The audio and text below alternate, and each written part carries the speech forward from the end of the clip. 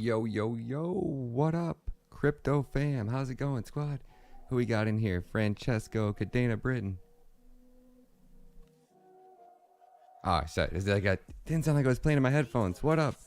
Joe Brown in the house. What up, what up, what up? Dane in the house. What up? Cadena, Britain. What's good, what's good? Tron Stablecoin to the rescue. Let's go.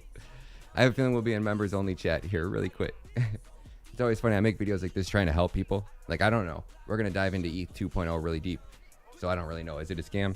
To me, it's kind of looking like it, but it's kind of hard to define scam, right? So by scam, I mean they're purposely putting out misleading information because the truth doesn't sound good.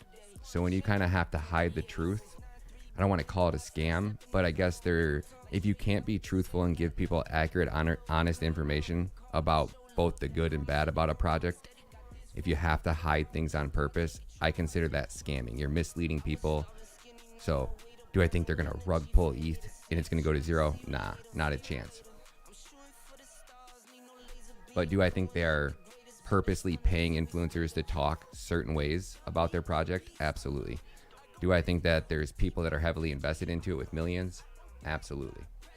Will people think that I'm just saying this because I own Cadena and I've got to protect my bags? Absolutely. But is that the truth? No. I'm just trying to paint the whole picture. You guys already know how much I love Ethereum, so it's only fair that I show you guys exactly why I don't like Ethereum or why I think other assets will outperform it. And all I'm here doing is giving you guys the information. What you guys do with it, hey, that's up to you guys. But this is how I came to these conclusions, and I think that it'll help you guys out drastically if you guys understand how I come to these conclusions. JT, what up? Jonathan Thomas in the house. What's up, bro? Good to see you, man. Borges Pig, what up, homie? Joe Brown, what up, homie? Just bought some KDA. It's on the low. Let's go, baby. Keep stacking that K, baby. So you guys ready to dive into it? I got it's funny now how many people aren't commenting on this video right now, right? Like how quiet the chat is because I have the 5 minute subscriber chat on right now. So how many people have not been subscribed to the channel? Oh yeah, we got 72 people in here. We're only having a few comments. How many people are watching this that aren't subscribed, you know?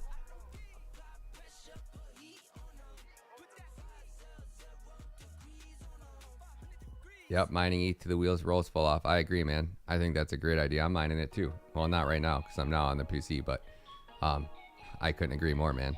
Mine ETH with everything you got because it is still the most profitable thing to mine. No doubt about that. Mine and dump, baby.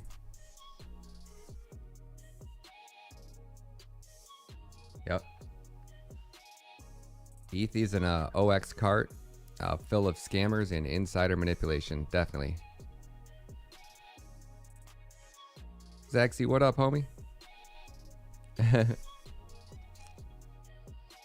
You are, homie, you are. Yeah, you have to be a subscriber to comment right now.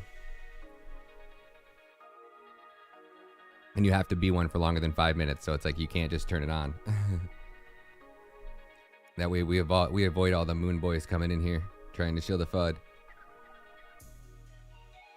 Yo, Montezur, what up, homie? Happy Mother's Day. Yeah, happy Mother's Day to all the mothers out there.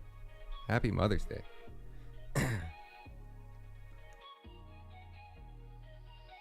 Yeah, way too high gas fees on Ethereum. I don't think it'll succeed even as ETH 2.0. I agree.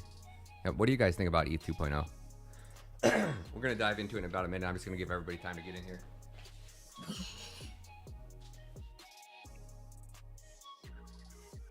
Sorry, that's gross.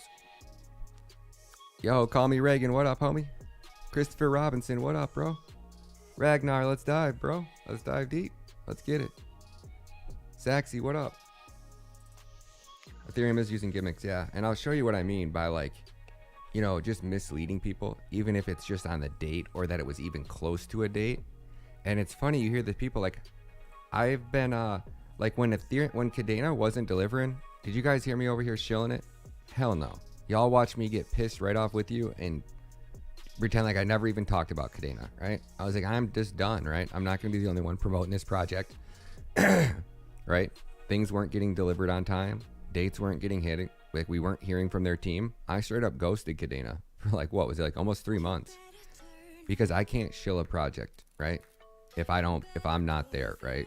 Even though I was, how much I have into Cadena at the time, a couple $100,000 worth of Cadena, and I just completely stopped talking about it. Didn't bring it up. People would ask about it. I'm like, oh yeah, it's cool, and I just leave it at that. I was so pissed, right? But I still believed in it. Did I sell a single Cadena when I got pissed? Hell no. Did I say I was selling any? No. I just kept buying. Or I didn't keep buying. I even stopped buying it, right? Because I was like, wait, I'm not ending up in another Cardano, right? Things are way too far away, right? When you say you're going to have a DEX in November, and then DEX now, then it's, December, and nobody's even talking about it. So yeah, But then everything that I was complaining about, everything I was upset about, one by one, everything started falling into a place, right? They weren't marketing, didn't have a DEX, didn't have any places you can find what projects were building on Cadena, shitty access to get good tutorials on coding, not having good marketing. Every single thing I was complaining about, one by one, boom, boom, boom, boom, boom, boom. And then after after I seen them onboard Paul Su, I was, dude, instantly. That's when I started to research. I was like, all right, who's this Paul dude, right? And I started to dive into Paul, and I was drop the mic real quick, That's when I knew. I was like, this is just what Cadena does, right?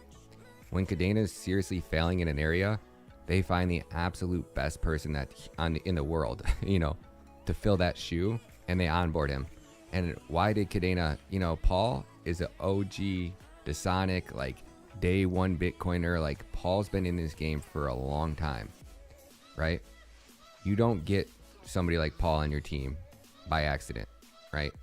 I don't think Paul needs your money. So I don't think there's any amount of money that you're going to throw at Paul to buy Paul on your team. I'm sure everybody's got a price, but, why did Paul choose Cadena? Because it's the future, right? And he knows it. Anybody that looks at it knows it, So it's not hard. People are like, who's going to build on Cadena? I'm like, everybody, right?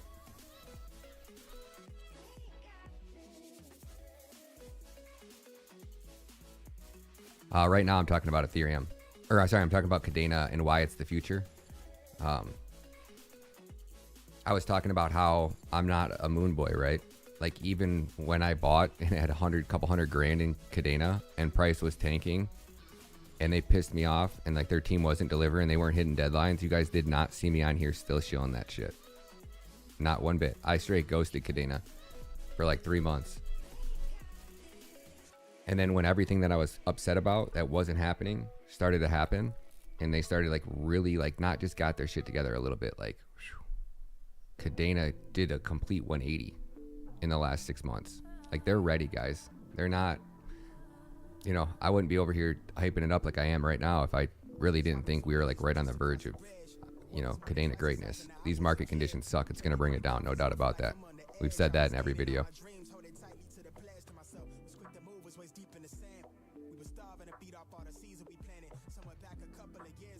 Yep, Blockchain Doug initially turned them down. Yep. Pretty crazy, huh? And they're cool about it too. Yeah, what did Will say? Will's like, if I want somebody on the team, they're going to come on the team.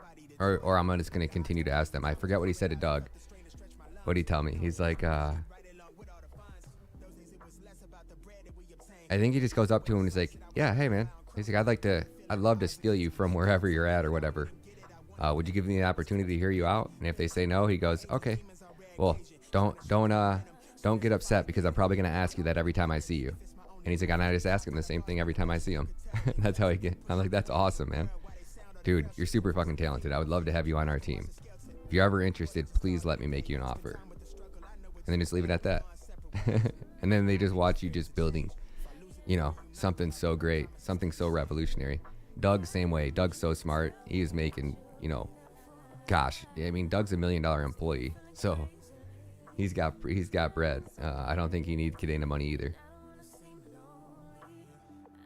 Doug Beardsley, Blue. You've seen him on my I've interviewed him twice. You know who Doug is, for sure. KDA's community is growing stronger by the day. Yep. Yeah, they are, Mark. Mark says, I'm so thankful I found Cadena. These prices are literally like a gift from God. It is crazy.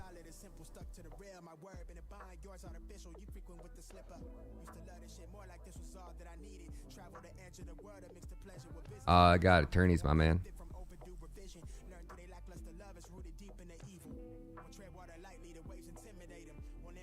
Cadena's always been transparent with me. Never once has Cadena ever, you know, I've never been lied to by Cadena. Like, you know, like when they came on my show and said that they were launching, that DeFi would be ready by November, and same with Ledger support. They actually believed that at the time.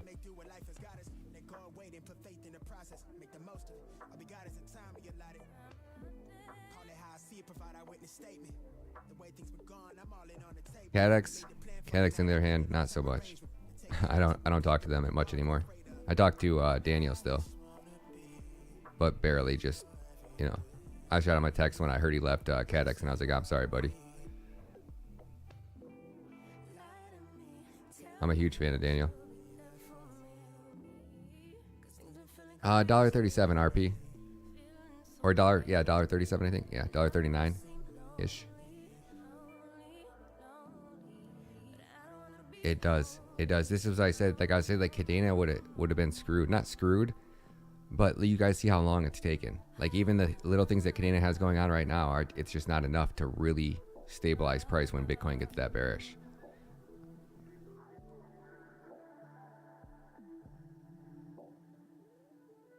Meta Hero was great, man. We made so much money on Meta Hero. I loved Meta Hero. I knew it from the beginning that was shilling, dude. Like, this thing's sexy as fuck. I think I probably sent that out in the original text message in the Discord. I got no idea, guys, about this one, but this one is sexy as fuck. I'm not buying this because I know about the tech. I'm buying this because they're gonna shill the fuck out of it.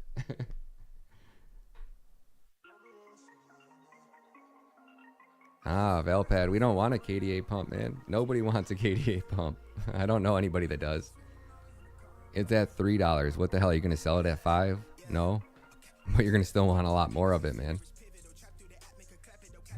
Cordana. For sure, Eric. For sure.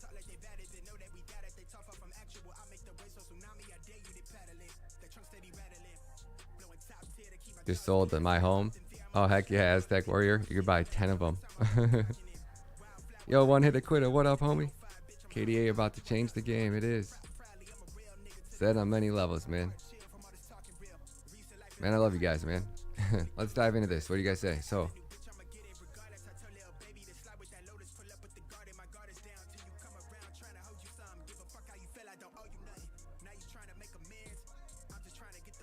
I would say, like, right, Coin Bureau, man, this is nothing bad against Coin Bureau, right?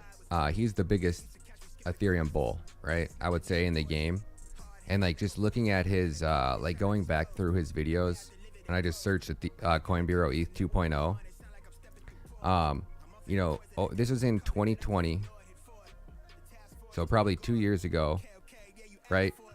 ETH 2.0 will lead the mega rally. You know, ETH 2.0 is a real game changer. This was 2 years ago. This was probably a year and a half ago.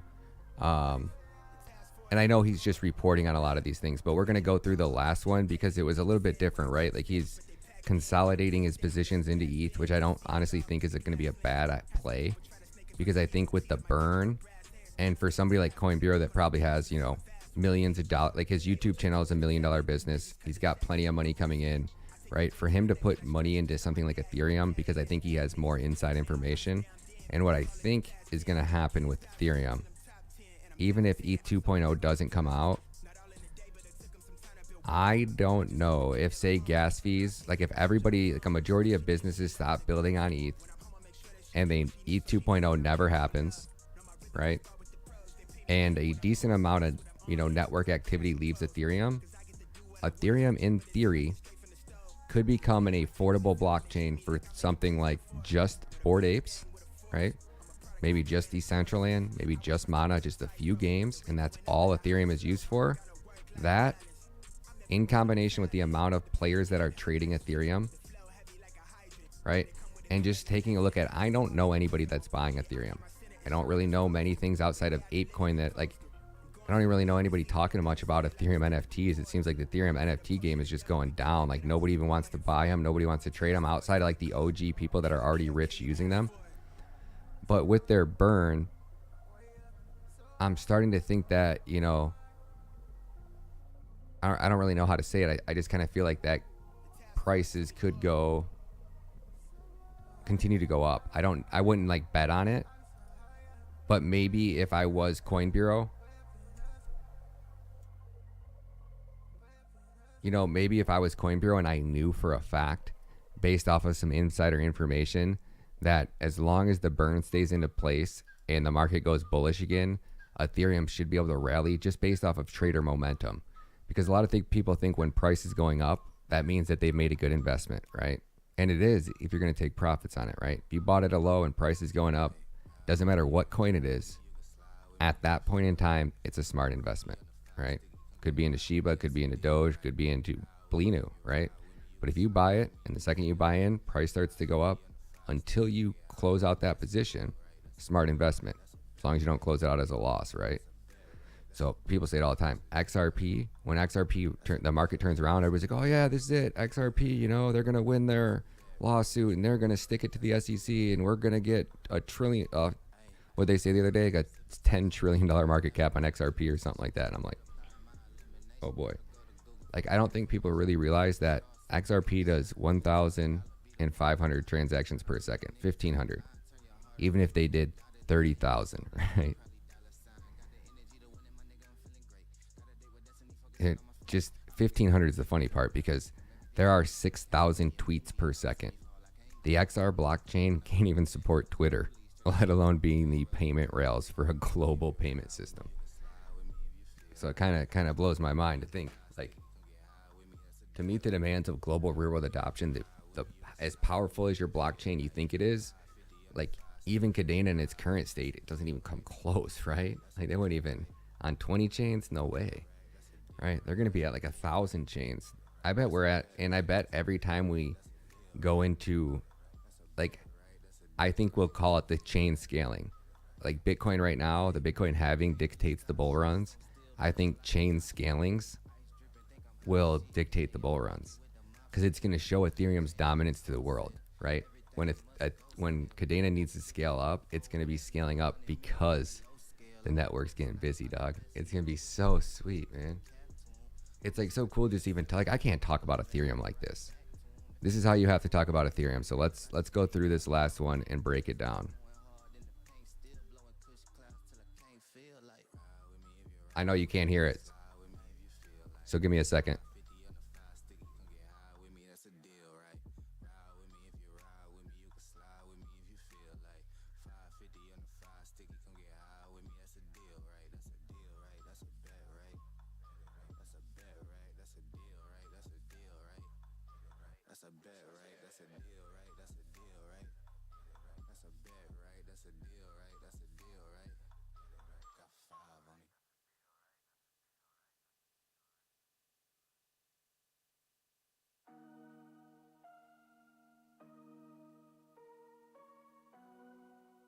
Industry is heating up, and there are projects out there raising hundreds of millions, nay, billions of dollars. Sorry, it takes me a minute to get this set up. So let's go through this. Let's watch this together.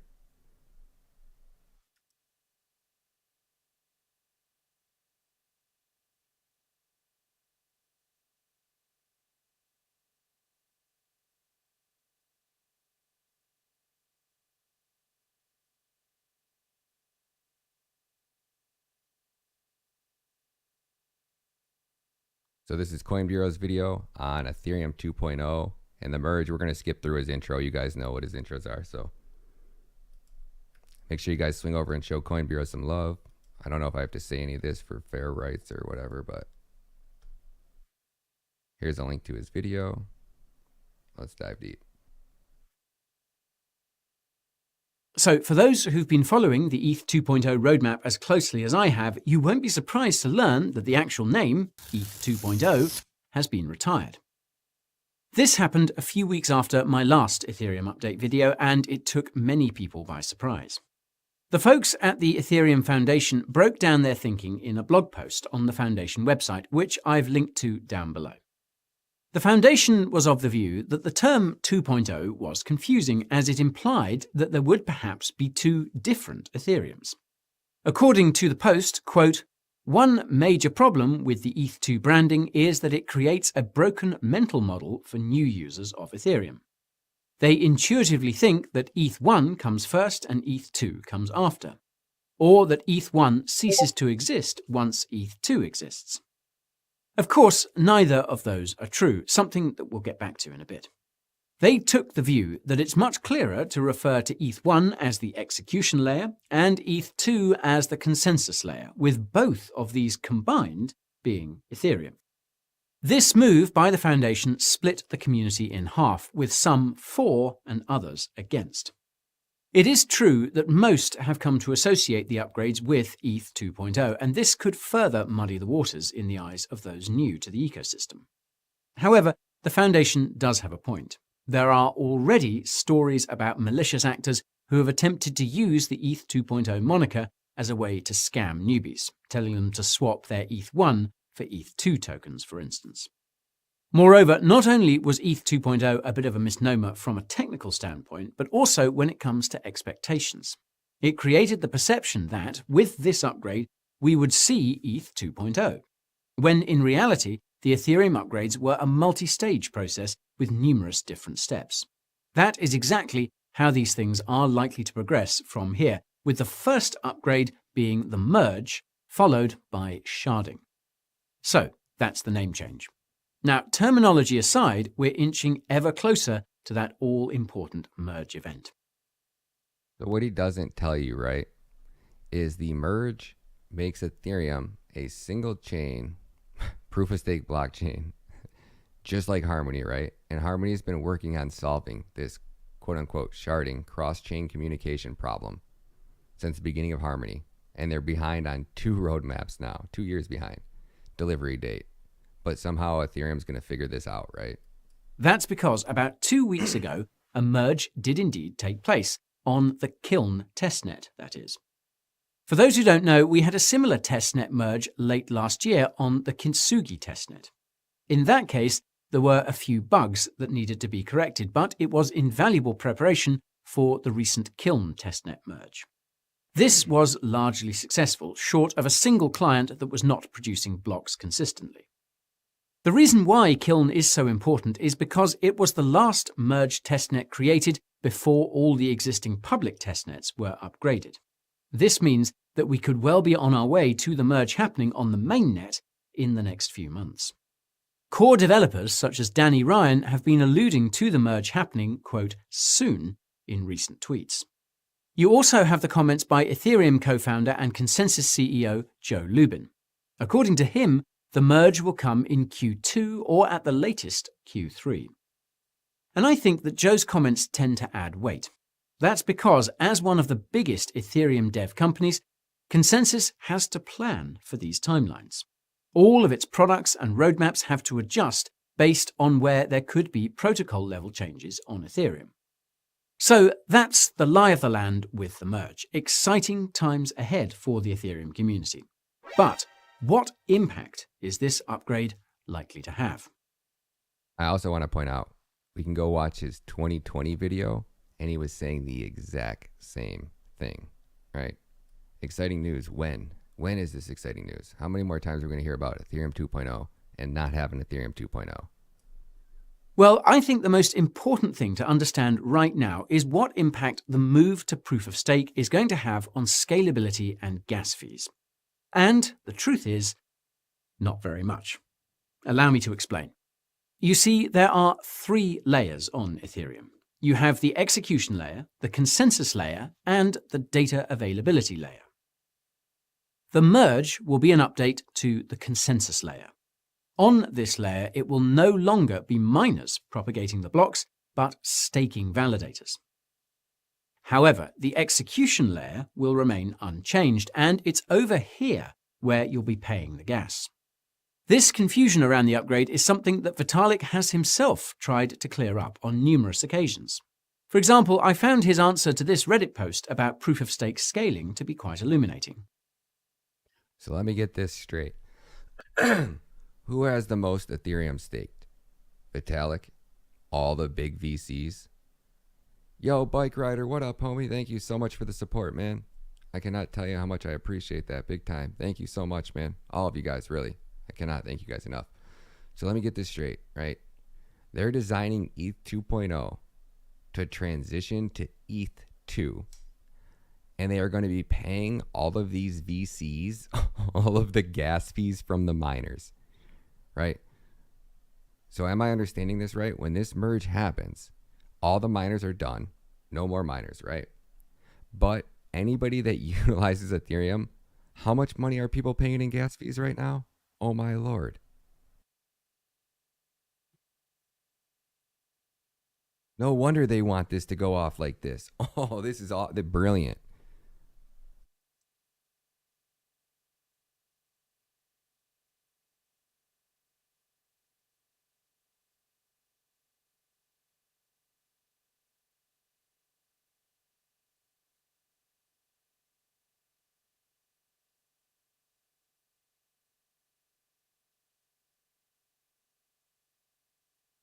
So can anybody tell me? Because I don't even know what I should search for.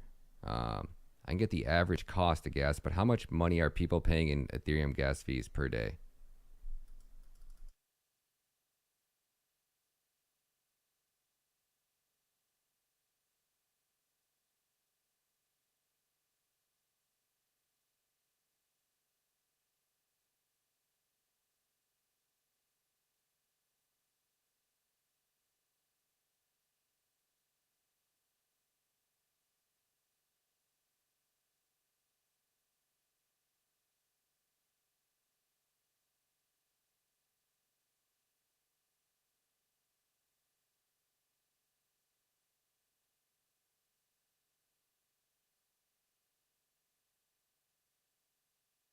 Ethereum miners earned record $830 million in January.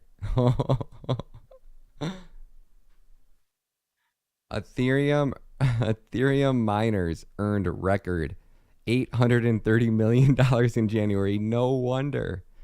Oh my gosh, that's so freaking smart. If I'm reading this right, let's listen more. I'm getting too excited before I actually know what's going on. I'll leave a link to it in the description, but the TLDR is that reducing block times could lead to a reduction in security and decentralization because of connection latency. I talked about this in much greater detail in my video on the fastest blockchains, which I'll leave a link to in the top right for you to come back to later. So the point is that proof of stake won't be the gas fee panacea that some perceive it to be. I also don't want to be too much of a killjoy when I say that the next upgrade, sharding, is unlikely to have that much of an impact on base layer fees either, at least not until we get execution layer sharding. Dude, this is so brilliant. Check this out, guys. This is freaking genius. Dude, these guys are going to make billions. Billions. Like in Ethereum, what are you making right now? You're not making it. Are you making anything if you're staking your Ethereum? You're definitely not making $830 million. Dude, that's big, big time, guys. That is so smart for these VCs. No wonder they are spending so much money to keep Ethereum alive. Just this switch, just this transition to failure is going to make them billions. Oh my gosh. If you can get enough Ethereum to become one of these validators, guys, how much Ethereum do you need to be a validator? I mean, you should even sell your Cadena and go do this. This is the biggest Ponzi scheme I've ever seen in my life.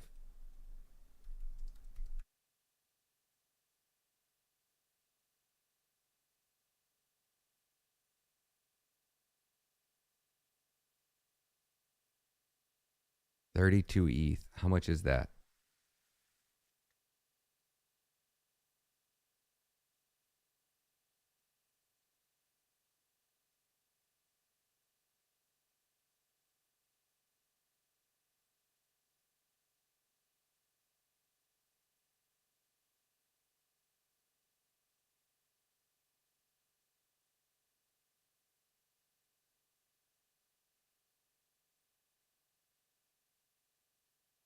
32 Ethereum. How much is that?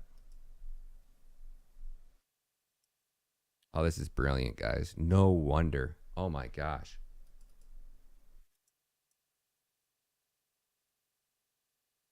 $90,000, $96,000.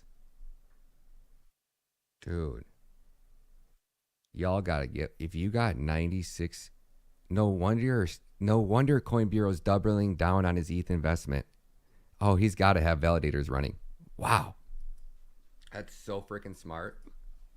So you may then be asking, where is this wonderful scaling fix we were told about?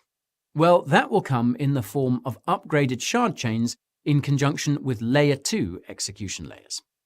So if they can't get shards running, which has never happened, no wonder they're aiming for such 1,000 shards. Like, let's not start out with just 5, right? Let's just go right to 64 or something crazy. Because I bet that's what they're doing. It's like guaranteeing failure. So you can stay in proof of stake mode. And oh my gosh. That's right. The ETH Layer 2 industry is heating up. And there are projects out there raising hundreds of millions, nay, billions of dollars to develop on top of the ETH base layer. For example, just last week, we had Optimism raise over $150 million in a Series B that would value it at $1.6 billion. That's not the most important number, though. According to Optimism, its scaling solution has helped Ethereum users save over $1 billion in fees. Then you have the likes of Arbitrum, which raised $120 million last year for a valuation of $1.2 billion. This L2 has seen considerable growth over the past year and currently has over $3.1 billion of total value locked. Then, of course, there is the largest layer 2 of them all, the Polygon network. Does anybody know how many validators they're going to allow on Ethereum? Because if you have $96,000 worth of Ethereum and you can get one of these validators up and running, all Ethereum gas fees should be divvied up, right? So if there's like 5, like most blockchains only have a couple hundred, 1,000, maybe there's 1,000, but you're talking about 1,000 validators. Oh my gosh. If I'm understanding this right, you're talking about, and guys, this is me, dumb money, guys. I have no clue what I'm talking about half the time. Sometimes I go down these rabbit holes and I'm like, oh, wait, bro, that doesn't even make sense. You're way wrong. But if they're going to go to proof of stake and they're going to still pay those same type of fees, they're going to be getting paid to the validators because they're the ones securing the network. So you're talking about if there's only 1,000 Ethereum 2.0, which like look at Solana right now, like 1,000's a lot for one of these blockchains. So you say you have 1,000 divided, or let's do $830 million in January. So if this was running in January, $830 million divided by 1,000 validators, each validator would have made $830,000 just in January, right? Now you cut that and divide that by 10. Say they had 10,000 validators. Each validator still would have made $83,000. You're talking about your cost to stake Ethereum for 1 month, right? If I'm right on this, guys, really dive down this rabbit hole because this is motherfucker F. Like if the merge does or whatever this shit does that Coin Bureau is talking about, and you have one of these validators up and running, if I'm right on this, you're talking about life-changing gains in a month with zero risk to the downside, unless it just forks itself and breaks. So there's a little risk to the downside. It could be a total flop. ETH 2.0 could never come and it could bleed all the way out, right? That's why we like you, because you're humble and you keep it real. I keep it real for sure. Sometimes I forget the humble part though. But this is fucking brilliant, dude. No shit, he's doubling down. If I'm right on that one play, and just say they only launched with 1,000, because like most people aren't going to be thinking about this.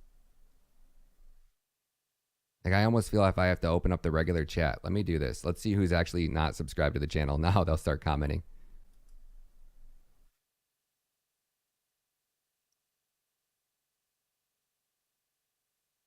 Am I wrong on this? They are going to pay out Yeah, oh yeah. If you cannot unstake your ETH and you want to unstake your ETH, right? If you want to unstake your ETH, dude, because what are they paying you guys for staking rewards? What is, oh my gosh, check this out, guys. Oh, this is bigger than I thought. This is way bigger than I thought. This is like CoffeeZilla big if I'm right on this, right?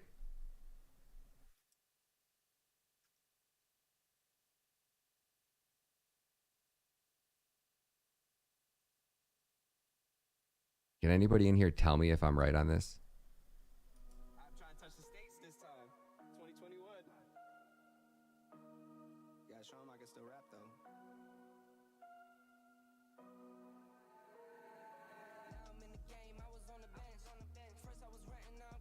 Yo, Geeko, what up? Now everybody's commenting. You guys aren't subscribed, man. That breaks my heart, man.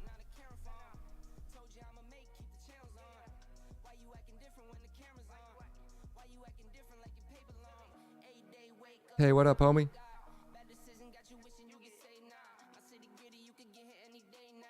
Am I right on this, guys? Or am I wrong? So what are your staking rewards? They go up to 10 to 12%, right? These Coinbase is going to be running these validators while you guys have your ETH staked. They're going to pay you 12%. Do you know what they're making a month off theirs? If I stake $96,000 worth of Ethereum in January and this system was going the way I think, in January for that one validator would have made $83,000. They're making 99%, pretty much, not 99%, but they're making like 85%, and they're going to be paying you guys 10 or 12. No wonder Coinbase wants your ETH locked up, because they want you to be happy as a pig in shit getting your 12%, because they're going to be over there just gobbling up all that ETH. Freaking brilliant. No fucking shit, guys. Somebody tell me I'm wrong. Everybody can comment right now. Somebody tell me I'm wrong. Tell me, please, because this is like not small time small. This is like kind of like wondering if this is borderline even legal.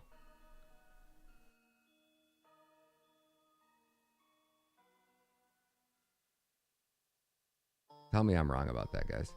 Somebody will be able to prove me wrong. There's just no way. There's no way my dumbass just figured that out. And it's not like big like everybody's talking about. I've never heard anybody talk about it like that. I have to be wrong on that. Yo, Tommy B, what up? Ash, bro, what's good? Troy, what up? Nicholas, I'm subbed. Let's go. Wow. That's what I mean when I say scam.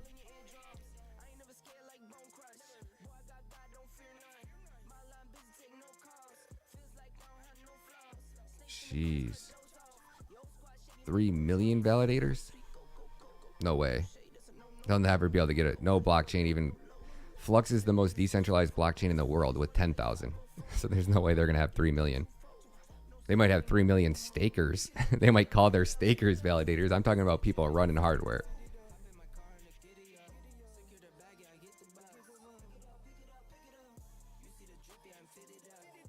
My 619 says, I pray you're wrong. My logical mind says there's no way in hell that that's legal.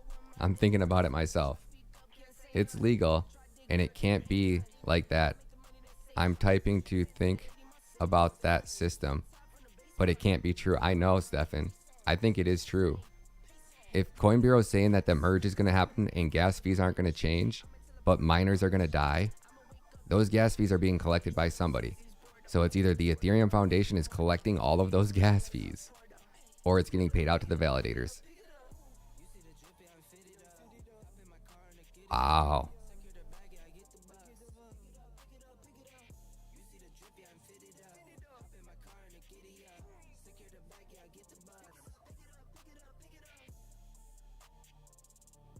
That's crazy, guys. Holy shit.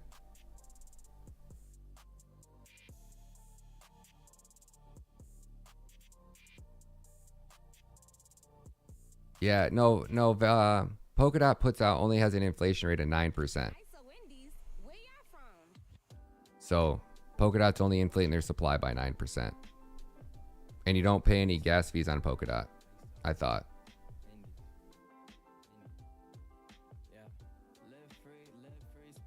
But yeah, but they're not Ethereum gas fees. It's not like you're paying, you know, $7,000 yesterday for an Ethereum transaction.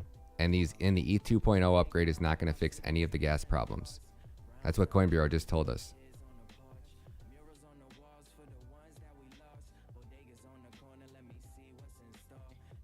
Crypto Guapo, you don't understand what they're... Coinbase pays you 12% of what you have invested, right? So right now it'll cost anybody that wants to set up an Ethereum validator, say 100 grand, right? Right? And you have $1,000 over there staked, right? So you have one, so say you had $100,000 over there staked, right? You're going to make 10,000. Coinbase is going to make 86,000.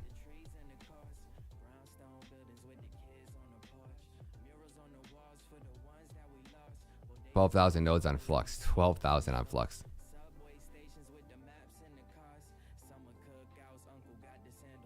Yes. Yes, yes, yes. Where exactly? So, I mean, the question needs to be, ETH goes POS. Where are the gas fees going to be paid to? Who is getting paid gas fees? Wow, ETH gas fees, illegal robbery. Wow.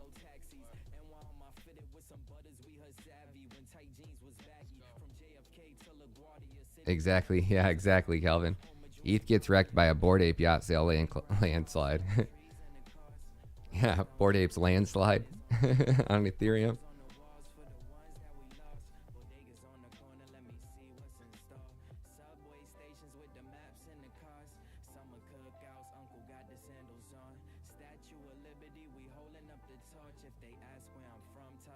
That's not right, Tim.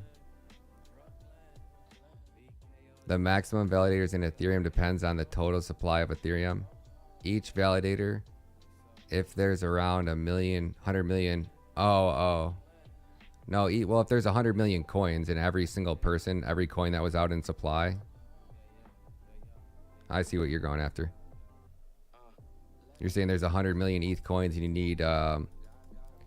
need roughly 100,000 or you need 32 to stake it. So you need 32 coins of Ethereum to stake it. There could potentially be 3.1. I see what you're saying. Yeah. No, their blockchains just can't handle that many.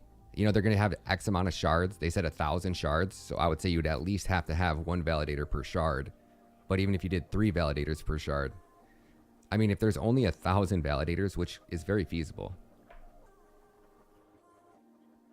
And they'll probably pay. Here's the crazy part too, is they'll probably pay, just like on Solana.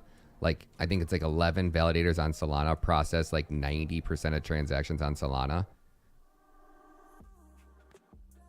So your big validators, the big boys, are going to get rewarded the majority of those fees, I think is how it's going to work. That is just bonkers. I see why people are doubling down on it. Man, do you know how many validators I could have set up with my 1,000 Ethereum I mined? Dude, I could have had 31 validators making $90,000 a month. And that's an underestimate. 90,000 was the, crazy estimate. 10,000 validators.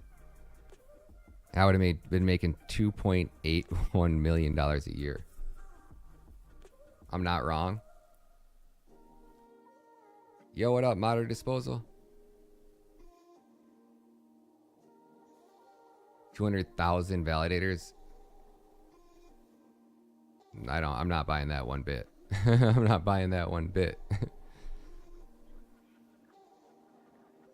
This is how the banks work with our savings accounts. For sure, Ritmus, for sure.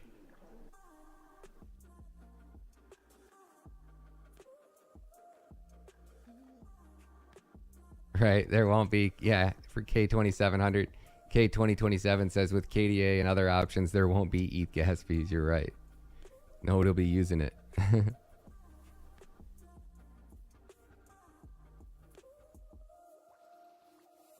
Oh, it's so nice. Aragon Blue. Zelcore is nice, man. I'm dying for that next upgrade, man. I think that I like using Zelcore. I just don't like when it like certain things on it that I think could be fixed so easily and they cause such big problems for everybody. I can't wait for that next Zelcore upgrade. Flux did it so right. Like, that's how you do it. You build your own wallet. That's what kind of bummed me out about Cadena. I was like, man, you guys got to have a banger wallet, man. It's so smart. I mean, I don't know if we really need to go in it anymore. You know, Ethereum is wrote in Solidity. Everybody talks about EVM this, EVM that. Aussie Toker, puff, puff, pass. What up, homie? So, you know, anything wrote in Solidity, we can go through the hacks right now and just take a look at all the recent Ethereum hacks and why I say that nobody, like no banker business is ever going to use Ethereum. It's so expensive to use on top of the gas fees. Like you're talking about Ethereum hacks this year.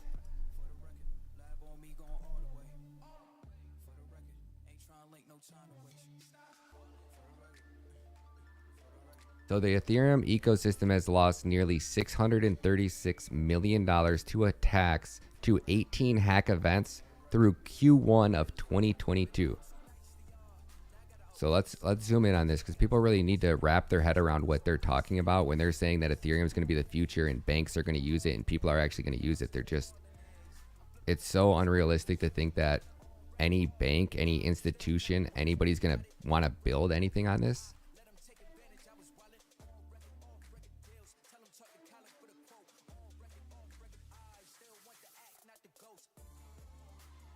Zoomed in too far. All right.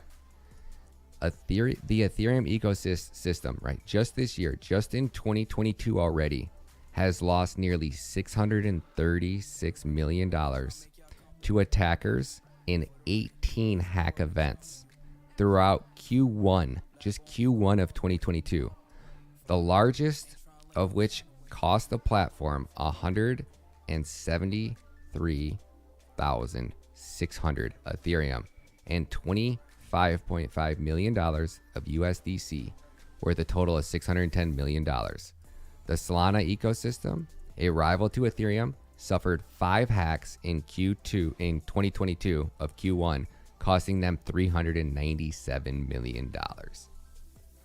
That's $1 billion just in Rust and just in Solidity. Their coding languages are extremely dangerous. They are not safe, they are not secure, and we're talking about the smartest minds in the entire industry building applications that are just getting annihilated by hackers. It's every single proof of stake blockchain, every single proof of stake application that is wrote in Solidity just seems like a ticking time bomb. They all do to me.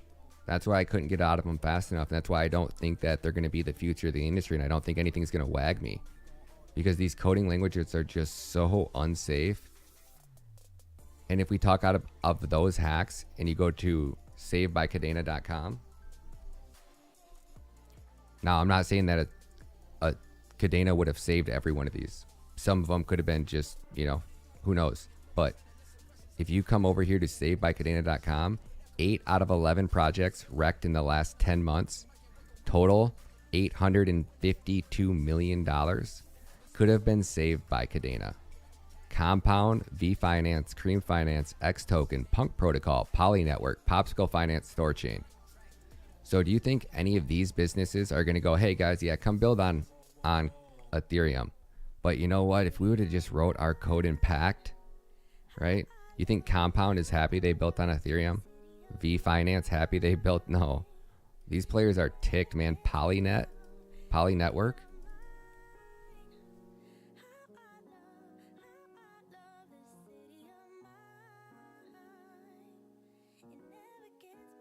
So that's where I think the industry is going. I think we're watching this bear market, because, you know, Bitcoin can't do it by itself. So without a catalyst right now, I think Bitcoin's kind of just, it's a store of value.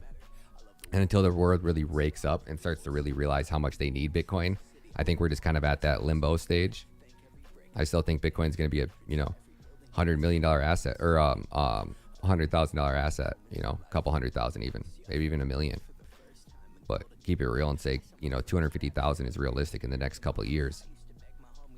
But in reality, if we go into global adoption, you need something like that. It's unreal to see how much, that's going to cost. But something like Cadena is just such a powerful software, and it saves people so much money that when you come into an industry like this, going into the crypto revolution, and you're the only blockchain that can lead people there in a safe, secure, scalable, and decentralized way, you don't fail. You just don't. Not only do you not fail by like haters hating on you, you are bringing something so powerful that you're going to make governments better, and you're going to see an arms race to see what government starts to leverage blockchain technology first. This is where innovation comes from, because you're going to get governments that want the power of this blockchain. And they have two options. They can go private and get, behind the scenes access to a blockchain and keep it all secret, or they can come over and put public things, and they can also bridge them together. And that's just one of many reasons why I'm so bullish on Cadena. Like, you think people are going to, what's XRP wrote in? I don't know. XRP is not even a blockchain, so it doesn't really count. XRP is not even a crypto, it's a stock. So Dino says, companies lose $400 billion to hackers each year. Imagine how much Cadena will save those companies. That's awesome, Dino. That's beautiful. So when I say Cadena dematerializes things, it's dematerializing basically blockchain security, where you have to pay auditors, you have to do all of these extra steps. Those things all cost big bucks, right? Well, Cadena just cuts the auditing process in half. And not only do they cut it in half, but Typing Kate created her own protocol that runs a test audit and basically audits your blockchain in one click. So we'll see how accurate it is, right? They're going to have real auditors doing it. But if her thing is accurate 100 out of 100 times, man, it's kind of hard to think that you could, audits, that just saved your business $200,000 for building on Cadena, right? Like, how else can I save you money? Oh, you don't need insurance because no asset ever built on Cadena has ever been hacked, because you don't need to pay outrageous insurance because Cadena offers you that security. That saves your business $50,000 a year, right? You see where I'm going when I say dematerializing things? It's dematerializing the blockchain trilemma, and they got a patent on it. Oh, man.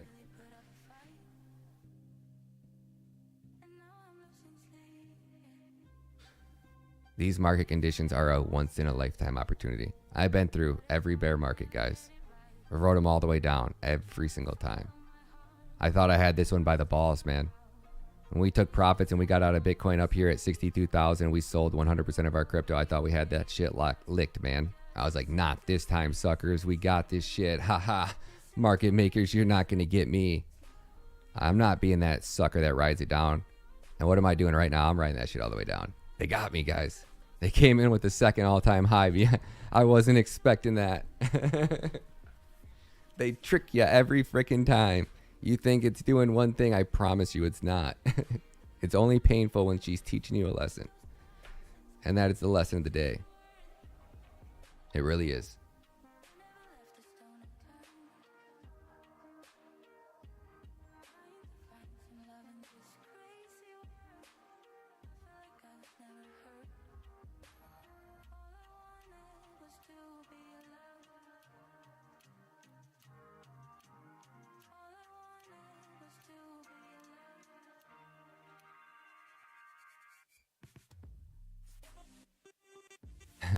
Tim, I think that's just what you're seeing, buddy.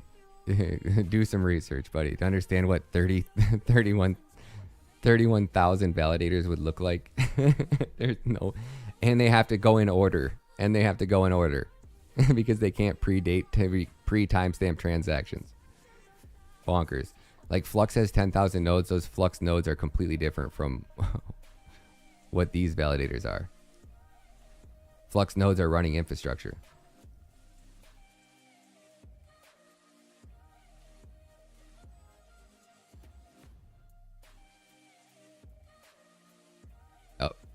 I catch every knife that falls. When the asset has this much upside potential, right? Because all it's going to take is one multi-millionaire to step in right now. Yep, that's it. You know, this asset's so powerful that I don't think anybody really realizes. Like, the people that are reaching out to me and the power and the money that they have, what they're going to be building on this blockchain, it's not going to stop. Like, these people are asking me what I want to build. Anything I want. These guys will back me and build it. Freaking crazy, man.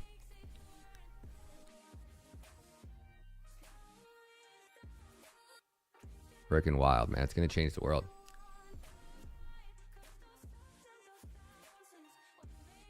I looked into Kava, bro. What's the coding language of Kava?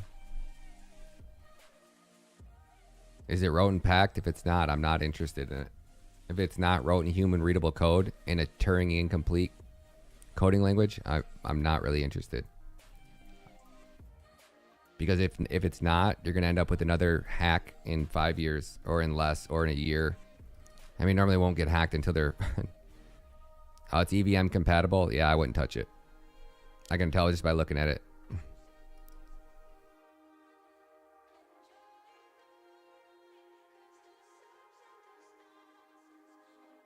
EVM smart contracts. Yep. No, thank you. EVM compatible. Ugh.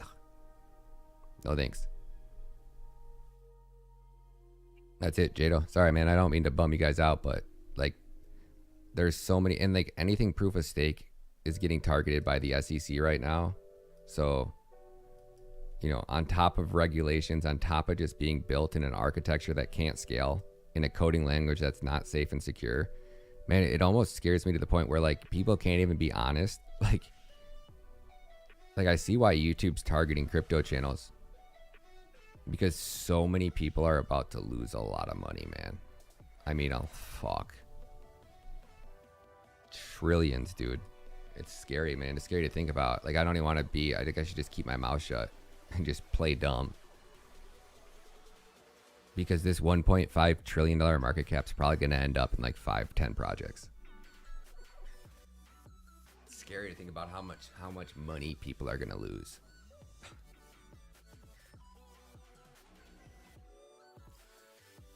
Sucks, man. It's scary to think about. Sad. Hopefully it doesn't happen quick, guys. Hopefully it bleeds out and things are painfully slow for these people.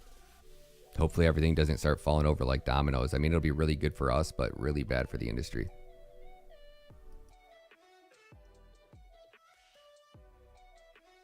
I mean, it took me 6 months, right, of researching Kadena every day to really realize that I needed to sell everything in my portfolio for it. Because I was holding on to them, guys, with you guys. We were still low cap gem hunting. We were, you know, going about business as normal. But like, the more I studied the technology, the more I really realized, like, shit, I got to sell everything. Holy fuck. This thing's bonkers, man. How long did it take you guys? Anybody else in here feel the same way?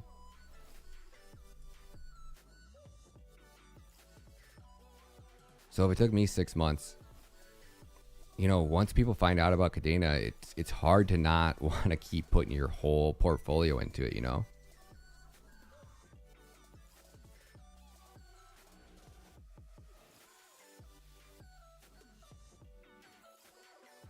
Bitcoin be upgraded using pack. That's something special. I mean, I would say maybe, but that would be a lot of hopium. But if it could be, you're talking about, you know, Kadena being the, if it's possible, that's probably something that Kadena team will keep close to the chest until they're ready, like until it's fully ready, right? I wouldn't say a word about it. I wouldn't talk to anybody about it. I wouldn't leak it. I would just keep that shit right on my chest. And then as soon as all this other shit right now that's coming into place is ready, I would go, oh, hey guys, we're Kadena. Guess what? We can upgrade Bitcoin. And it would be the fucking biggest landslide. That would insane. Oh my gosh. Like, there are so many things that I say like that, right? That is just one thing that could go Kadena, right? Marmalade, NFT standard, #1 scalable layer 1 blockchain, safest smart contract language, NDAs signed with legacy enterprise level businesses, People talk, oh, what's building on Cadena? I don't even know, and you don't know, and you're not going to know because there's so many enterprise-grade clients that are massive that have NDAs signed that are building custom applications in Pact right now that are going to change the medical industry. They're going to change the automotive industry. They're going to change the retail. They're going to change supply chains. Crazy, man. 3D Block Explorer sold me. Where'd you see that at, Dodgy?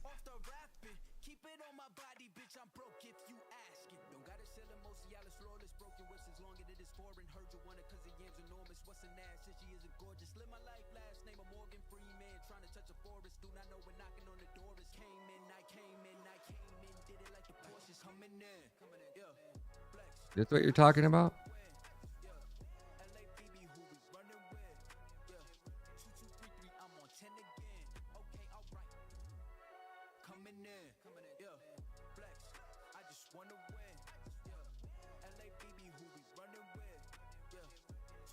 Yeah, I am, Raph. I am 100%. 100%. It's in some of their earlier videos.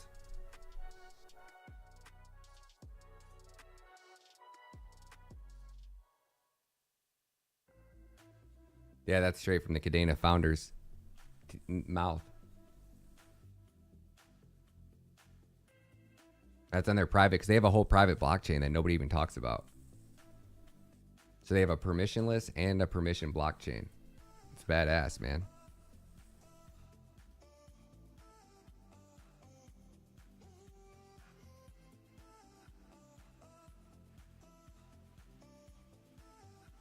Pretty crazy to think about.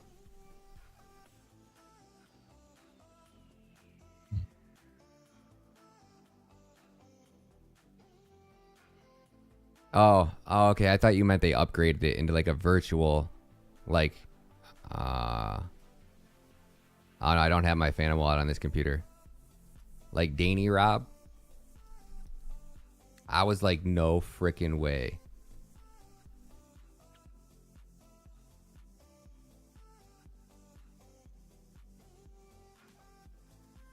No way. Danny Rob's actually bringing a game out?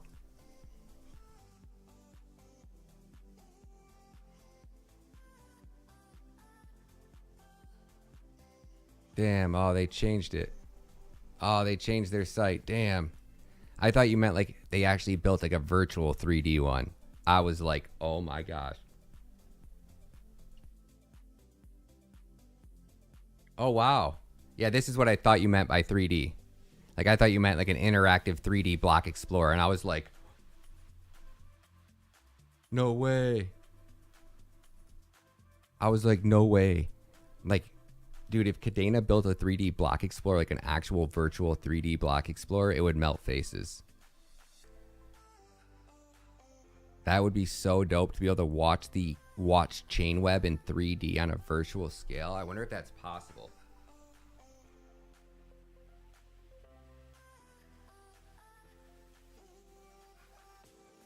Dude, I wonder if that's possible.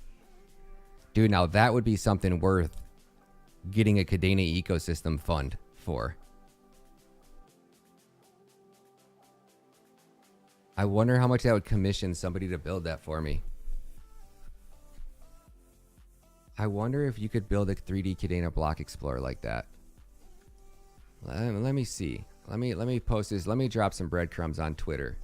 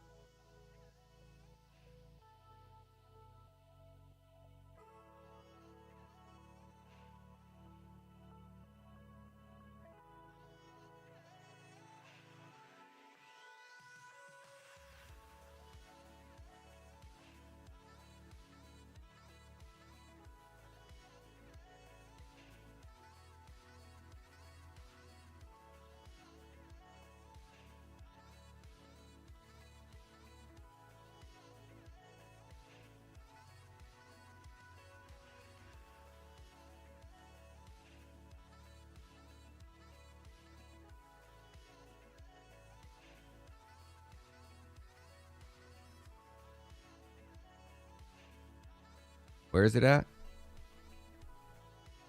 Where's the 3D block explorer?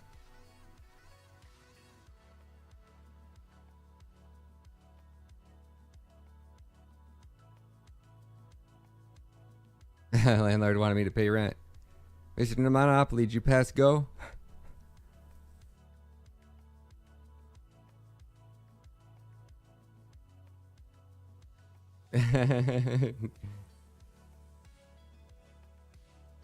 George McGovernor.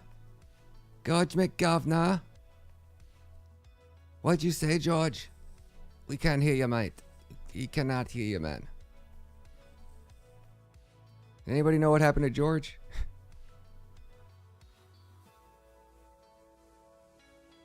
Canadian goes to 15 cents. I'll have as much as Ryan. No, you won't, buddy.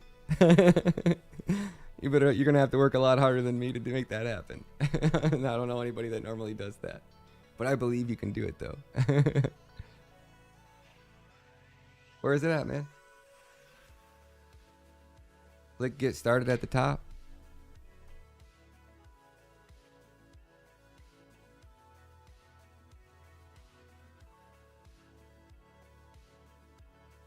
No fucking way. Delete post, delete post, delete post. Abort mission, abort mission. I can't even stand up right now.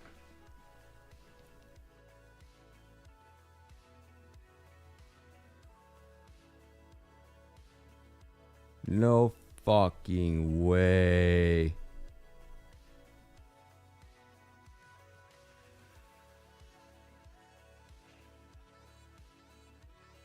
I just got hard. It's official. It's official, boys and girls. Oh my fucking lord. Dude. What the fuck just happened? That is some serious next level shit. I can zoom in to each block. Each chain. Each chain. And you can see the transmissions between them. And I can zoom in more.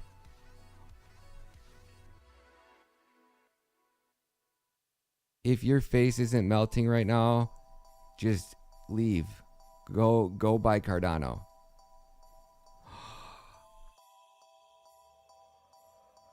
Dude.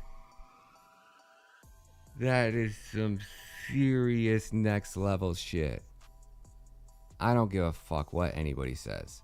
Show me another blockchain. This shit is off the fucking hook. Oh fucking snap, baby. I'm just gonna stream. I'm just gonna leave this in a 24-hour stream. It's gonna be nothing but this playing. Look at that, boys. That is so fucking badass.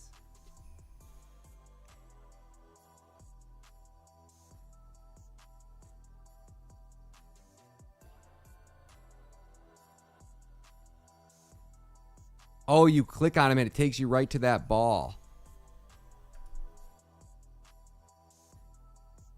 Dude.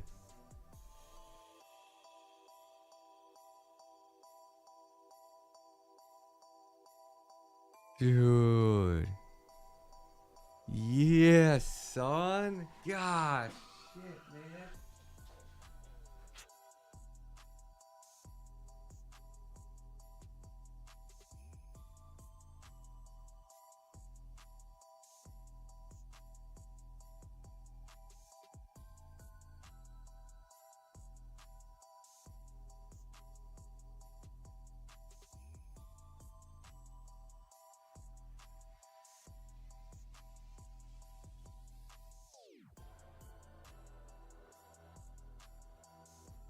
Dude, that is so freaking dope, man. No, Cardano's the worst thing you could buy in this industry, in my opinion. Charles, like, I don't know why people are getting upset. He goes, I mean, we did 1,000 smart contracts in November. Today, we've done 30,000. He's like, people say DEXs aren't working. You know, Look at that next chain just got, oh my gosh. Look at the web just building itself, guys. That is what chain web looks like in real life. That's what a blockchain looks like in use. Those are all the chains being braided together in real freaking time.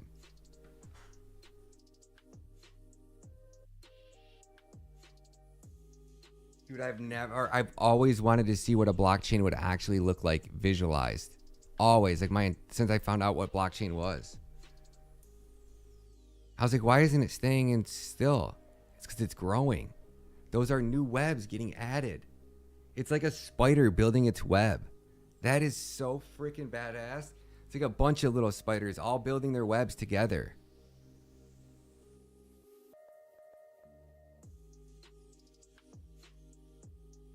Oh, Goaty, man. Dude, this is the coolest effing shit ever. Sorry, guys, I'm trying to get it to stay in a position, but it keeps moving, so it's like an ever-changing ball.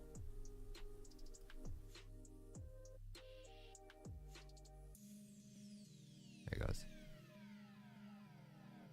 If that's not off my screen. Oh, yeah, there it is. So that's the bottom of the screen. That's all I can see.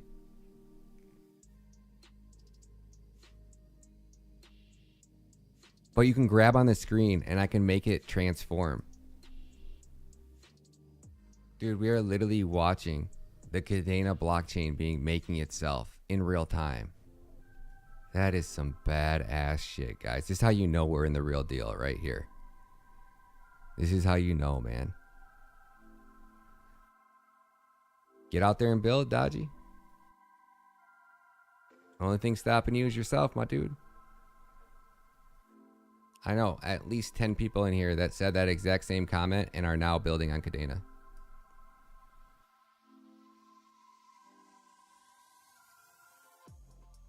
Dude. I don't even know what to say, man.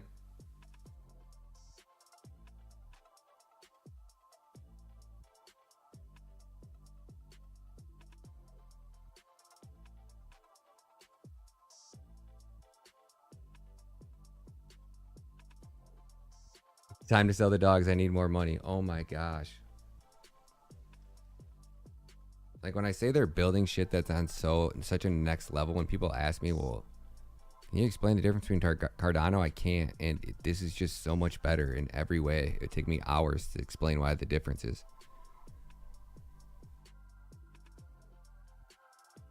These are chains. There's blocks get minted every...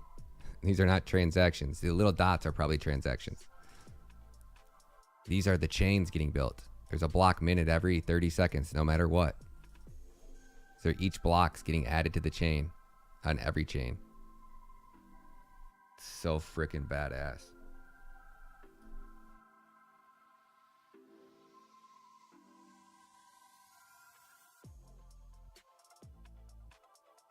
Click on one of the dots. It'll probably take you to the transaction. Trace it back to its origin.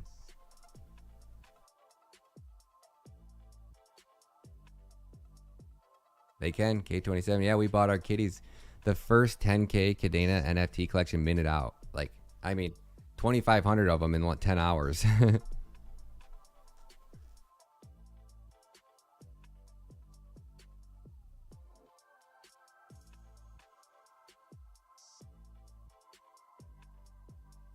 This is the coolest shit I've ever seen, man. This is Cadena, buddy. This is all their chains. Cadena is a what they call it's a multi-core blockchain. So right now they have, imagine what this is going to look like when they have 100 chains braided together. This is freaking badass, man. Oh my gosh. This blockchain is going to change the world. And that's what it looks like. And that's what it looks like, man.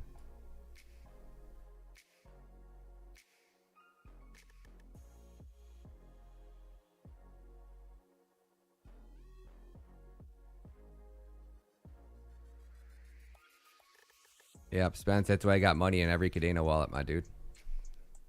That's exactly why we did that in the first tutorial with you guys. Set you guys up on all Cadena wallets. Get Cadena in every one, I said. Except for X wallet. Avoid X wallet, man. Even though I got Cadena in it. I need to get off it.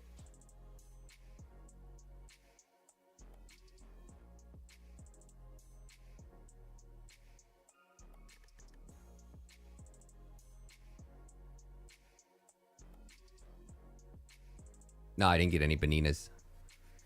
No.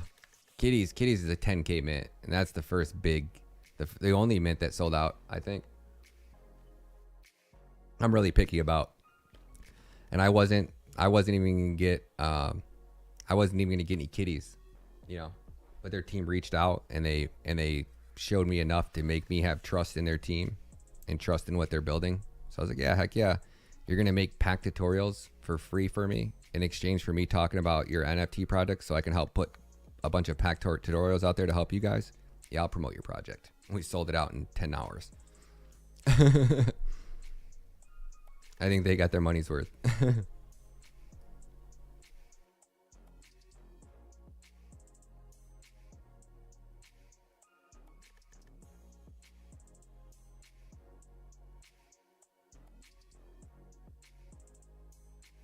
Dude, I can't stop watching it, man.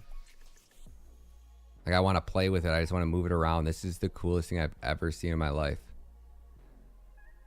Like, look at it. It's alive.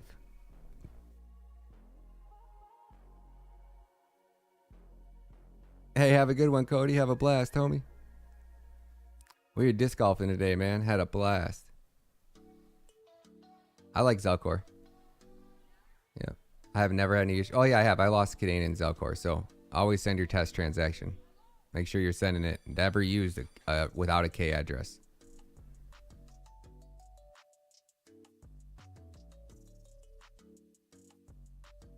No, it was, dude, they took them 3 months or something like that to sell 7,500. Took 3 months, because they started in February, and they only sold 7,500 in 3 months. So you guys had plenty of time to buy it. But once the squad started talking about it, we sold that shit out in 10 hours. That's baller as shit, man. It's all you guys, man. We got such a good, loyal, awesome community here, man. I love you guys. You know, everybody knows. I was telling the squad, I was like, people, like, you guys don't see me ape into everything, right? But when you guys see me ape in, you guys never have to worry, am I going to rug on you? Am I going to dump on you? Never once have done that, right? So when I ape in, I don't get it right all the time. Don't get me wrong. I get wrecked a lot, but I get wrecked right there with everybody else, you know? So when people see me ape, I think they just trust that, you know, at that point, like, I wouldn't ape into it if I even thought there was a remote chance that it might, you know, or I just might ape with a small enough percentage of my portfolio, like we did kitties. I said, hey guys, I don't know, right? No more than 0.05% allocation of your portfolio. Anything else beyond that is extremely reckless and stupid.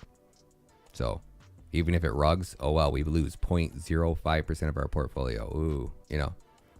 So sometimes you take some risk just because, you know, there's not much more research you can do.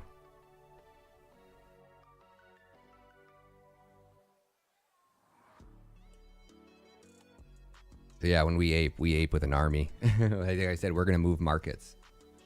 It's just that simple. We're just too big. There's too many of us. And we're all doing the same research with the same education. We won't be pumping anything. We'll be all coming to the same conclusion at the same time.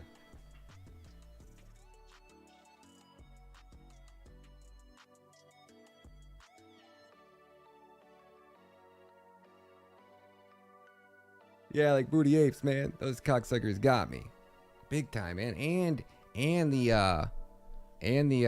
I still got all those. I got 9 of those, guys. I got 9. No, I got 8 because Elizabeth wanted one. Moody apes. I had 3 of the unrevealed ones. Elizabeth, did you? Oh no, Elizabeth left it revealed, or she left it unrevealed. Yeah. Moody apes, and then what was the other one? The celebrity one. That was you know, it's funny too about the celebrity one with Mayweather, and like Moody apes too, right? Like, you know, when you reach out to one of these new NFT projects, I've learned this. I didn't realize it then.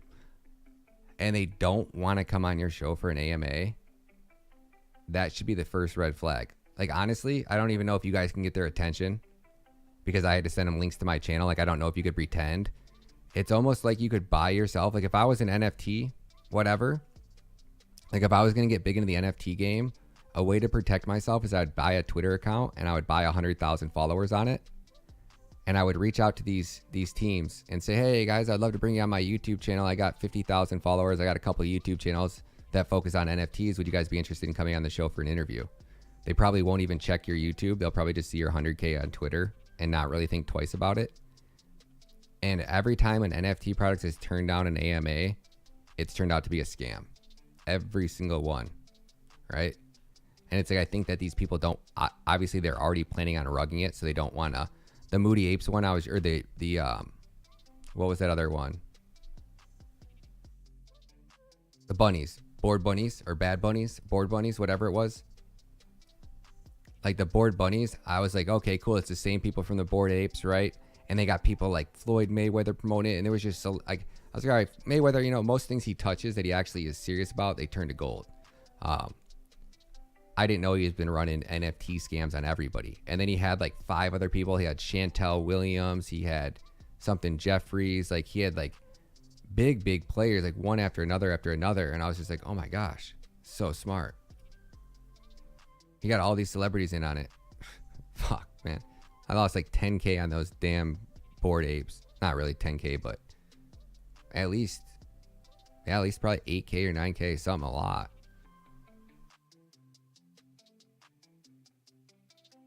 I try not to like in this industry, man, like you need to be able to learn from your mistakes and move on immediately, right? Like you really have to learn like extremely quick, learn exactly where you failed and try not to make it again. But if you get butthurt over every single loss you take, you won't be in crypto very long. That's for sure. Because the learning curve is fucking expensive, man. Expensive as fuck, man. Like, and I think too, like when we started aping in those Moody Apes, man, before they even revealed, like those things were up quite a bit. Same with the, I bought into the Bored Bunny one. So freaking hard, man. I got into that at, I don't know, 0.7 ETH or 1 ETH. And before the reveal, they were almost like 1.8, 1.9, something like that. You guys go watch the live, but like every one, if I would have just not been stupid and been like, dude, I just doubled my money on this stupid NFT. Why would I even hold it? I didn't know that, like, I didn't know how the whole reveal process worked and that like every time after reveal, they dump, you know, I would have obviously sold them. But then there was a couple ones where I was like, oh, I want this one because I want to, you know, you need to have 2 to mute them and all this shit. So I got swindled myself into getting 2 of those, 2 of those ruggers, man. Oh, the Hellcats, boom, JR. Yeah, like I said, I've gotten rug pulled on 90%, 99% actually. There's only been 2 NFTs that I bought, collections that I bought into, I think, that haven't been rugs. Well, now, like the more I look into Solana, I've got some good ones. I didn't know I had the Sharks. I thought they were going to be a rug pull. I didn't know I had Danny Rob, and I didn't know that it looks like they got a game now. I had no idea. I got these NFTs too. I thought those were rugs. So a lot of things I thought were rugs on Solana, but I haven't looked at in 6 months. Same thing with Cardano. I bought every single, except for Cardano Kids, sold out before I could get in on it. But every other Cardano NFT I bought, right? Like I don't want Cardano to die, right? I actually want Cardano to do good. Because I got some OG original day one Cardano NFTs. Like the first ones that minted out on Cardano. A bunch of them. I got into like every single collection. They just been sitting in my wallet. I haven't even looked. Somebody's like, oh, hey, bro, don't you have some clays? I'm like, yeah, I got some clays. Like, dude, those things are booming right now. I'm like, awesome. Like I'm kind of Lambo or bust on my NFTs. That's kind of how I'm looking at it. I'm like, I don't pay attention to know, like, sure, if I had a Bored Apes, I'd like to know if I got 200,000 in there, but I don't think that. I know Dan that owns Digis. He knows all about all my Cardano NFTs, and he was like, I'll keep an eye on them for you. So I haven't heard anything from him, so I don't even know. I should probably remind him, be like, hey, man, do you still remember all those Cardano NFTs? Are you still keeping an eye on those for me? Because I know at one point he's like, yeah, I'll keep an eye on them for you, so if anything pops off, I'll let you know. But I don't even know if he remembered about that now. I'm like, shit, I should probably remind him to make sure he's still doing that. Have a good one, Derek.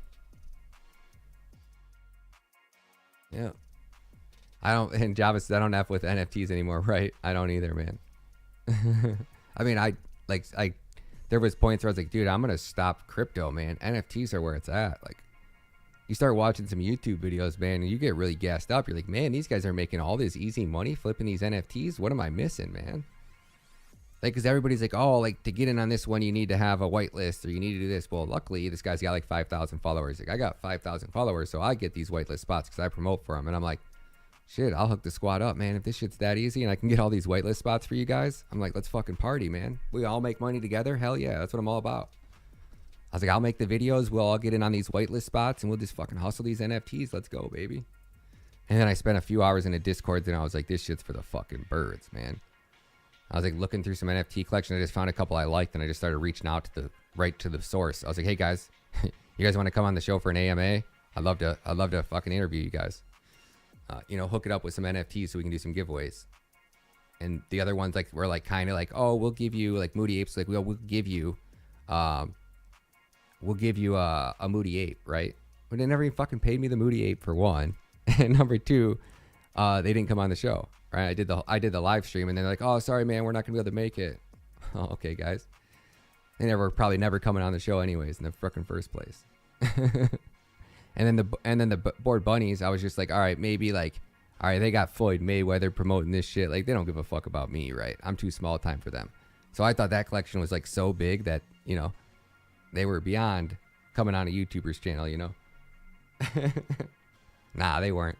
They were just pulling that rug behind the scenes. It was probably all Floyd Mayweather's buddies. And like, what's cool about Pact is it'll prevent a lot of that, right? Like Marmalade, I think is going to make it a lot harder for people to run scams, through NFTs because of how traceable and trackable everything is. I could be wrong on that. But you'll be able to analyze the code, so you'll be able to see. They won't be able to program in any rug pulls. And I always laugh, like the time's going to come where people start to learn how to read code reverse, right? Somebody will make a program for it that analyzes NFT smart contracts. Because once a smart contract is executed, it's so hard to go back through and reverse engineer it. You need to be like Albert Einstein on crack with 2 scripts of Adderall and some meth. And maybe you can back engineer a Solidity smart contract, but probably not likely. So it won't be long before people start going through these smart contracts and finding things like, oh man, like the devs from, Bored Apes, programmed in all the rarities to a special wallet. Like y'all thought you were getting rares. Nah, these guys, like, nobody can tell if the code was programmed in there for them to give you rares or for to send the, if the wallet address doesn't end in, XY725, which is what your wallet address ends in, then you can't get a rare. Or if address ends in this, automatically give them a rare or give them the rarest, or give them rare traits, right? Like shit.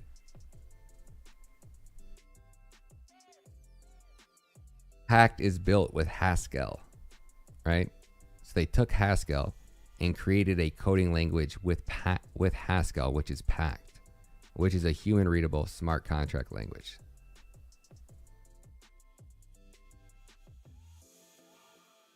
That makes sense? Pact is the smart contract coding language for Cadena.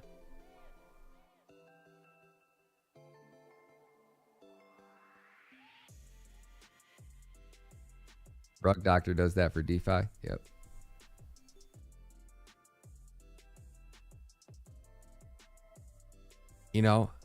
I could build a protocol on Cadena that says like I would call it rug doxed, right?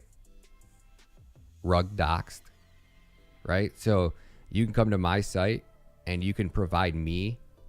The only person that'll ever see your information will be me unless you rug, right? I'm going to create rug docked on Cadena, right? So you want to be an anonymous project, you got to come to me and give me your information. I'll keep it to myself. It'll be locked up in end-to-end encrypted data that only you can unlock, right? But your keys are also locked in a smart contract. And if your market cap drops below a certain value, what is a rug always below 500,000, right? Say you bootstrap the protocol with 500,000, so there should always be $500,000 in liquidity in there unless you rug it, right? You see what I'm saying? Hell yeah, I bought more Cadena. What do you think? Entertainment heat? That's a silly question. Do you see the prices we're at? I've been hitting every limit buy order I set out for you guys. post them all over the place. I don't change them. Unless I'm buying at a higher price, then I'll change them. Done that many times. But no, if I would have left every one that I showed you guys in, they all would have been hit. But yeah, I got one at 325. I think that's the lowest one. I don't think my 3-1 got hit yet. I got one more left. And then I'm going to set some more up lower. I just got to go make some more money. I bought $6,000 worth of miners today that I'm never going to get an ROI. Like it won't ROI for like 6 years. But I'm going to be working with some Kadena mining companies to get you guys some whitelist spots. So don't buy any Kadena mining equipment, guys. I promise you guys, I'm going to get you a way better deal on way higher quality miners, like top of the line for, quite possibly as low as half the price of all these other miners out there. Brand new with like 3-day shipping. They'll be warehoused in the United States. You'll be able to get them in 3 days. Well, sorry, unless he starts taking like, pre-orders, the pre-orders might not, because they won't be shipped out till like May or something, or June. But yeah. Nas NFT? Yeah.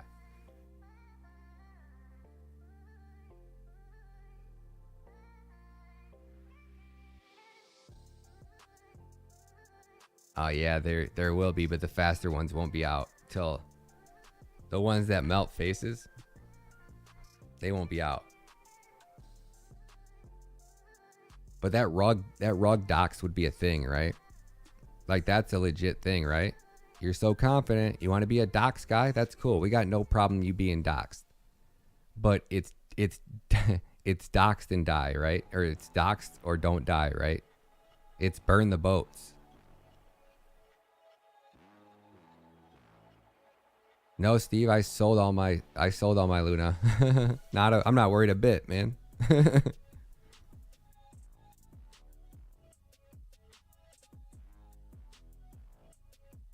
Biggest mistake, entertainment heat. You're that negative dude, man. I knew it. I could tell by him, man. I could tell. Always in here complaining, man. Oh, he put all of his money in, now he's butthurt and wants to bring everybody else down, man. I can't stand those people. We all bought at 20, bro. We all did, man. It shit sucks. We wish we didn't have. Well, it ain't gonna get your money back. It ain't gonna make anybody feel better but you, while you bring everybody else down. Take that shit somewhere else. Your lack of research was your biggest mistake. Not buying Kadena, jackass.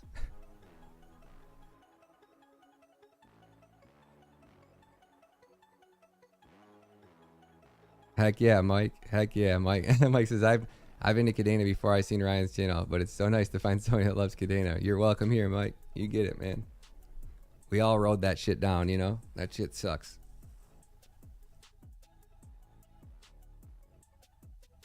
Rug doxed. Doxed. I was going to call mine rug doxed. Does Rug Doctor do that? I thought they just like audited the projects and gave you an idea if they thought they were going to be vulnerable or not, based off of if people are anonymous. Dude, Fast Miners is beyond legit, guys. So I was talking to the founder last night. He's like, he was telling me his story back from like 2018. And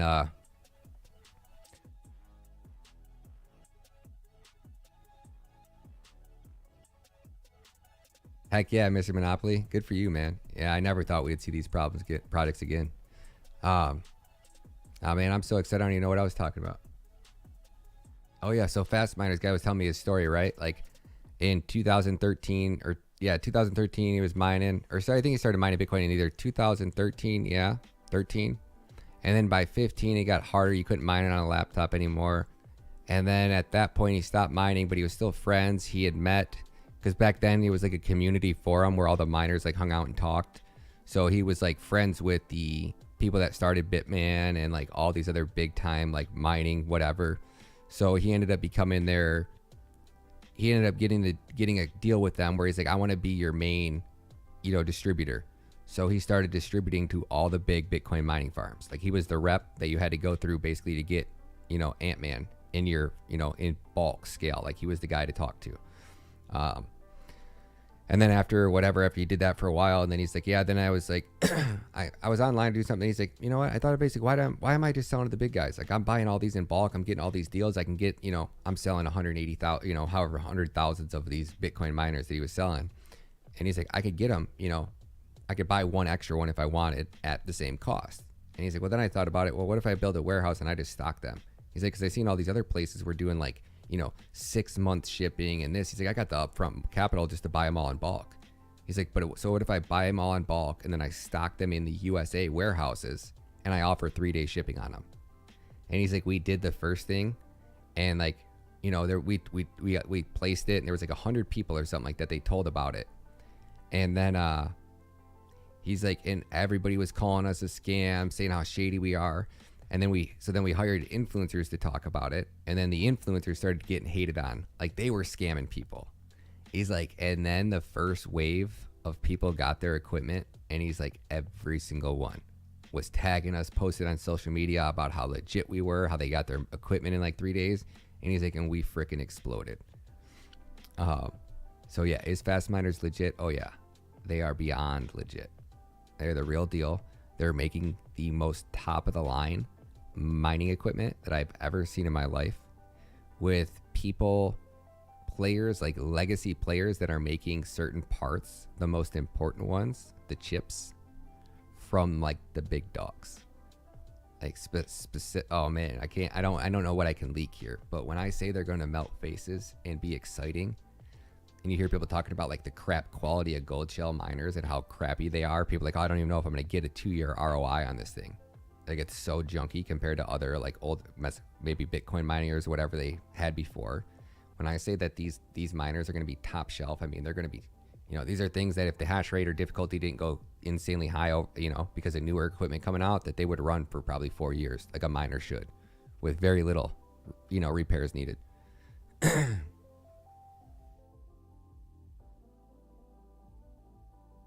Everybody says that. Yep, Mike. So hopefully, like, I'm going to try to work out the deals for like the miners at Cadena. I was just texting their team today. I was like, hey guys, I know you already talked to Fast Miners, but like, make sure you guys really do. Like, this is the company that you want to be getting your shit from. So hopefully I'll be able to bring in quite a bit of business for them. I'm going to get they're going to hook me up with one of the M3. I don't even know if I can say the name. Sorry. They're going to hook me up with one of the KD6 equivalents. And in exchange, I'm going to give them the bottom of my screen. And I'm going to talk about it all the time. I'm so excited. I can't afford one, guys. And they're going to hook you guys up with whitelist spots in return, too. So that's another thing I got. I think I got a huge community. Everybody wants miners from somebody that they can trust, that I'll put my name on and say, yup, you order from this link, this guy, you're going to get your miner. And I'll get you in before everybody else has the opportunity to buy them out. Yeah. And I've been talking to every single Cadena mining company, and there's only one. Oh, guess what, guys? Did I tell you? Guess what? Guess what they're going to do? And this is why they're going to end up on the bottom of my screen right here. This is what got them to the bottom of my screen when I heard this. They're selling the entire first batch at cost. Literally. They might make a few dollars. We might make a few pennies. We're selling them to break even. That is it. He goes, we want to build a community, and what builds a community better than that? And I go, absolutely nothing, my dude. You fucking are going to, it'll be the biggest vampire attack on this entire industry. You're going to be able to get your hands on Cadena miners, this first batch anyways, at fucking cost. And that's why they're getting the bottom of my screen. I don't ever give out, like, none of these people paid for the bottom of my screen. I only put you there if I like you. They're hooking me up with a miner, but they're not paying me for the bottom of that screen. They're paying me to talk and make videos on their miner. They're not paying me. That's what I'm getting the miner for. But the whitelist spots and everything else that they're hooking you guys up with and how legit that is, that's why they're getting the bottom of my screen.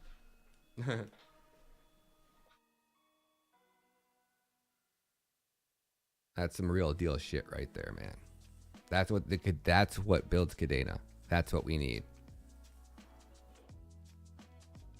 You know it, Blue.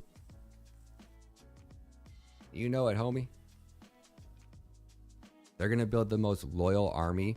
I was like, dude, you know how much love you guys are going to get? Nobody, I don't even care if the next batch you guys charge equal prices, Gold Shell. I don't even care. Like, just that first time, you'll have me as a customer for life. I'll never go anywhere else. It's freaking brilliant. And it's going to give them, we'll all get to give the big middle finger, like tagging them, tweeting them, telling them how much we appreciate them. It's such a smart marketing play. Oh, wait till you see it, Earl. Wait till you see it. I'm so excited to leak this alpha.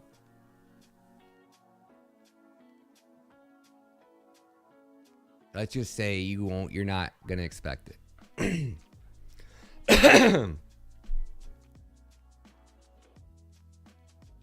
I'll have a sign up list. They're making me a link right now for you guys.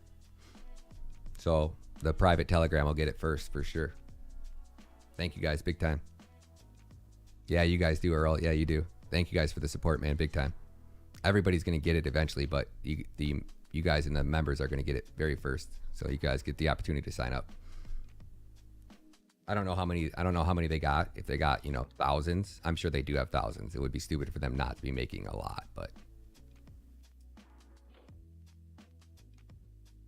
So I'll get you guys as many as I can. And then I'll share it in the public Telegram second. So yeah.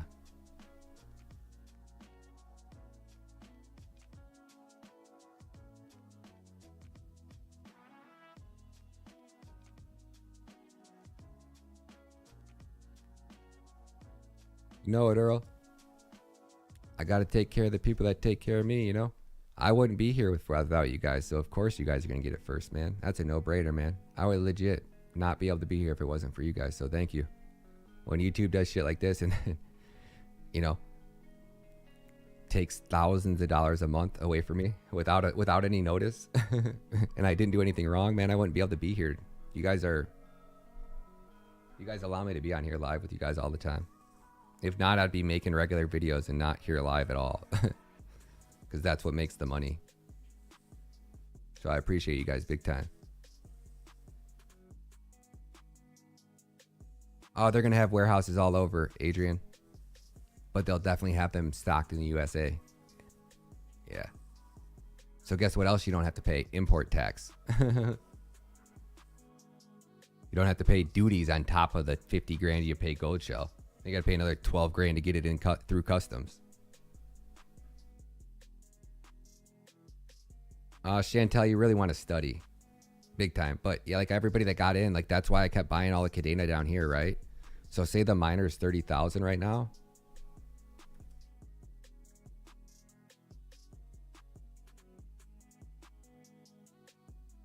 Let's role play some Cadena miner scenarios.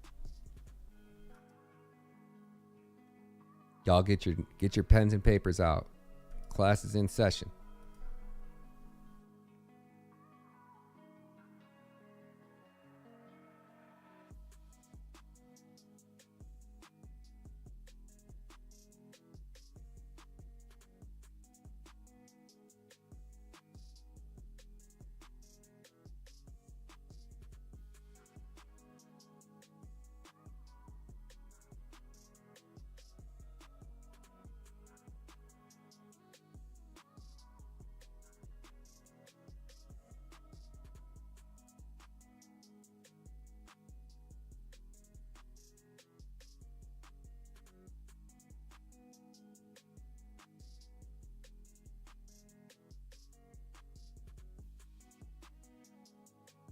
So there's very high probability you're probably going to be able to get some Cadena at $3, right? So if you buy $3,000 worth of KDA, right? And Cadena hits $30.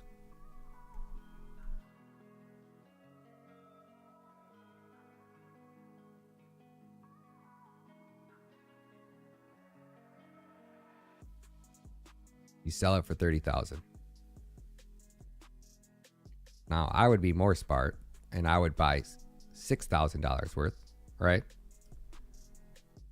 And then when it hits $30, I would take out a loan for $30,000, so I didn't have to sell any of my Cadena, right? So, but let's just play it right by the book.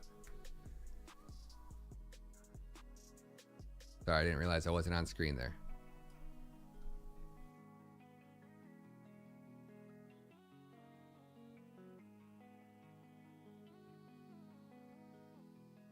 All right.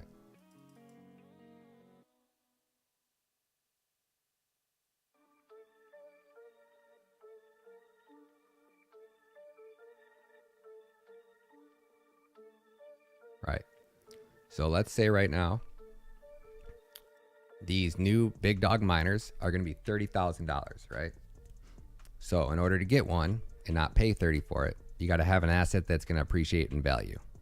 So if you buy $3,000 worth of Cadena today and Cadena hits $30, that's a 10x, and you're going to have 30,000.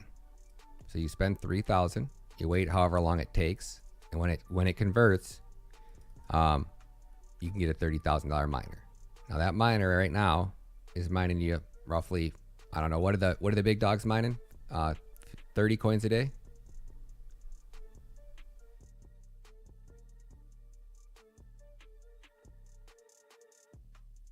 All right. What are these miners making right now? Somebody's Blue, what's your miner paying every 24 hours? I think he said 15 to 17, but I couldn't remember if that was every 12 hours or... No, they did not, Earl Cats, but like he's like laughing at gold shell prices, so I assume a good bit less.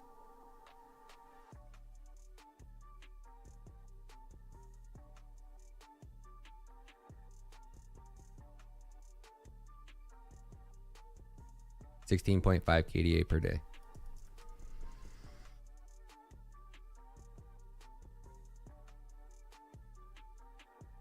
And what is the electricity cost? Because you're in Cali, so Blue would have it the absolute worst. If Blue can be profitable in California mining, anybody can be profitable.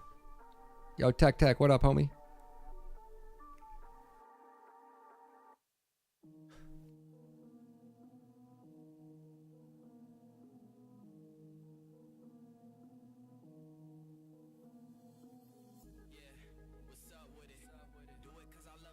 So it makes $50 a day. Is that with electricity, Mike, or without electricity?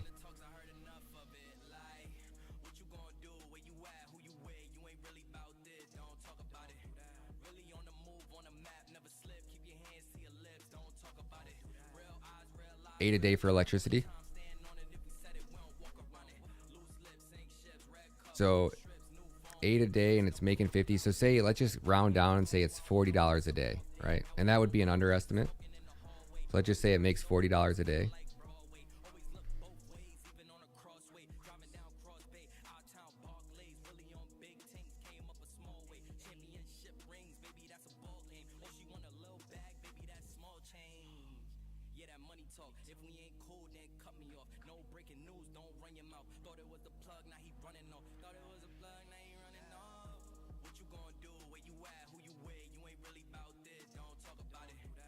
The average person's, say, mortgage, rent, I know it's going up drastically. Mine's higher than this, but just say $2,000 on average. Like you could live comfortably for $2,000 a month, right? Right. In a house, right?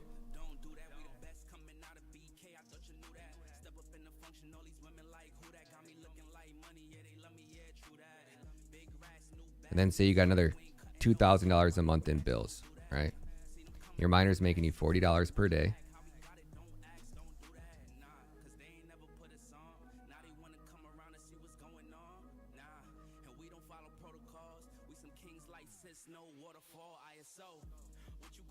What the heck is going on? My computer's acting all funky.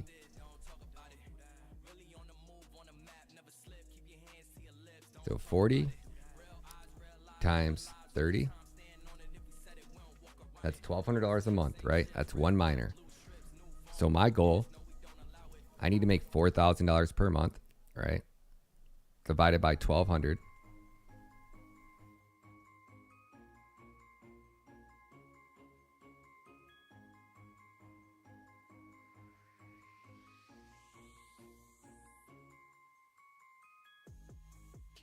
So 3.33. So if I got 4 miners, right? If I had 4 miners up and running, I could basically guarantee that as long as Cadena is running and mining, right, I can live comfortably. So you're talking about being able to take, like I know that, taking some, I'm going to try to take loans out so I don't have to sell any. So it might be a little bit different, right? But I'll still have to play it really safe. So I might have to sell some KDA to get some of these miners. But my thing is I want 10, right? Because if I get 10 miners up and running,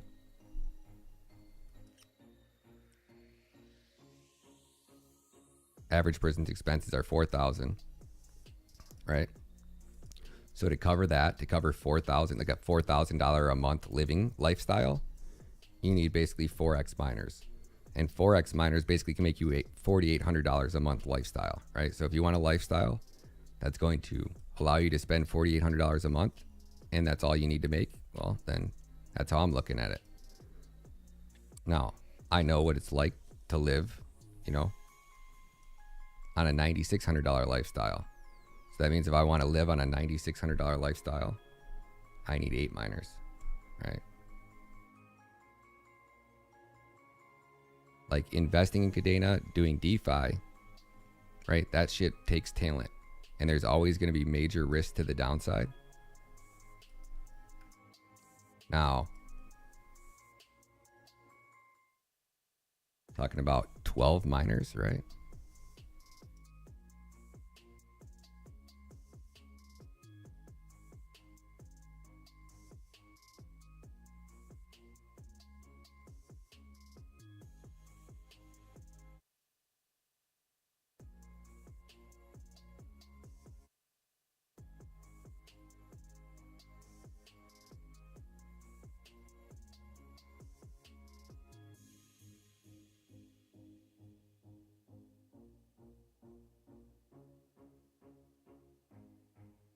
$1,400, right?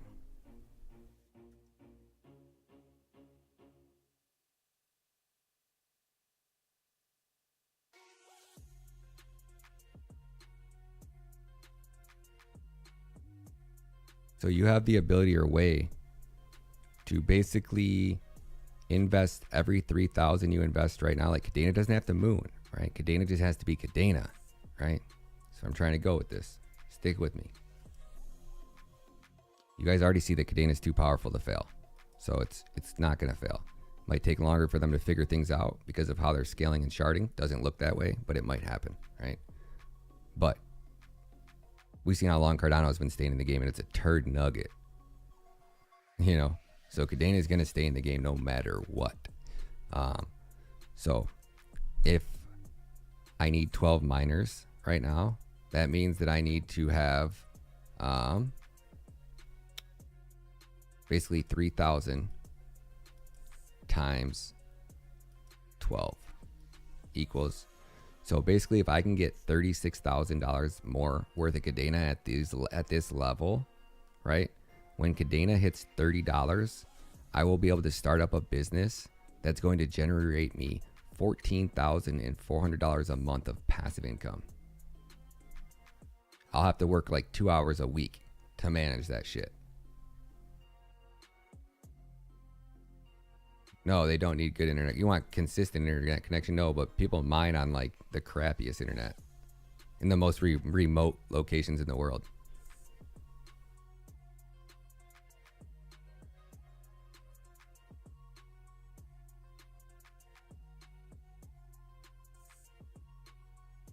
Yeah, Mike. Oh yeah, it's a no-brainer. Like buying the gold shell miners at 60,000 was a horrible play, right? Especially if you just got one, if you actually think about it. But there's also people that like their wives wouldn't let them spend money on crypto, but they would let them buy mining equipment because it's guaranteed. But you know, you can't go back on it. You can sell your miner, but if you haven't looked, even Kite, I was like, hey Kite, you want one of these miners? Because I was going to offer it to him. Then I was like, I want both of them because I want to give one to my dad and I want to have one.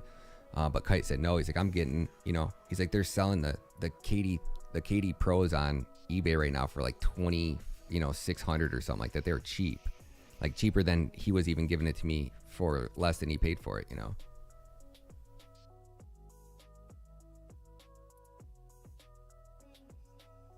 So like my goal right now is to try to get like pray, right? I'm praying that the world doesn't wake up to Kadena and it stays here. Because if I can get another $36,000 into Kadena at this level, what is that a year?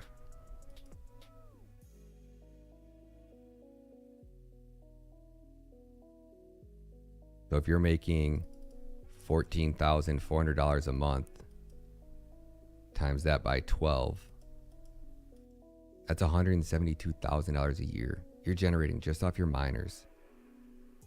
And that's not, you know, like at that point, what do? Take another you know, I would take the 12 miners. So 12 miners are going to cost you a lot. What are 12 miners going to cost you? 12 times 30. So 12 miners are going to cost you 360,000. So that means every times that by. So if you're making 100, say 175,000. Damn, that's not that good money.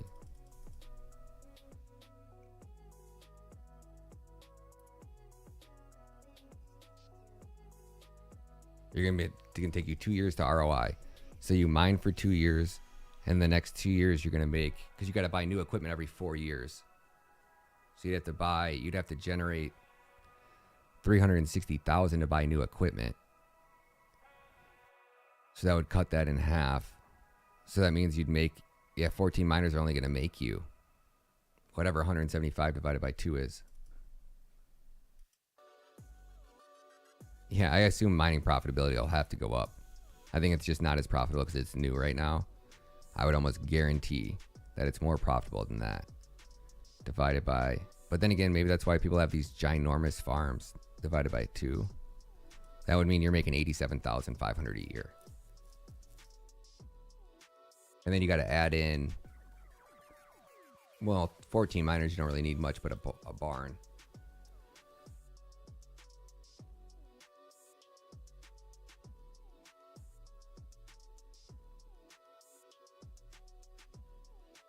Nah, Ricardo, they're not. I mean, they're probably a little bit more expensive, but that's not why miners are so expensive. Miners are expensive because people are ripping you guys off. I know, because I'm going to be working out a deal. Well, this new company, this company that's going to be making Cadena mining equipment for the first time is going to sell them to us at cost. So you'll see what they're actually paying for them. So they're price gouging the shit out of you guys.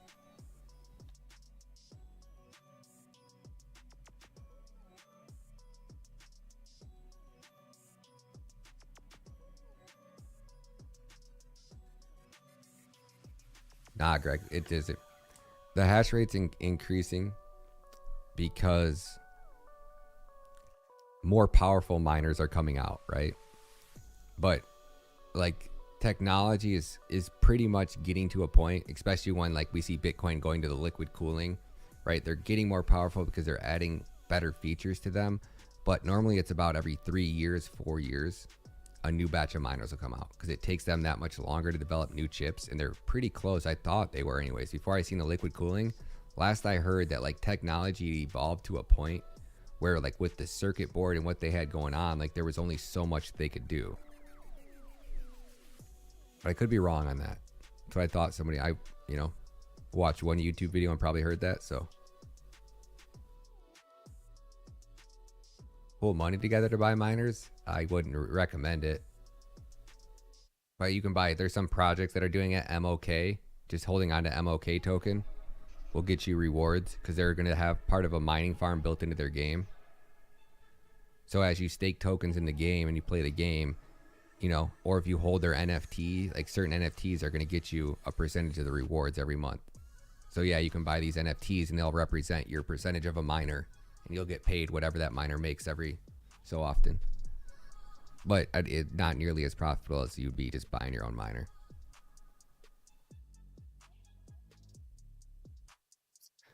Something's different with the KDA miners, Rye. So I would say probably around like 25 if I had to guess. Because I know they were originally 15 grand before, but I know that everything's pretty much went up a decent amount, 40%, 50%. So I would say within 50% inflation rate would put everything, if it was 15, at about 20, 25. If I had to guess.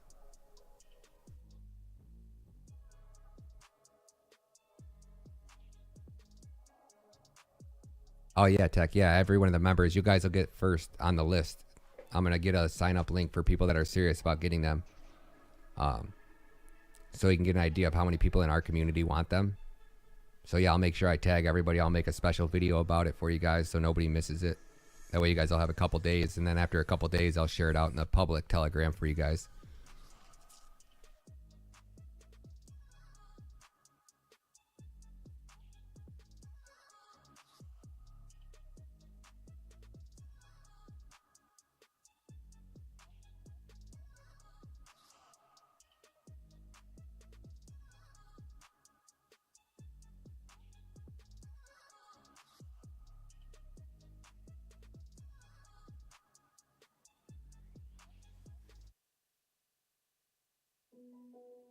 Here's my public Cadena community Telegram too. So if you guys want to jump in that, there's a ton of great people in there. We got good mods in there.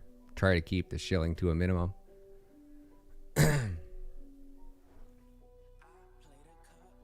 Yep, Tech, I got you guys, man.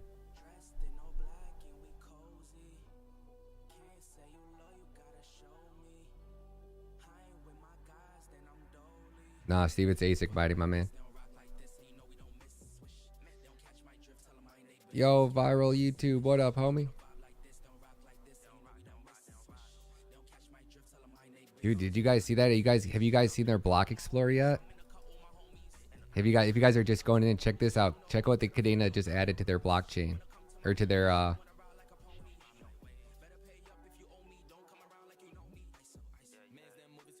So I gotta zoom in on it. I gotta figure out how to get into it.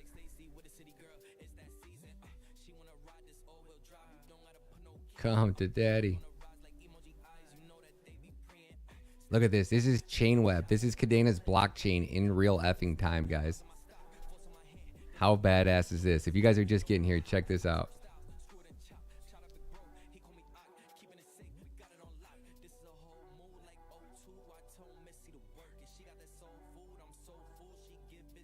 No, never buy a KD6, man.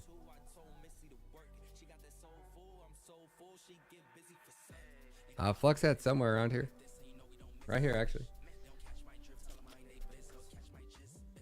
I don't look so homeless at the moment, so no need for a hat now, baby.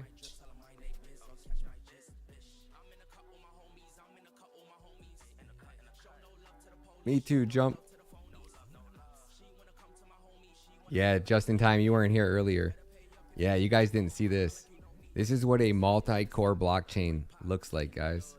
How freaking badass is this? You want me to zoom in? You want the 3D vertical view? You want to see webs getting added? Chain web in real time? What?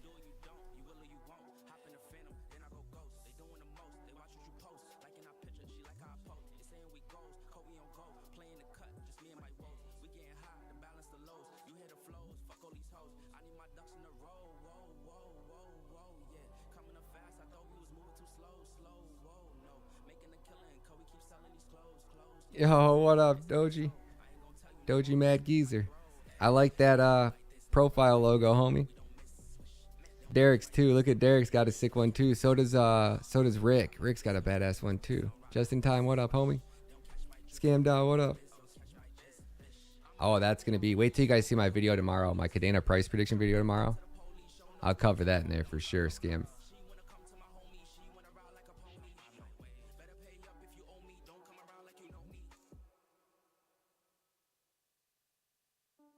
Bars, baby. Bars. I can't get over this, man. I could watch this shit all day.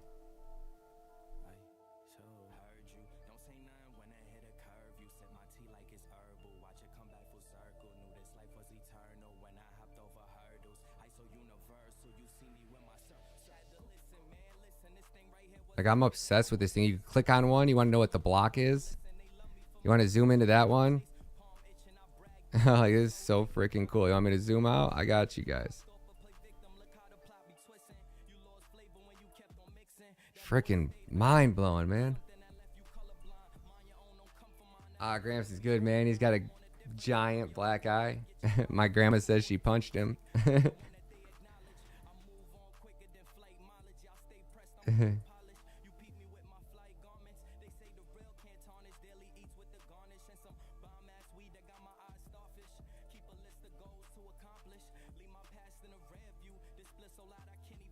Yeah, Rich. We were saying 30, homie. That's the game plan, man. You buy KDA now, homie, and then when it hits 30 bucks, you're going to be able to generate $14,400 a month in passive income. It pays you $40 a day, no matter what the price of Kadena is.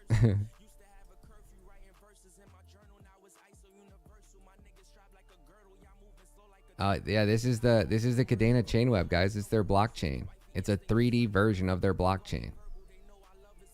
Like, this is what everybody else's block explorers look like. This is Kadena's block explorer. This is now a 3D version of chain web in real time.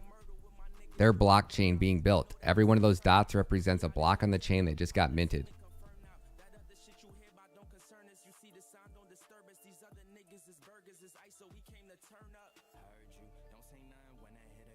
This is the freaking coolest shit I've ever seen in my life, man. This ain't no blockchains. This shit's baller as fuck, man. Links up above. Scroll up. EOD just posted it. Getting needs to hire me. They got Paul, man. I don't know shit about marketing. I just come on here and get people gassed up, man.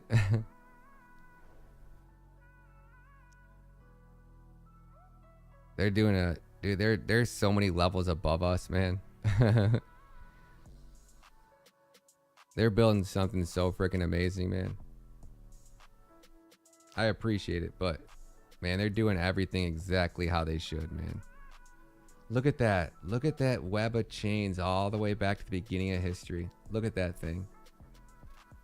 It's so freaking bad. It's like a universe, like the Milky Way galaxy, dude. So freaking badass, man. To infinity and beyond, baby. To infinity and fucking beyond, boys and girls.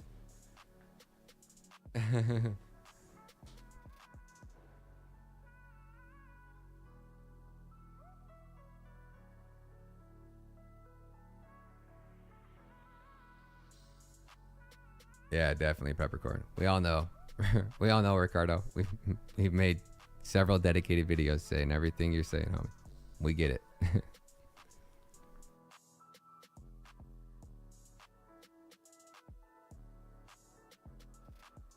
Hey, Jared, what was that? How's your ETH looking?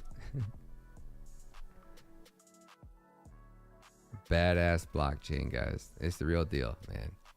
And this is like why when I say your other YouTubers are shilling you shit coins, how are you not talking about this? Like, it's the greatest revolution in the history of crypto. It's straight up going to change the entire industry as we know it. How are you not being very vocal and making this a top priority to talk about?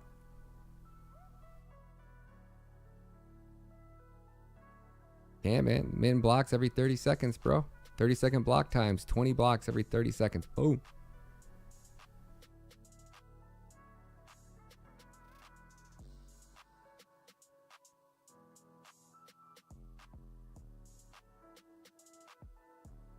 Nope, that's my Kadena. That's my Kadena Telegram.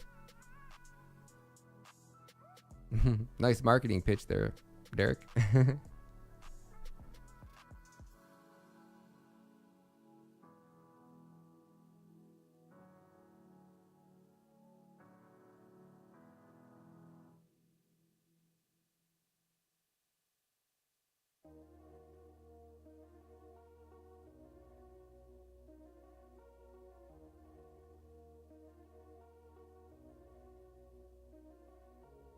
And people are still excited about AMC accepting Doge. That's what I'm saying.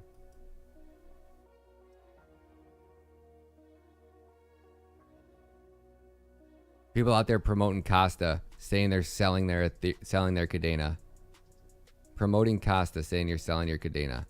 Y'all even realize what you're saying you're selling, you jackass? You're selling the greatest crypto in the history of the world. It's gonna revolutionize the entire space.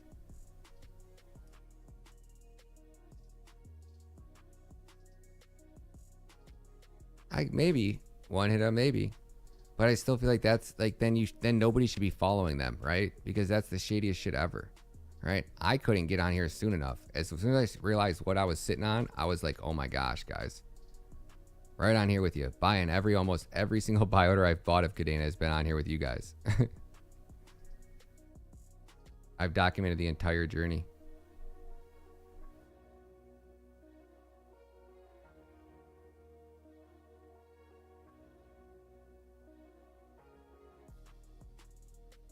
Side chains? They don't have side chains. Oh, I see what you're saying. Like applications built on top of it? I don't think so. That'd be cool if I would add those things, but I don't think so. I don't know how you would. I mean, you're settling on Cadena, so the transactions are getting settled on this chain. But it'd be cool to see something like that, like like a 3D ecosystem thing.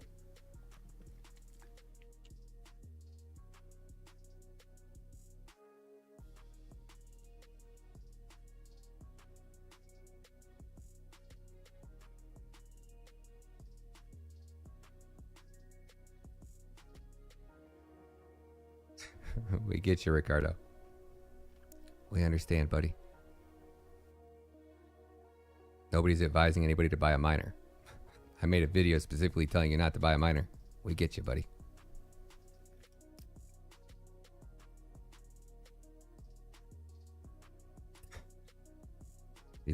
People annoying me.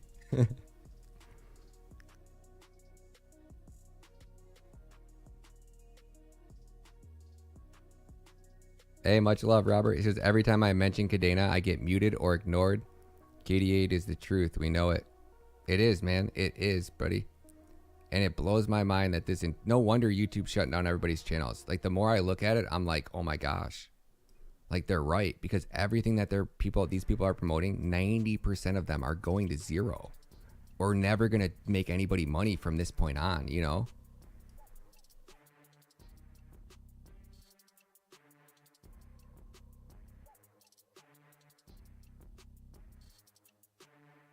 I think it only like when you basically first log into it, I think it only gives you like, I don't know, X amount of seconds.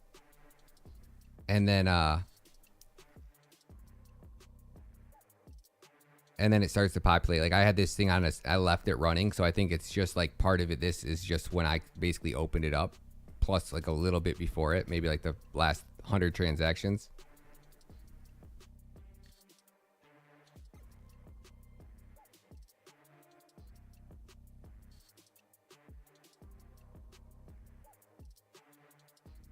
Yeah, so I just started. That's how it populates. Yeah, so it just populates on screen from the time you start. It's like that's it, brand new, populating at us in real time.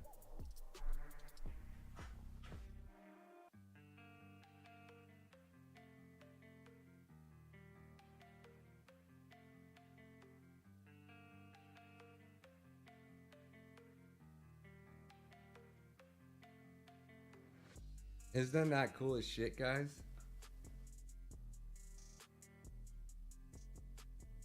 Because that's your chain, you know. There's blocks added every second, my man.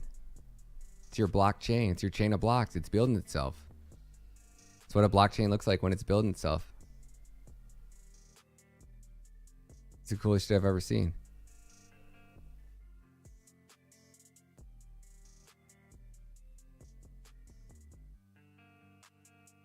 Node staking. No, it's a proof of work chain, Andrew. Not proof of stake.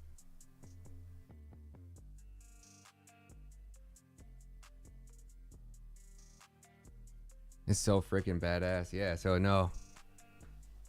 But yeah, there's a ton of things built on it, but no node staking, no. They might do some special things where you can, you know, run a special validator or something like that for a period of time. But I only think that they were doing that when they were trying to build decentralized bridges. So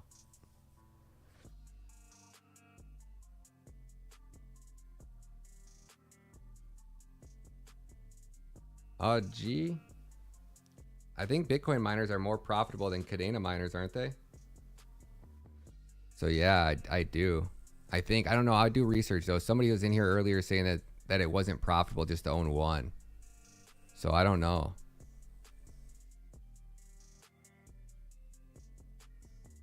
On the Cadena's chain block explorer. So if you go onto their regular block explorer and then you come up here to get So what was it? Get started.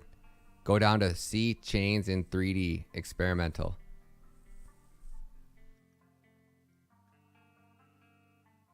This is the coolest shit I've ever seen.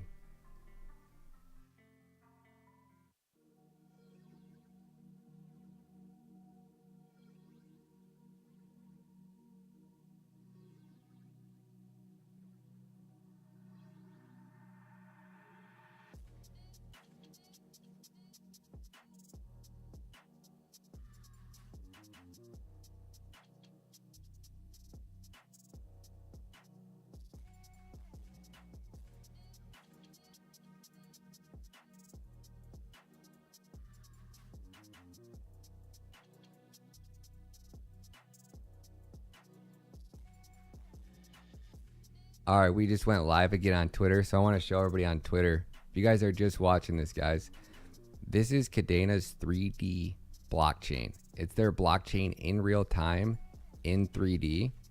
So all other blockchains just have a single chain, so it's probably not even worth putting in 3D because it would just look the same in 2D. Kadena has 20 chains all connected together, and they're going to go up to 50 next, and then to 100, and then to 1,000 chains, right? They are infinitely scalable from the layer 1. If you come over to their Get Started menu and you go down to See Chains in 3D Experimental, and you open this up, it opens up their blockchain and instantly starts populating. So mine's a little bit longer because we've been letting it run for about a minute and a half. But every 30 seconds, Kadena, the blockchain, mints, 20 more blocks, right? So you're able to sit here and actually watch their blockchain build itself, chain web, in 3D in real time. And it is one of the coolest, I don't know, it is the freaking coolest thing I've ever seen in blockchain. This is revolutionary, guys. This is so far ahead of its time. So when I say right now, Kadena is as powerful as 20 Bitcoins or 20 Ethereum blockchains combined. Now, Bitcoin is Bitcoin, so it's its store of value. It'll never, Bitcoin and Kadena are never going to compete against each other. They're always going to be brother and sister. They're best friends, But Ethereum now, Ethereum's a smart contract language, so it is a competitor to Ethereum, and it is a competitor. Kadena is a competitor to Ethereum. And when I say it's 20 times more powerful than Ethereum, I mean this is 20 Ethereum blockchains all connected together. Like, do you think Ethereum gas fees would be through the roof if there was 20 Ethereum blockchains all connected together? Probably not, but it may be, possibly at peaks. Yeah, sure. But what Kadena does is they have the ability to go from 20 to 50 chains without increasing the size requirements of the data being stored on their blockchain in their blocks. Because of how they created this scaling technique, this called chain web architecture, with using the degree diameter theory to braid chains together. And I might be saying that part wrong, so DYOR, but you guys get what I'm saying. This is so freaking badass. And I can click on one of them. Like, I want to see this block. I can click and zoom into it. I can zoom into their chain. It's so freaking cool, dude.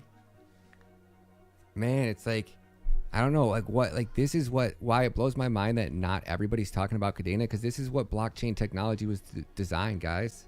This is changing the game. This is changing the space. This is innovation. This is the definition of innovation. This is 6 freaking years of hard work all coming together right now, right before us. Like, so many issues, so many hacks, so many things that are wrong with this industry, right? Kadena, it's not to say like Ethereum's trash, but it's just not nearly as powerful as Kadena. Not even close, guys. So like, this is what fosters innovation, when you support innovation, right? Trying to discredit Kadena, nobody should be doing that. Everybody should be going, oh my gosh, how do we all make that better? Right? It's going to attract the smartest, the best, the biggest, the greatest, the everything in every single aspect of this business is just freaking phenomenal, guys. It really, like, there's a reason that I've owned, 50 cryptos in my portfolio since I found out about crypto was. And 6 years into it, 7 years later, I own 2. Kadena and Bitcoin. It's simple, right? This shit is freaking, like, you think Cardano is going to do this, right? You guys really think that with their next hard fork and the merry hard fork and the next hard fork and the next hard fork and the next, you're going to do what? They're doing 1,000 transactions No. Gas fees never go up. Why do they never go up?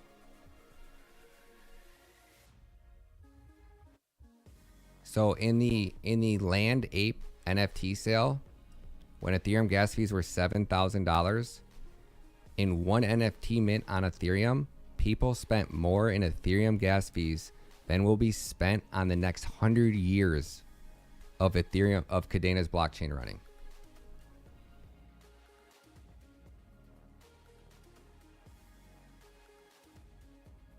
Like, there's no doubt in your mind, right? You look at this technology and you understand what blockchain technology is, and there's no way you look at a chart and you see $3 and you don't own any in your portfolio. I don't give a fuck what TA you have.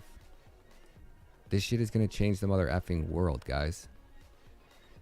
It's going to dematerialize every shit coin and shit project in this space, and it's going to teach people what it's going to teach the experts a lot of effing lessons.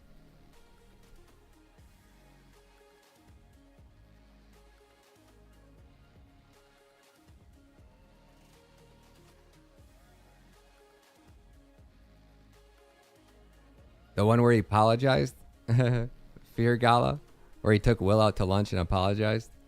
That one? Or are you talking about the first one when he tried to shit on it and dump it on everybody? Which one? I'm confused. But no, I don't need to watch anybody else's videos, man. I trust myself and my research that I've done so much. When CT Turd Nugget shit on Cadena, I didn't even watch his video. I didn't even care to. I didn't have to. I didn't need to.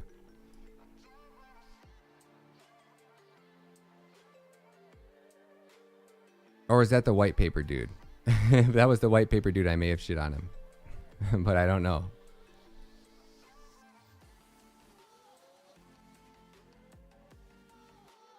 Everybody should be fearful, Geeko. Because they're all holding coins of Cardano and shit coins that are just going to get obliterated in this. Obliterated? Blown off the map in this one. In this bear market. This bear market's going to suck so much liquidity. Like, people thought summer was bad and your altcoins were bleeding bad in summer. Bitcoin was bearish for 120 days. And I don't know if you guys remember what it looked like for altcoins over here. But do you remember how bearish these altcoins were? Everyone, like 70, 80. And even when Bitcoin would go up, like, it got so bad because people were so... They lost all confidence in the market. When Bitcoin went up this last time over here, and this very last time, no alts barely budged. That's why I was able to get into so many alts. I didn't even really realize it. I was like, man, how did I get into all those alts so close to bottom? And I go, oh my gosh, it's just now clicking on me, actually. Because this shit, people are so fed up with the Moon Boys over here because they got wrecked here, they got wrecked here, they got wrecked here, and they got wrecked here, and they got wrecked here, and we were over here shorting it like, making fucking bank. We weren't buying any of those dips. And then when it took off over here, like, the market didn't budge because everybody was so expecting Bitcoin to hit 40K and come down again. Right? So alts barely budged, but they were bleeding over. I mean, if Bitcoin would have dumped down again and actually came all the way back down again, oh my gosh, alts would have bled so far. And if we're going into a crypto winter, the bleeding has just begun. We'll get rallies, but people will get sick of this and your alt not rallying to a new all-time high. And more people will start looking at those rallies as in take profit opportunities. Like, oh shit, market turn around and give me an opportunity to get out of this coin and get into some more Cadena. Shit, yeah, baby. So this market, if we're going into a winter, and we don't care either way, right? Because we're in Cadena, and Cadena is this close to being ready. So I think it's even so. If Bitcoin rallies right now and goes to the freaking moon straight up from here, I think Cadena will rally and go with it. Closer to May we get, the better. By June, we're golden. By August, September, it's freaking game on, bitches.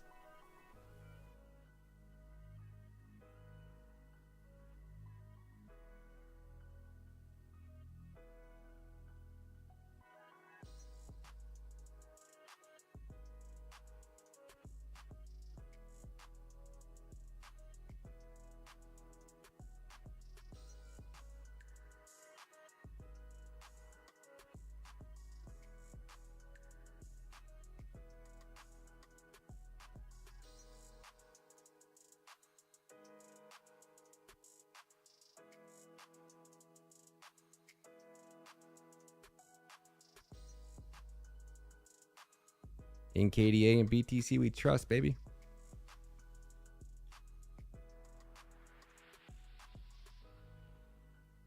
I think CTR Larson's in here shilling his own channel.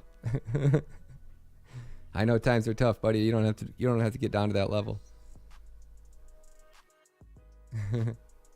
It might be. It might be. Darian, it might be. It might be. Control Alt Delete. Delete. YouTube's gonna censor my channel for thinking I'm promoting pick dicks.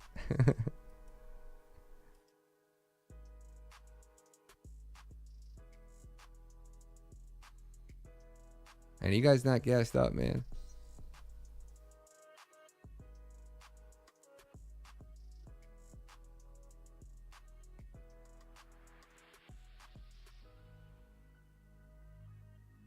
There you go, Blue. That's smart. I'm looking for a coalition for my miner.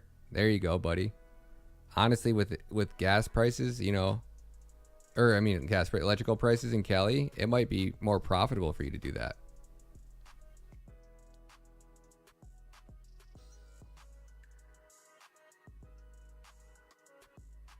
In that premium gas, yeah. I mean, I'm in Michigan, so it's like I'm right there in the middle. Not nearly as expensive as Cali and, you know, Hawaii and other country and states, but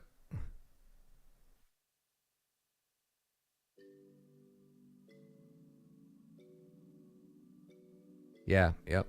Oh, co-location? I thought you said coalition. I was like, okay, yeah, coalition. I thought I got what you meant. Co-location. I thought that's what you meant by co-location. Yeah, like a group of people where you just send your miner to a farm and they run it for you and you get a certain percentage of it.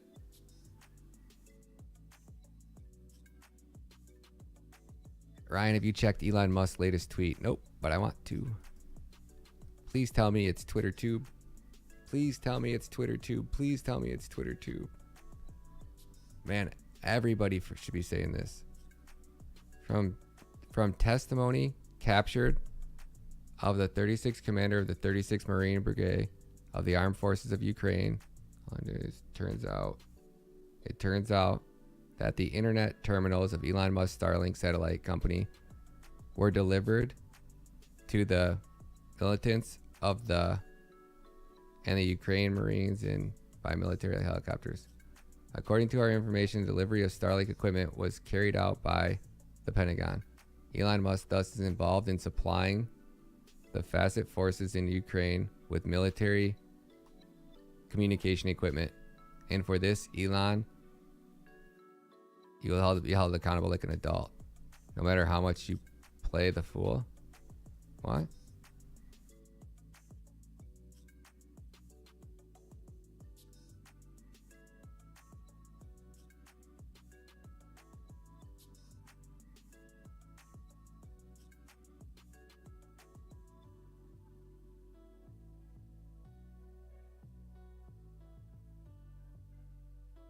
What does that mean?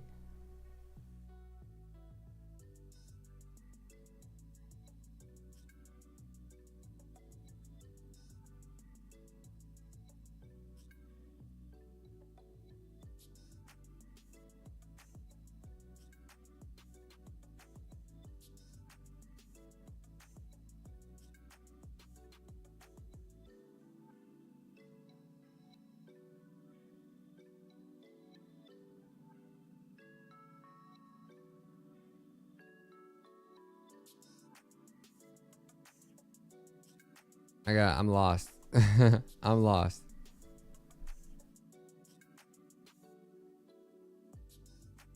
Let's go, homie.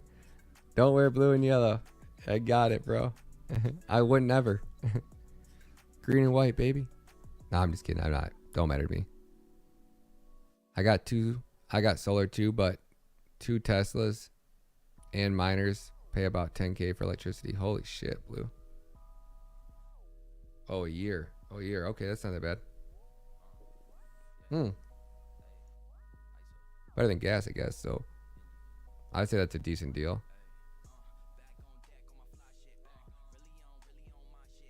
$6.29 for diesel in Connecticut. Holy shnikes, Sebastian.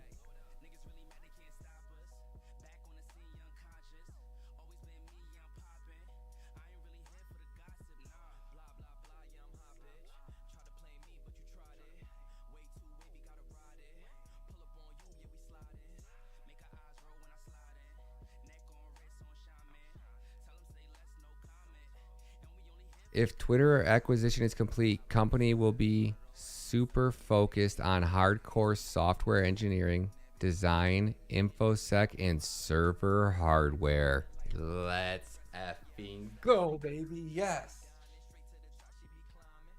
You know how fast this man works? I don't think anybody understands. Like, this isn't like an idea and we're going to get something 6 months. Please, everybody, please ask him to add video features. Ask him every day. Tag the shit out of Elon. We need video. TwitterTube, TwitterTube, TwitterTube. Oh my gosh. He would vampire attack social media. Ad stories, vertical videos are taking over. They really are. Like, my shorts are outperforming my regular videos now. It just doesn't mean no good to even make videos anymore. Just talk shit for 1 minute and shit post and it blows your channel up.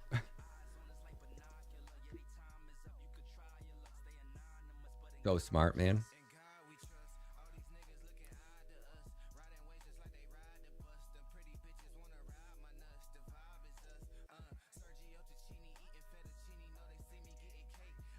TwitterTube, baby.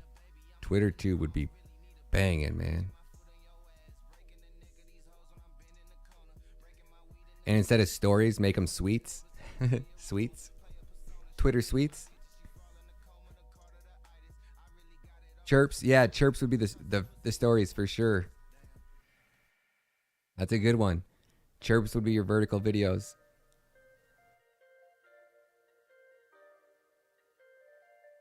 $8 a day, Derek.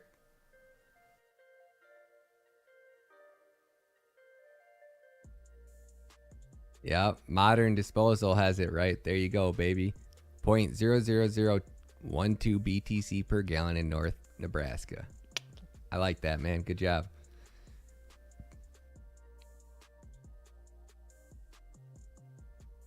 Yeah, you do now, Lee. You can monetize short videos. Yep. I got them monetized.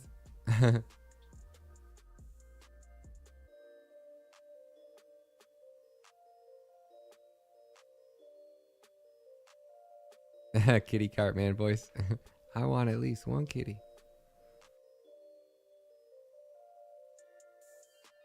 I'm talking about I don't want to talk about it because this is what got my channel shut down last time. He's gonna add, yeah, he'll add a video, like you go on just like this, but right here it'll say, you know, videos. Or I bet you know, like when you come on the home page, instead of seeing tweets, you know, maybe you get to choose what you see on your own home feed. That's probably would make the most sense, right? Imagine if he made it so you only saw the content that you wanted to see, right? So you chose, when you opened up your Twitter homepage, whose videos did you want to see if they put out new content? How nice would that be, right? So instead of opening up YouTube's homepage, right? Like when you click on YouTube and it opens up, this is how they're screwing crypto content, right? Because the only reason that he's showing up here right now is because I literally I still had his video opened. But I scroll down here and I see one from Charles. Oh, that's my previous watch. But like, this is how they put what the algorithm thinks that you want to see. You don't even have to be subscribed to their channel. You don't have to, I don't know how it really works, but I mean, I know exactly how it works, but you know, this is awesome, guys. So yeah, if Twitter does, like, they're going to be building, man. That's badass, baby. Let's go. Like, everybody should retweet that and say exactly, TwitterTube, please, at Elon, add videos.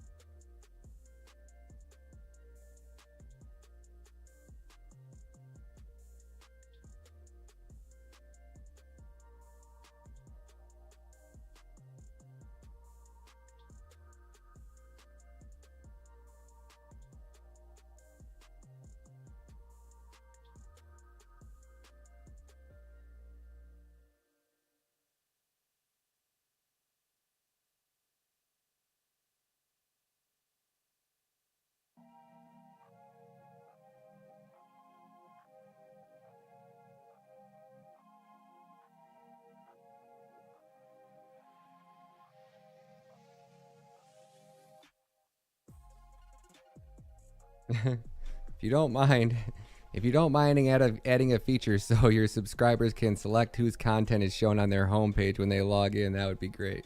If you don't mind, and while you're at it, and while you're at it,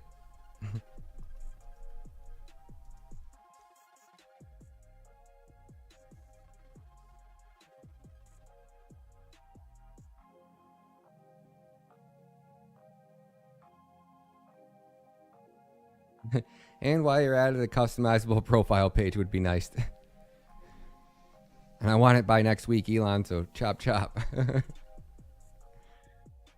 Oh man, dude, he's changing the world. You know, Elon Musk is the Cadena of celebrities, right? He really is.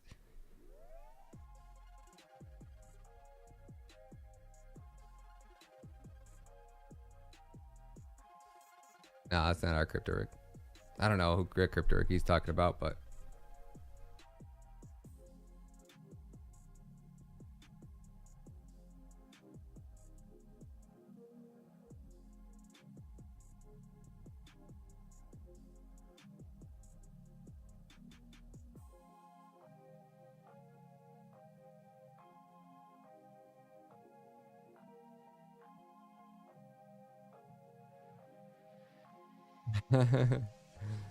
real talk, 8K hurts, but not the end of the world.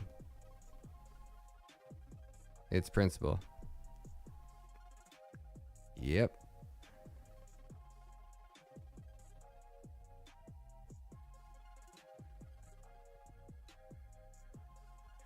Yep. Dude, yeah, everybody would leave. Everybody would be over there using it. Everybody would be streaming on it, you know. It would be such a kick in the butt to YouTube to say, hey, and I don't want YouTube to go away, right? I just want YouTube to get better, right? I don't want to be forced to want to use Twitter, right? I absolutely freaking love YouTube. But, you know, when you start affecting my livelihood and, you know, making it harder for me to provide a life for my son when I didn't do anything wrong, you know, it makes me not want to use your platform. It's nothing bad. I shouldn't have to worry about my channel getting shut down because I say that, you know? It's just one of those things where you're like, damn, man, what you're doing just isn't fair, man. You know, it just sucks.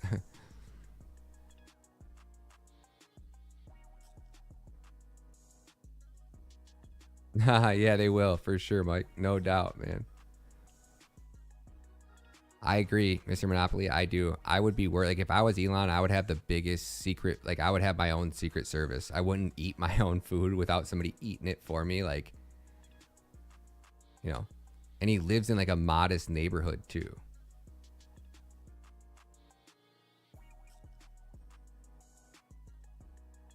Like, you got to think he's got to roll around with heavy security, right? He's got to have his own secret service, his own. Like, do you think he does have bodyguards around his house at all times? You would think so, man.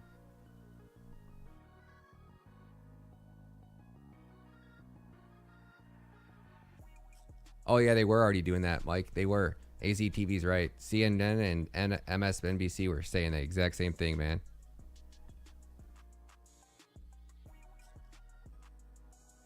Oh yeah.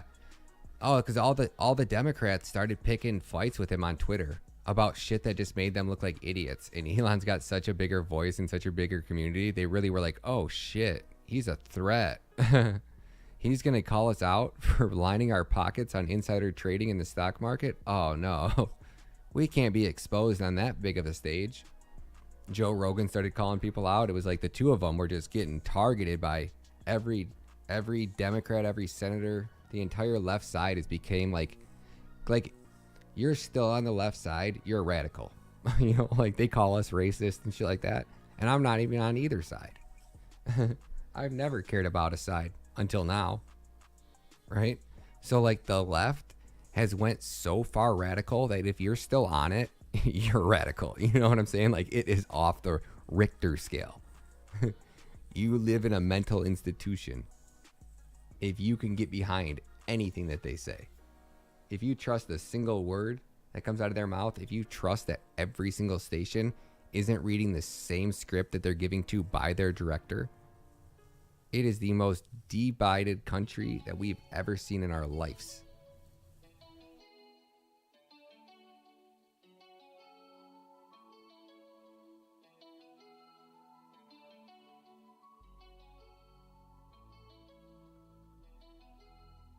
Oh yeah, Matthew Jeffrey says, some of the stuff I see on these YouTube pages, bro, I don't know how in the world they shut your page down.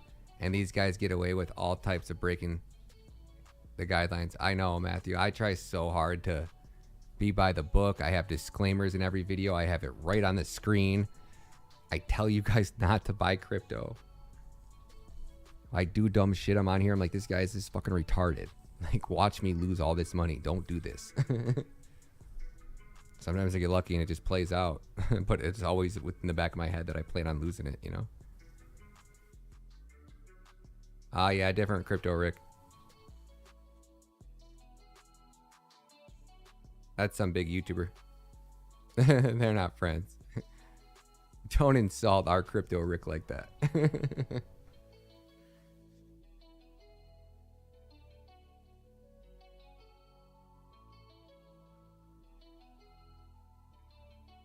Yep.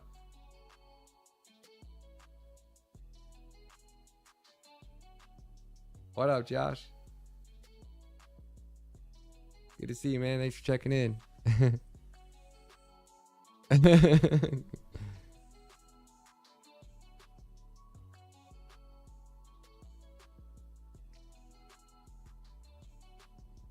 Like, I wonder at some point, like, if you go to a convention and, like, you think in, like, 2 years he'll even be at conventions? Or do you think everybody's just gonna, like, boo at him?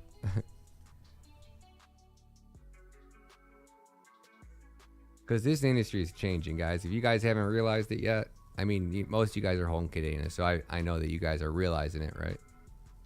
Yo, Crypto Rick, what up, homie? He's back from the dead. Crypto zombie Rick in the house.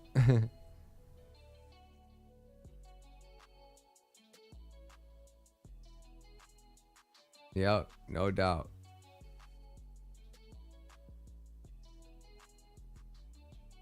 Joe Brown says, I feel safer throwing gains at KDA than any other sus project. No doubt, man.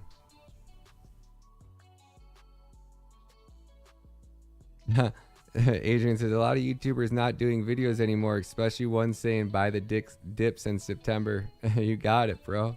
You got it, man. You bought those dips into crypto that ain't never coming back. They put in their lifetime all.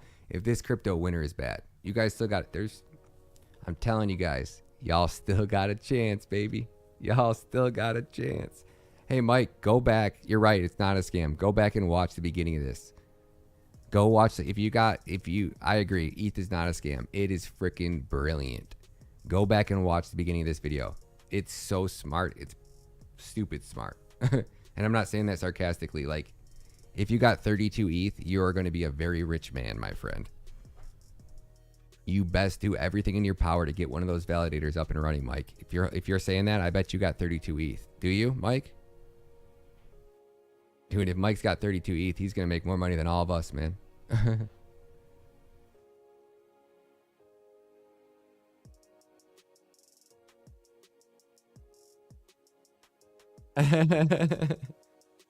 Let's go, Rick.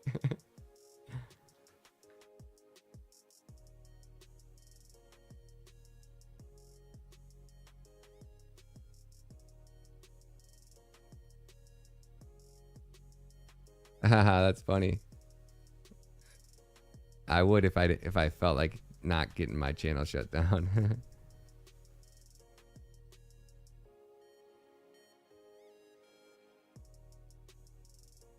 Yeah, Mike, the way that they got their staking set up, bro. Oh my gosh, man.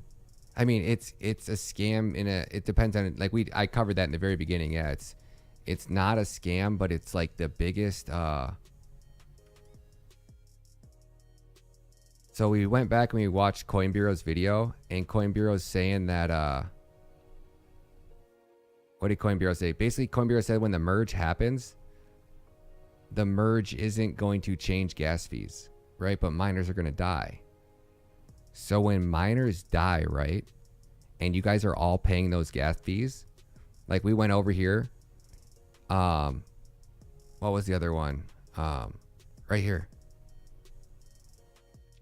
In January, Ethereum miners earned $830 million in January. $830 million just in January. So what they're going to do is they're going to do the merge. And when the merge happens, nobody's going to be mining, but they're still going to be paying out miner rewards. And those miner rewards are going to get paid right to the validators. And there's probably only going to be 1,000 validators. I would say 1,000 at best. On proof of stake chains, when you start getting up, or better yet, put it this, 30% of the miners or less, maybe even like 10% of their miners are going to make 90% of the rewards. Because they're going to be the big dogs. They're going to have the most staked. So Vitalik's $2 billion worth of Ethereum or whatever he has staked over here when ETH 2.0 happens, he's going to make so much of these rewards. But even if you have 32 Ethereum, you can be a validator. So your $100,000, if I estimated this right, you know, if they have 1,000 validators, your ETH could potentially be making you like $83,000 a month. And that was my low estimate if they did like 10,000 mine, if they had 10,000 validators. But if they only have 1,000 validators, you're going to make like $832,000 a month being a validator. So how they got everybody staking it on Coinbase, it's brilliant because Coinbase is only going to pay you 10 to 12%. But every validator on Coinbase is actually making like 83% if they're paying out this type of money to miners. So no, it's not a scam at all. But if you don't have 32 ETH staked, the blockchain's never going to evolve. It's never going to turn anything. This is designed to suck as much money out of this 20. Oh my gosh, it's so brilliant. It's smart because it's designed to fail. ETH 2.0 is never going to work. The merge is never going to happen. Look at Harmony. How long they've been trying to get sharding to work. So this is just the merge, which puts them into a proof of stake state so that the miners no longer get the money, but the big elite players are going to suck all of this market cap out. They're going to suck about, I would say ETH will go back down now based off the burn too, right? So the burn might make it so it doesn't go down, right? They might be able to stabilize this price and just maintain and suck that much money out of the market. And eventually Ethereum gas fees will get down to $5, so they won't be making 820 million, right? Like that's probably high gas fees. So if people stop using the network, yeah, they won't make as much. But what that means is they're going to be funneling out of that market cap. If the market doesn't stay up and price does stabilize, I don't know. It just seems like a never-ending revolving door of the rich getting all really rich and being able to quite possibly suck either $200 billion out of this market cap, or a market cap stays the same and they suck, you know, a couple $100 billion in gas fees over the next 4 or 5 years while ETH 2.0 never merges. The merge never completes. Or either way, if it does complete, I still don't think anybody's going to use it, you know? And I think it's still like a year, 2 years away from a completion on that. Now, the crypto market, I have been saying this as well, that I don't think the merge, like, we didn't really hear about it until the market was so freaking bearish over here. I think they were putting the ball in motion to do the merge here. But because the market rallied really quick, they were like, they pumped the brakes on it, you know? Because they don't want to be trying to even come to do anything like this during a bull run. Is that not shit wild? I can't believe I've never realized that. I can't believe nobody else is saying that. Like to the point where I don't even think I'm right saying that. Vitalik has 325,000 ETH.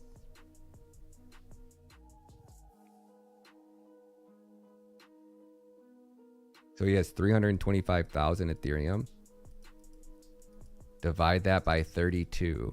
Or what is it? You need how many ETH? 32, right? Yeah, 32 ETH.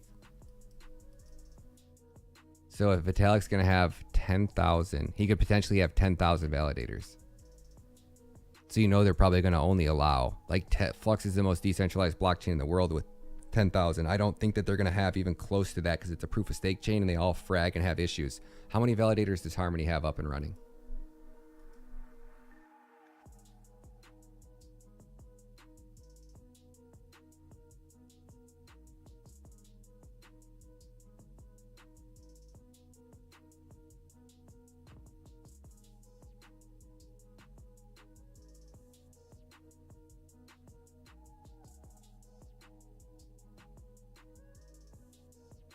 How many validators does Harmony have?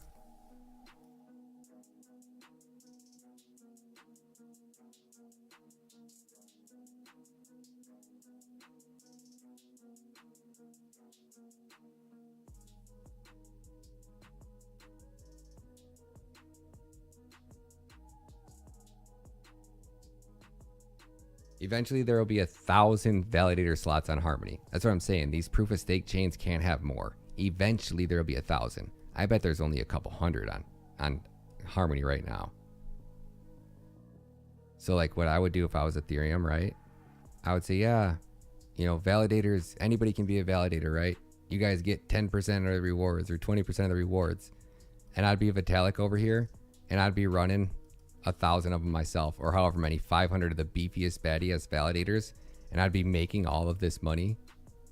I'd be making all of this gas fees, and then I would just be paying out people their 20% or 30% rewards for staking, but none of them would be running validators. I would even let people like Solana, like what is it, 10% of Solana validators make up for 90% of their transactions.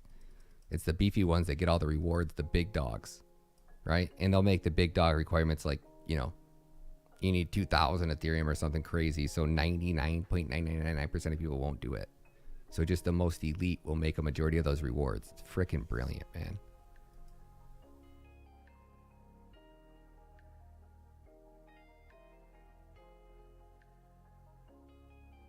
It's brilliant in their end, Mike. It is freaking brilliant. If that's actually what's going to happen, so freaking brilliant.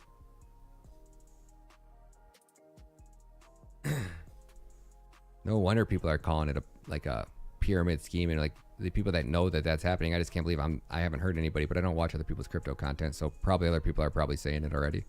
I just got gassed up because I thought I figured it out, but I'm sure there's people out there that figured it out way before me.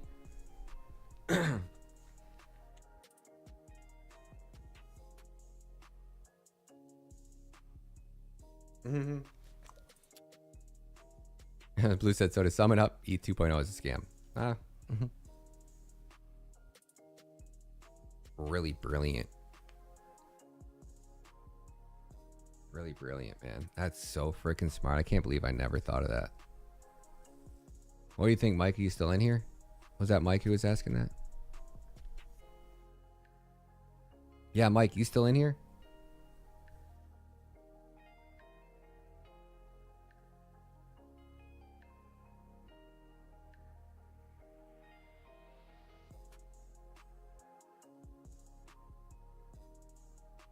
Bitcoin. Neil. Hey, Mike, have a good night, buddy. I won't be here much longer. I say that all the time, but I'm tired of shit already.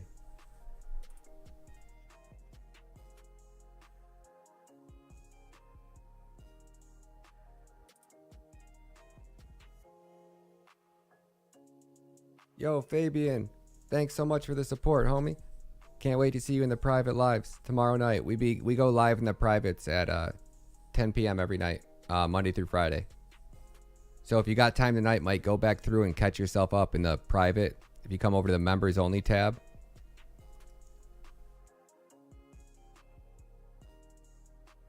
Scroll down here. Make sure you go through here and get caught up, because last week we did a lot of training, a lot of research.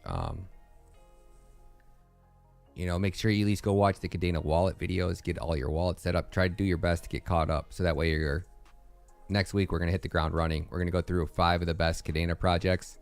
Then the following week, we're going to be back in learning blockchain technology. Then we'll do the next 5 Cadena projects and then back into learning blockchain technology. We'll bounce back and forth. Get some work done, Mike.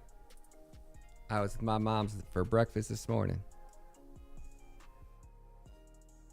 Crypto Manic, what up, what up?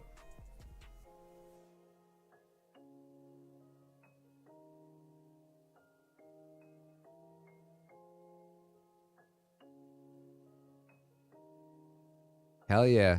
We've been shorting Cadena on and off for quite some time now. I've actually been doing better shorting it than I've been longing it. Oh yeah. On Bybit, Nick. The only exchange we trade on, man.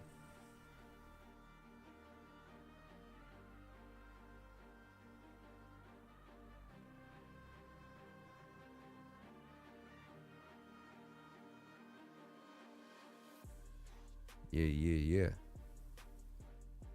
So that's why I say, like, and then you talk about that on top of all the scams and all the money that was hacked. Like we went through just in, check this out. Like, you think people are going to want to use Ethereum, right?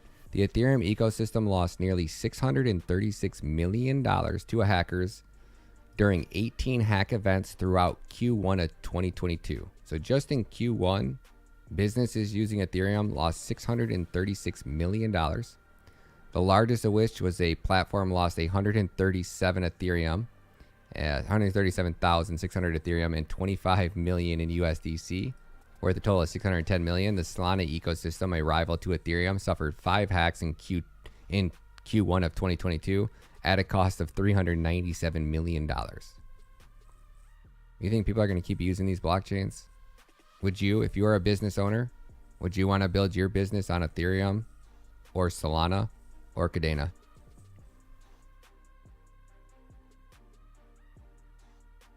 Let's go, G. 2 more months and I'll 2 more months overtime and I'll be able to afford 2 Cadena miners. Let's go, G. Heck yeah, man. And imagine if it comes down to $2, right? Then you can get them for, 33% less. It's a no-brainer no matter how you look at it, right? Cadena will be $30, right? So no matter how you look at it. And who knows, guys? Like, when it goes, it's gonna go so freaking quick. It's gonna be like, because the ecosystem will be so busy and such a demand for that underlying asset.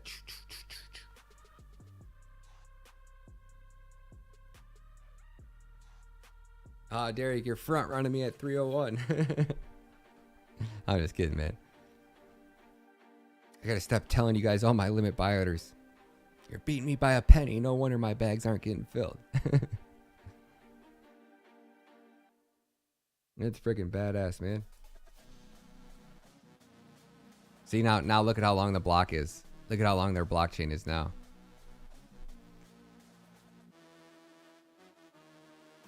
I'll try to leave it on overnight if I can remember. Like, and depending on what way you like, right? So if I turn it sideways right now, it'll start to curve itself. Like, I don't know how long it got the first time, but at some point, like, I don't know if I have to turn it and it starts to curve based off of the way that I have it on screen. Pretty badass though, ain't it? Next is 276 for sure.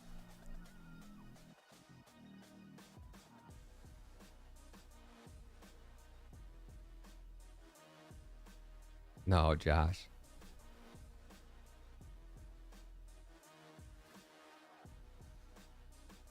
They have a fucking private blockchain, Josh. With enterprise grade NDAs. You know how much money they're probably making off their private blockchain? 100 million? Yeah. Chump change, man.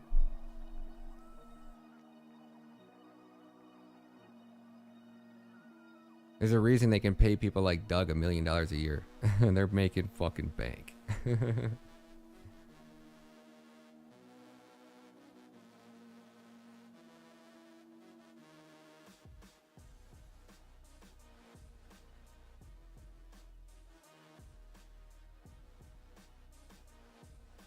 Contact KuCoin support, Mike or Matthew. They're the shadiest exchange in the world, man. Good luck. You should get it back though, but I never give them the benefit of the doubt. They still owe me from when their exchange shut down and my limit order didn't get hit. And then when they came back on, my trade was down like $300 and I was like, yo, look it was supposed to hit my stop loss. It was moved into profit. You guys owe me like $490.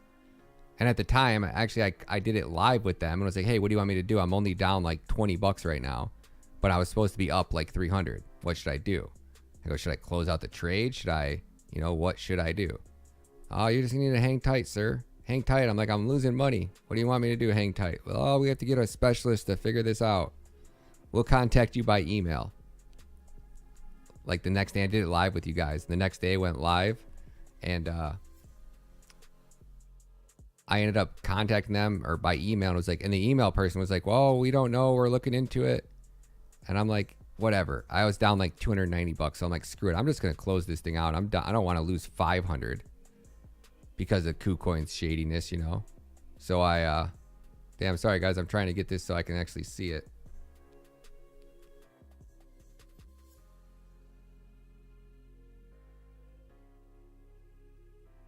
I was at the wrong end of it. That's why.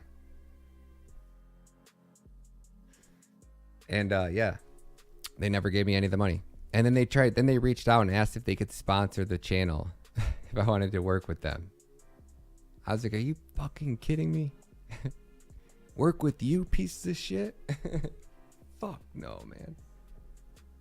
You guys understand, like, the kind of PR firms reaching out to me. I'm like, you guys really don't even watch my content, do you? Holy shit, Indian Kitchen.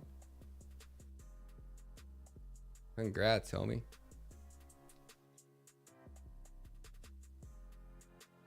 I'm going to do something special for everybody that has certain levels. When I figure out how to verify access to certain, like in Discord, you can verify if you have X amount of KDA, you'll get like a certain badge.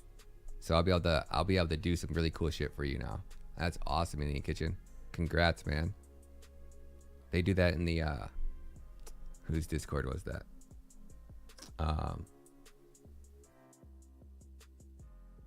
Grapes is probably one of the coolest Discords I've ever been in. Even though the project sucked, seemed like a big, you know, shit project, but man, they were on to some shit. Really cool shit they were doing. I think you'll be able to do that with NFTs on. So yeah, like my hardest working members, I'll be able to hook you guys up with some shit, man.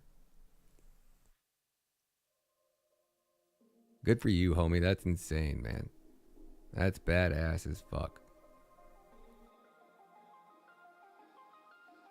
Chocolate starfish. This is the coolest thing ever, man. Is this not the most baddest ass thing you've ever seen? I'm still in awe, man.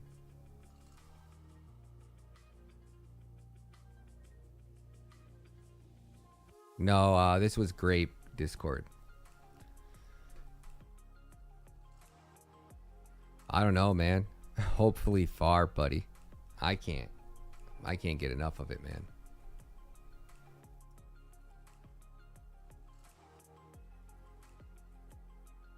Yo, Steven, what up, homie? Crambo, what up, homie? Flying High 11 in the house.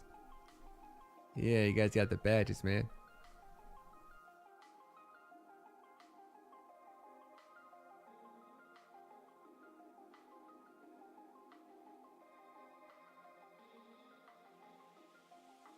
Daniel, what up, homie? I know everybody's like, that's what just blows my mind when it keeps coming down. I'm like, eventually everybody in the industry has to realize what this opportunity is. And like the lower it goes, the more enticing it is, right? So you've been sitting on the sidelines, you're waiting until now to get in. I mean, it sucks selling other shit at a loss, but you're getting the best asset at a fucking fun, such a phenomenal price, baby. I hope so, man. I'm just get excited every time it hits a buy order, man. I got a little bit of reserves left, and just put a little bit down, not much, but I'm gonna go ham on videos this week, so I'm gonna go really hard. That's why I gotta go. So I'm gonna be putting a lot of videos out this week. I'm gonna go back at it one more time. Gotta restart the algorithm all from scratch again. But I'm pretty decent at it now, so shouldn't take me long to get the channel back on track. Especially now, because every other YouTuber's given up. Every other crypto YouTuber's given up. I'm going to come back and I'm going to hit hard one more time. I'm addicted to the game, man. I really am. Crypto is fun, but YouTube, holy shit, that shit's addicting, man.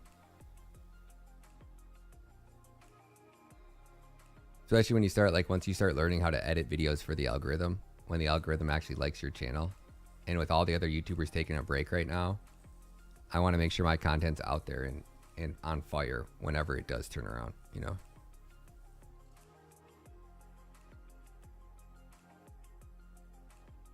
Man, this is the best market ever, man.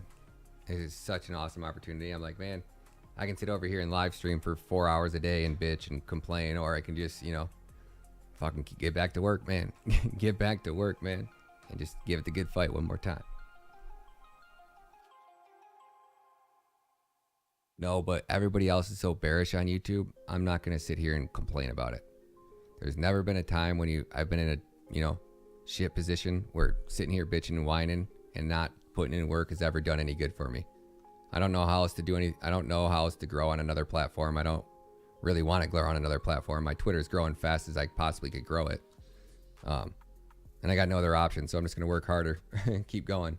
Hopefully I don't get shut down. Until there's another alternative.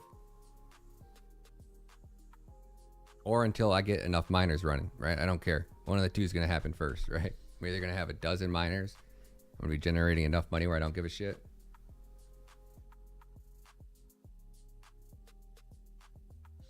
Or actually, I just want enough money to pay people to do all the shit. I can grow the channel, right? Even with them suppressing it. I could be outgrowing every YouTuber. I just don't have the money to pay the team of people I need to do it. So I know what I need to do, but the work is like, it's like it's hard work, but it's just like, you got to spend 12 hours at this PC a day, man. That shit eats you up. And it was nice when I had, like when I make the price prediction videos, because I can get a rhythm down, I get a system down. The content's good, it's engaging, it grows the channel. I talk about a bunch of different projects. I help people, I give them honest, accurate information. But now I feel like I'm promoting anything outside the Cardano ecosystem. I'm just like, that shit's wrote in a coding language that's most likely going to get hacked. Every one of these projects has to bridge, right? That's the dangerous part. They all are bridging, right? So every time they're all trying to be interchain and multi-chain, and that's where the dangers come in, is bridging to these other ecosystems. That's why I say like Tempe is just not something I really want to even touch, because they're going to bridge, and then their bridge is going to get hacked, and then they're going to make Cardano look really bad. And the Cardano team was pretty clear. Like, we tried bridging for 2 years. We couldn't do it in a decentralized way. The smartest minds in the industry couldn't figure it out. Safely, securely, decentralized. And if you can't do it safely and securely decentralized, you just centralize it. There's just some things that just have to be centralized. And that's why I say, like, I don't have to bring my ETH into Cardano, right? I can just sell my Ethereum and not have to worry about that bridge.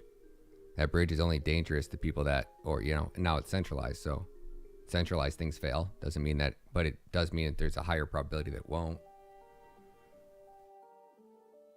That it won't get hacked. I mean, not that it won't fail, but there's a very high probability that it won't get hacked, because the centralized parties can add that security that decentralized can't.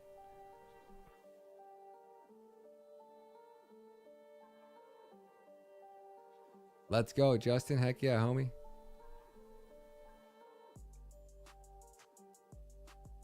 Yeah, Daniel says, I always catch you 1 hour. Yeah, I send out notifications in the Telegram. I did, didn't I? Or did I ask somebody to do it? I'm pretty sure I did it. Fuck, sorry if I didn't. I always get, so I got so many things going on when I'm trying to go live and share this out 20 different places. I do have my Telegram on here now, and I think I meant to do it because I got it on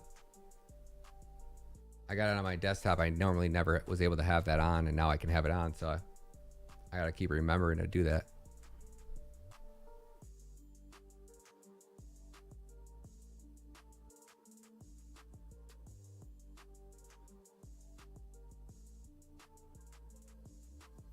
What's that, Drew? The crazy thing we're each on there? I forgot what I was even saying.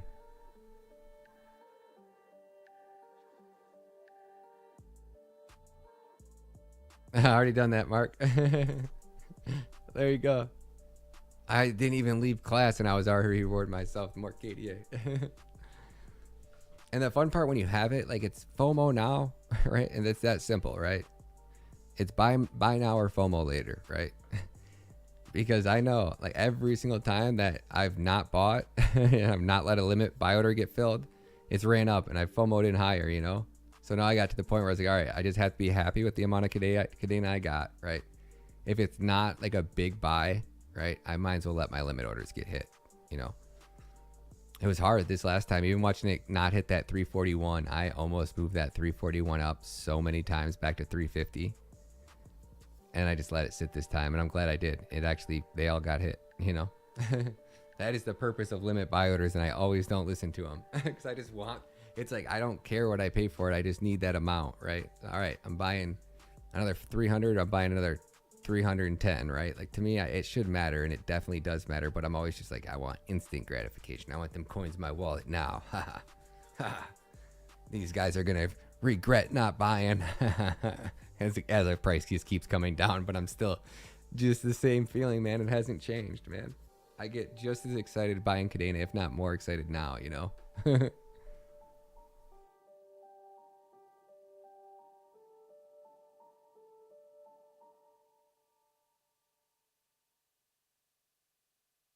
I was mining Ethereum at, it wasn't the same feeling, Mark. I was mining Ethereum at 264 and I knew it was advanced technology, but I had no idea what it really was. Not like I understand what Cadena is right now. I wish I did, man. And that's why I say, like, the knowledge that I'm giving you guys, if you guys are new to crypto, in this first month here is so valuable to somebody that's new to crypto. Like, this industry, you can make so much money in such short periods of time. It's freaking wild. Never seen anything like it before in my life, and I've done some wild shit. Tried everything, right? Been in pyramid scheme businesses, started my own business, I have more business than I can freaking count, man. Photography, videography, influencer marketing, traveling the world, like clothing lines, Amazon business, eBay business, website businesses, multiple ones, my own personal website. One time I was getting into bodybuilding, you know, I've done a bunch of shit, man.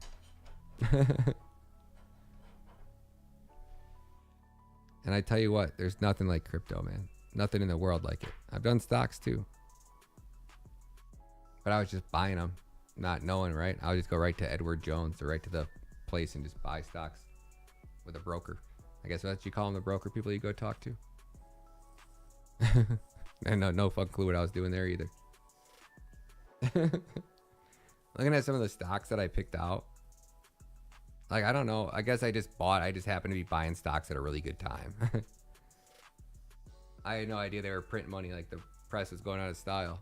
I thought I was just doing good research and finding good projects, man.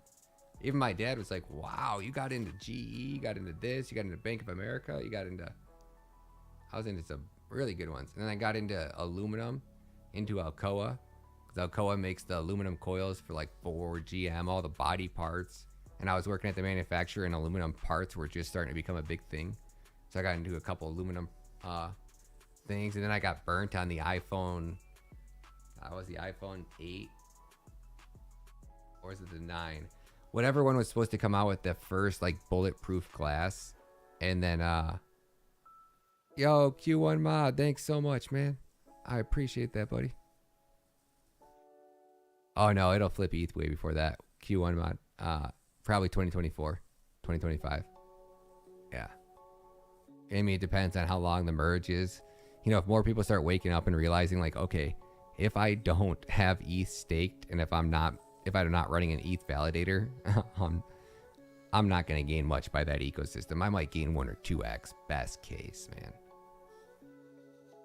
You know, maybe ETH prices go down and everybody stops using it. So just a few things are getting traded. Just a few random new NFT products are launching, and it just becomes a really rich person ecosystem.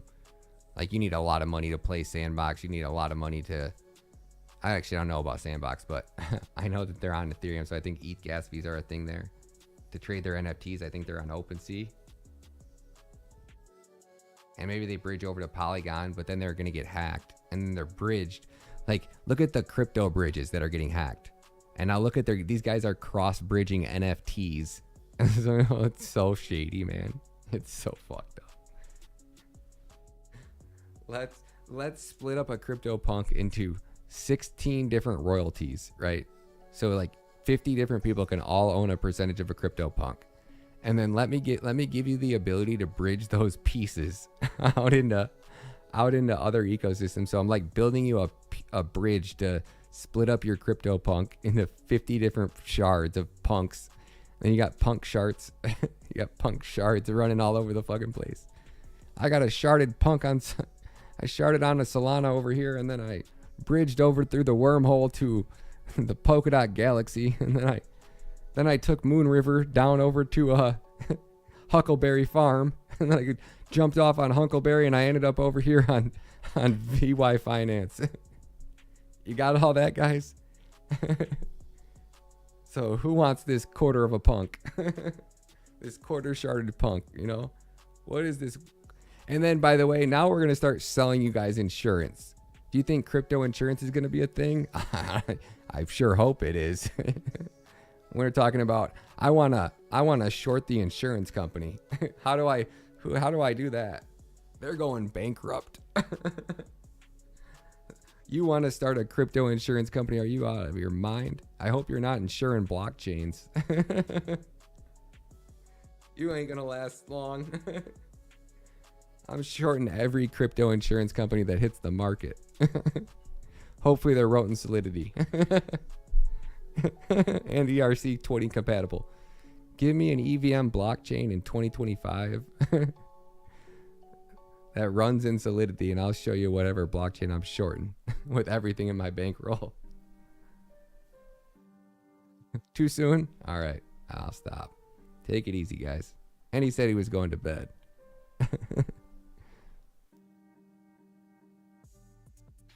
Definitely, man. It really wasn't the nail in their coffin, though, Mark. That was in their original freaking roadmap. That was like the, I don't know what that's like. I don't even, is there an equivalent? Like, how can you explain that to anybody? 01 mod, thank you so much, man. I don't know why, like, if it's the light reflection, I always think that's Q1 mod. I don't know why. Or is it 01 mod? Number one mod. Number one mod. Now I get it. I had to sound it out. Let's go.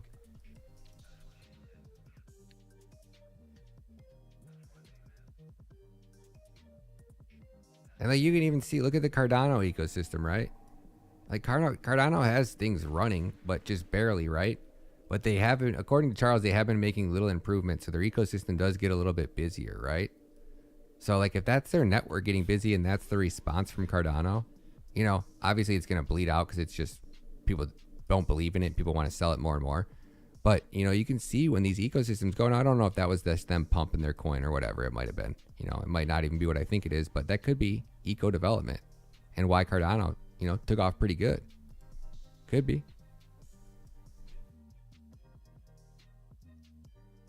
But, you know, you really want to take the chance of buying that and holding that, waiting to get your money back on that, or just getting into something like a Dana, you know? MOD is your initials. Hell yeah. I like that. MOD in the house.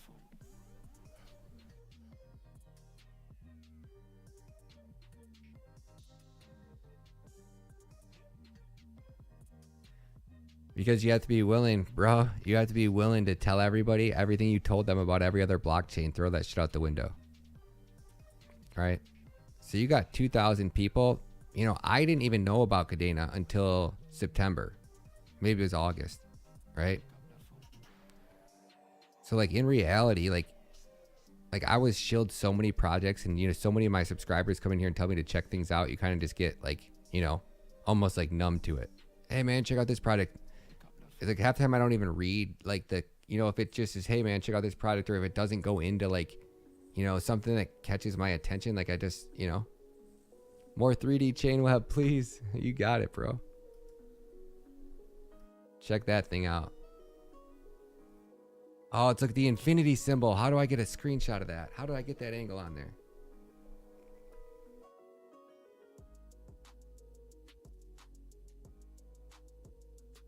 Damn it, man. Gotta zoom out more. Look at it. Would you look at it?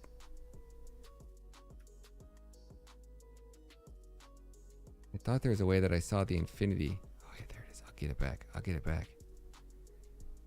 Oh, I won't get it back. Let's go to the end of the wormhole. This is the only wormhole I like talking about.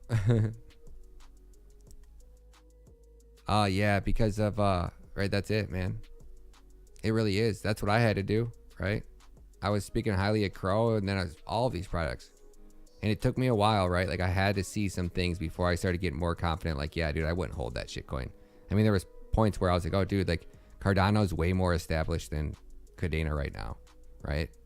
Like over here, if shit would have started to pop and Bitcoin was going to run, Cardano would have outperformed it, right? So there was a point where I was like, oh yeah, guys, like, you know, maybe you do hold on to your Cardano, because if the market rallies or they turn something on. But then once I started to hear that Hydra wasn't going to turn on until like Q1 of 2023, I was like, oh bro, that's like a no-brainer. And then Cadena, like in that time I was just getting more and more bullish on, right? Like we were so bullish on, I was such a Cardano bull this summer, man, because I don't have to be bullish on the tech, right? I just didn't know the tech was as bad as it was, right? I had no idea. Like I thought that Cardano was going to turn on and smart contracts were going to work. It was proof of stake. Like we've never heard of proof of stake blockchains having like bottlenecked issues before they even launch, right? Before there's any network building on it, right? That's never ever happened, right?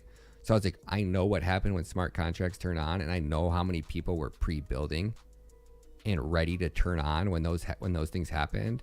The dexes, the community, the everything. I was like, oh fuck, it's a wrap, baby. Like it still blows my mind. There's not any congestion, right? They're just having really major issues with their smart contracting language. And I forget what it is. It's fixable, right? And Cardano's not bottlenecked. It's not blocked up, right? There's people built on it. Like there's, you know, hundreds of applications built on it waiting to turn on. When they turn on, it's going to freaking run. And it shouldn't hit any bottleneck issues for quite some time. Like look at BSC, right? Like so people will be able to build on it. But it's just not going to be as superior as Cadena or even close to it. And eventually it will hit a scaling limitation. Whether that's at a $100 billion market cap, a $200 billion market cap, Cardano seems like it's built itself better and designed itself better than these other proof of stake chains that have hit bottlenecks, but you don't know. And I don't think that's still going to change the 24-cent Cardano gas fees. That was really the nail in the coffin for me. Once I really realized what compounding interest does in adding up gas fees, it just doesn't make sense. So that means like, yeah, there's things built on it, and sure, some games will turn on, and it's Cardano, it's wrote in Haskell, so it should be pretty safe. And it's peer reviewed, so security wise, it should be, you know, a safer chain to use, but it's just expensive. And I go, okay, yeah, shit.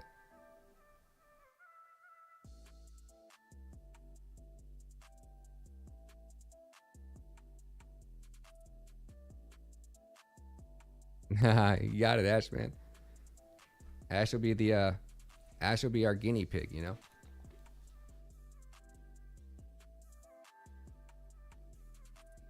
We've been there, Ash. I don't blame you, man. I held it when I knew better, you know. I did.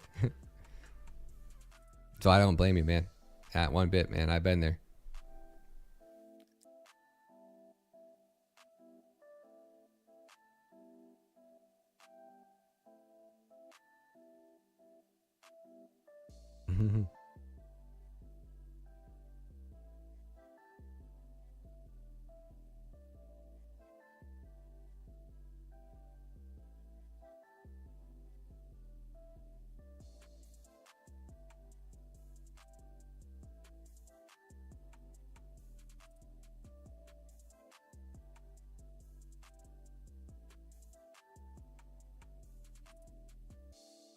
Yeah, the longer the bear market, like there's, you know, the market turns around right now, the Feds start printing, you know, somebody needs a bailout, like GM needs a bailout next month, and the Feds turn that printer back on.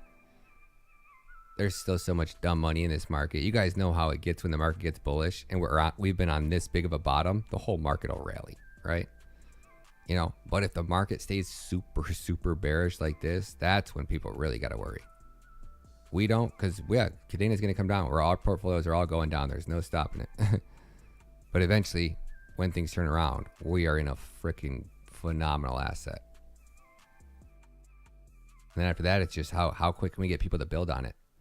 The more people that build, like the more products that initially do good, the better. And they won't take people long, because every product that's building on Cadena is teaching devs. And all those devs are going to want to go create their own degen coin flip and make a couple, you know, 100,000 or maybe $1 million really quick, you know. kitty cat NFTs, what they just make 50,000 KDA or 35,000 KDA or 25,000 even KDA is insane. Just one NFT product. The first NFT product already made somebody 25,000 KDA or 50,000, depending on the math. Oh, it's actually at least 30,000 is what it made him. The first NFT collection that sold out on Kadena made somebody 30,000 KDA, and it's a picture of kitties, a JPEG kitty picture project. Because that one person spent the probably week it took themselves to learn how to code, and then another week how to create a smart contract, and then another week how to implement it. Somebody probably went to school, watched one of the videos, and went home and just put in the work. Or they saw somebody else's video and they went home and put in the work. Thanks, Martin. Right? But they did that. And against all odds. Like without help, they had to teach themselves, man. Right? And they deserve it. And they just made, for that 3 weeks of work that it would have took anyone in this stream, right? That person just was rewarded with 25,000 KDA. It won't be long before everybody has that mindset. I do. It's the very first NFT collection, man.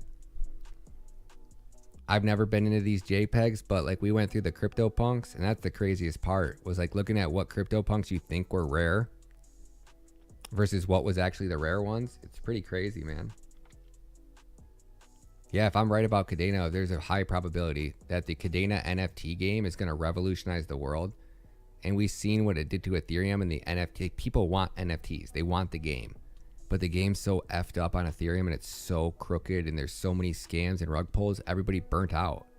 Because you have to have a whitelist spot. You have to be in a Discord. You have to, all these things that people dislike about them, And I'll be screaming from the top of my lungs, like, when these products try to drive these Discord and these garbage ass things, I'm going to rag on every one of them.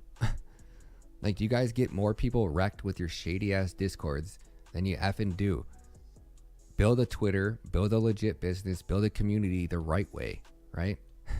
I get what you're trying to do so you can shill people, but you don't need a fucking Discord to build a community. That's what your Twitter is there for. Keep your DMs open, right? I don't know how to say that right, but like there has to be a better way than Discords because they're not fair. You can't run your DAO through it. CADX already taught us that. Like that's a huge eye opener to anybody thinks that they're in a DAO and it's ran through Discord. Your voting rights in Discord don't mean dick. If that's how you're managing, you're part of a DAO that's ran through Discord. No, it needs to be ran through a crypto wallet. But even that, they can cheat too, especially if you're the DEX that manages the wallet. Yeah, Nev says can't stop, won't stop, stacking KDA. I like that. Somebody should make that into a TikTok rap song. Where are my rappers at? Can't stop, won't stop. Stacking KDA, baby. Stacking KDA, baby. Can't stop, won't stop. Somebody's got a rap song for me. Come on. I'll create the dance for it. You create the jingle.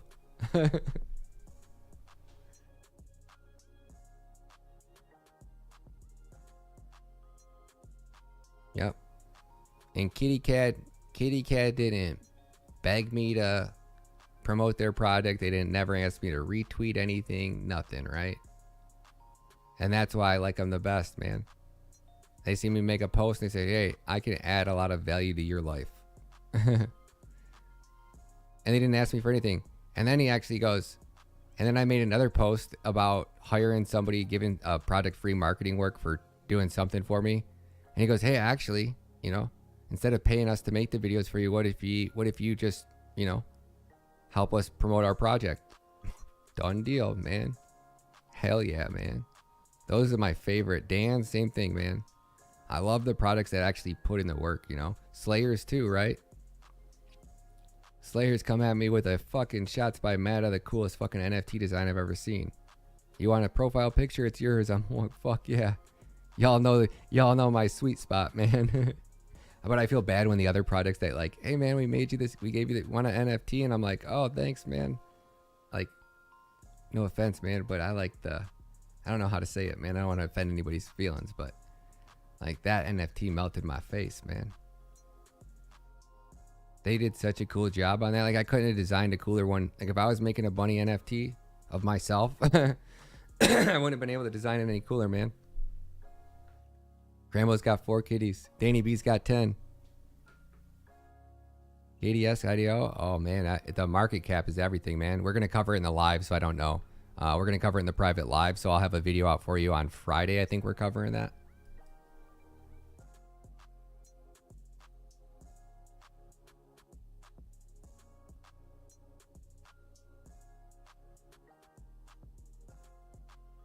Oh no, we're covering that tomorrow, so I'll have it out. It'll be in the Publix by Tuesday or Wednesday at the latest.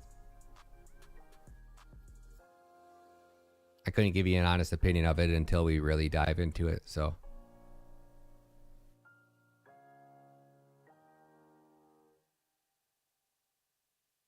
I think I made it 14 or 16 maybe.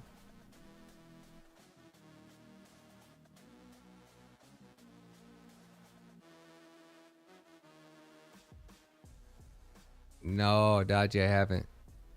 And that's the hard thing is, man, I feel bad, but I know like you have to be determined in the NFT space to stick it, you know? Because when they do their first NFT round, right? If they're building a game, right? That game's like, you know, 2 years out. So these projects need to be able to generate life-changing amounts of money, right? Like imagine being Kitty Cat right now. You just say you just made 30,000 Cadena, right? And say that make it through summer and something happens. Luna buys Bitcoin, we go up pretty high. And Cadena becomes $50. You might have just gave one person a $1.5 million. So yeah, they could spend, you know, a couple $100,000 in the next 3 years probably building out a game, or they could just walk with 1.5 million, you know, enough Cadena to be set for life. So it's not only, you know, it's one thing to become a cool NFT project, but it's another thing for me to actually want to promote something that I think actually has longevity. And you guys know how picky I am. So even like my best friends, like my good friends make NFT projects and I haven't promoted for one of them. My cousin even was asking me, sorry, cuz, man. Like Mike Dowdy, my cousin, he's a pro wakeboarder. He's a professional athlete. He's got an NFT collection. And he didn't sell out of it. I didn't tweet or tag about it. And he's fucking family. I'm pretty big dick. Oh shit, I never really thought about it like that till you guys said it, man. I don't even promote my own family's NFTs. That's fucked up, man. Could have at least thrown him a tweet. Shit. Fuck. I didn't think about it like that.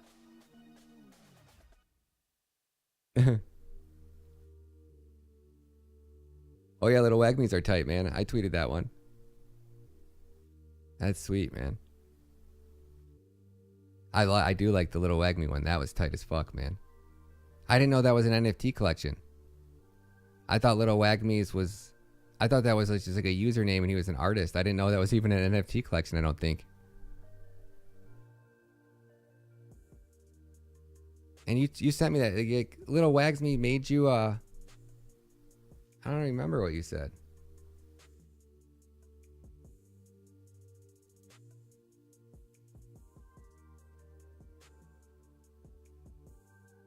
Maybe I just didn't think, like, even when, what's his name? The Kitties one reached out. I didn't even know that there were actual NFTs on Ethereum.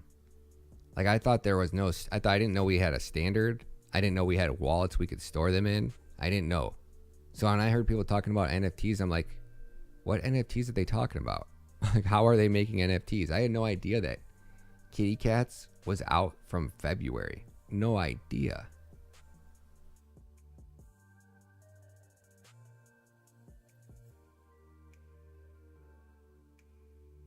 So that's crazy. I didn't even think about that. I didn't know Little Wagme made me an NFT.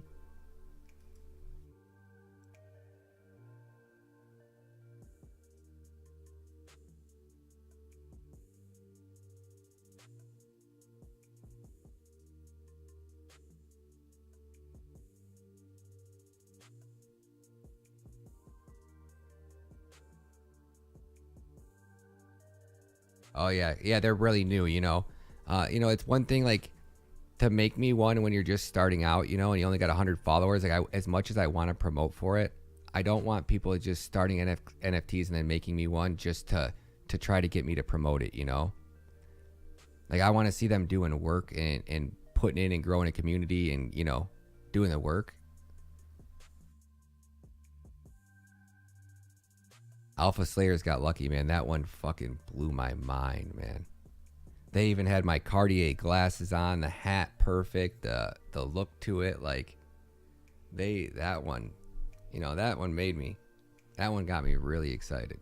That one got my profile pic. That's how excited I was with it. Like, I got my mic on, my headphones on, my neck, you know, and they're the exact same. They got the little gray piece on the side. Like, that is, you know, they nailed that one, man. And they got a dope ass boom mic on there too.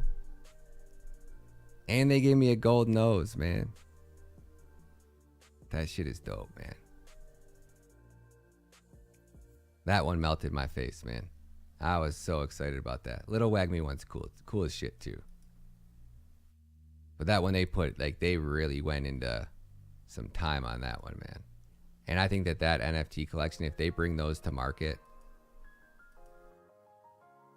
that's gonna be a fucking banger, man. And I feel bad again, and I tell people not to like do that because I don't want to be I don't want to be put into the position where, like, I have to make you feel upset because I don't like a piece of fan art. You know, I would rather just not people don't make them. You know, because then I feel like if I don't share it, if I don't retweet it, then I feel like an asshole.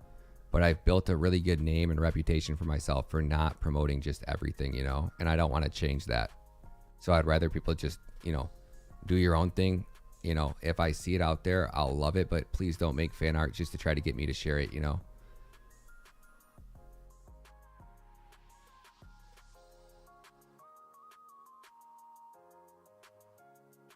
Because no matter how much I love you guys, it's just a fact. 95% of crypto products fail. And that was before NFTs, man. And that was before NFTs. And like other channels, like people reach out, you know, that are newer, you know, and I'm like, hey man, get your first 50 videos out, get your first 100 videos out, you know, show me, grow that community, put in the work, because it's hard, right? You guys see how it is. How many people started the Cadena communities on Twitter? How many are still with it? How many of you guys are still daily posting? Because there was like 10 of you guys in here. Everyone went out and started the Cadena community page. How many of you guys are still going with it every day? How many got discouraged when they seen how hard it was and kind of fell off? Who's doing the best out of you guys? Are you guys all like talking about it in the public telegrams? Or the private telegrams?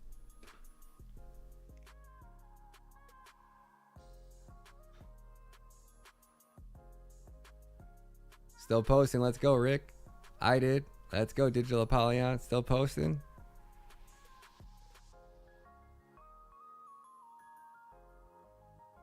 Oh, I just DCA, Fabian. Buying the dips is more so something you do in a bull run, right? Like when Bitcoin, right after a Bitcoin halving, when Bitcoin's doing this, you know, and you're trading assets and you're making more, right? Flipping these low cap gems and you're hustling and grinding. These are the dips you buy. You buy dips in a bull run. You never buy dips going into a bear market. That'll never change. I don't think I'll ever change my stance on that. There's a lot of times you get caught up buying the dips though, right? you know, that's not what you want to be doing, you know. You want to be DCing in. You know, I got caught over here, right? And I don't think it was until this big wick down, right, that I really was like, oh shit. Even then I still thought, you know, I thought that was manipulation from the world banks. I think I still thought we were going to rally over here because I thought the feds were going to keep printing. And then once it was overwhelming obvious, like, okay, like even the media can't spin it anymore. Inflation just started getting up too high and the feds just couldn't keep up the act anymore. Like the feds didn't want to stop. They know better, man.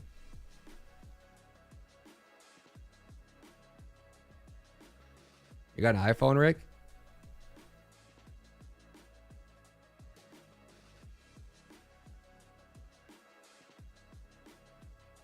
You got an iPhone, you got it right on your phone.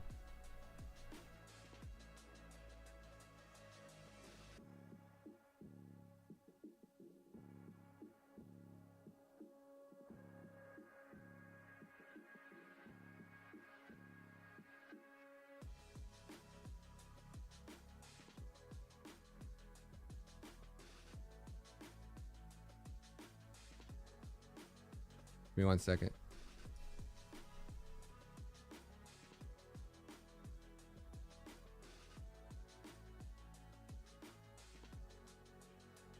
Oh shit. Never mind. Never mind. I ain't got a Mac. I was like, oh sweet, I'm gonna mirror my phone.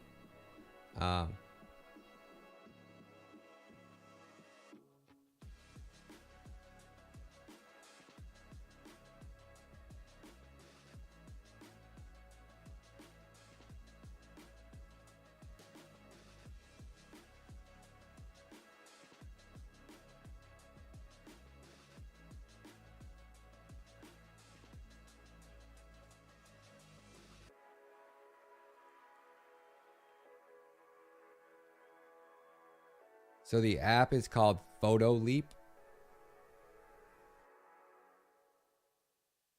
I don't think it's gonna, but the app is called Photo Leak. It looks like a little bird, a pink, purple bird. Not Video Leap, Photo Leap, or Photo Fox.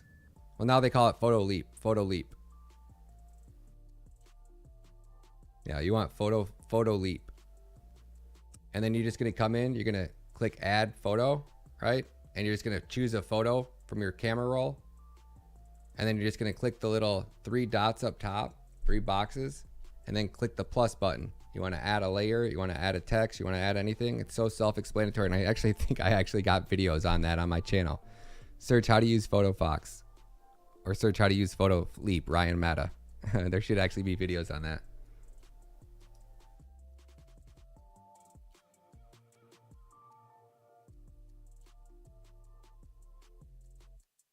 Yeah, Photo Fox. It used to be called Photo Fox back in the day. Yeah. There you go, Rick. Got you, homie. The wild shit I used to put on YouTube. Yeah, now it's called Photo Leap. And the app is way different from those videos, so, but it'll give you a general idea of how to use it. Oh, and you get to see Bree's hot ass in that photo too.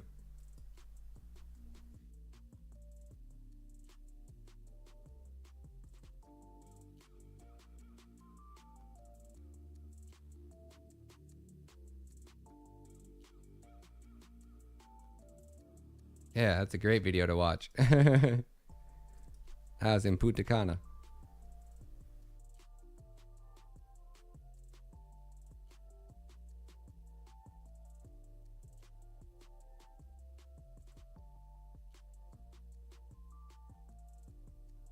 Ah, shit. Portfolio down half, 50%. You in good shape, Andrew. You in good shape, man. Mine was 500,000. Now it's down to probably 100. Well, no, probably about 120, but so I'm down at least 60. At least 80 probably. And I've been adding to it like it's my job. Oh, I guess not. I've been selling shit coins and shit, but I've been adding to it, man. What up, Fabian? Thanks, homie. I'm not smart enough to I'm not smart enough, man. I keep telling y'all that. You aren't smart, you in the wrong place, man. That's why I work 20 hours a day still. But I'm learning. I'm learning. Me and Bree were dating for a while, yeah. Me and Bree dated for like 2 years. On a plane, on a boat, in the Bahamas, in Mexico, on a yacht. Everywhere. All over the world, man. In the penthouse suite, oh, not the penthouse, but the junior penthouse suite in Punta Cana overlooking an ocean in a hot tub outside on the penthouse balcony. A lifetime all-time high. I peaked, man. I definitely peaked. There is no one up in that one, man. That was a lifetime all-time high, right? I think even thinking it to myself, like when it was happening, like I don't know it. I'm only going down from here. That's all I kept thinking.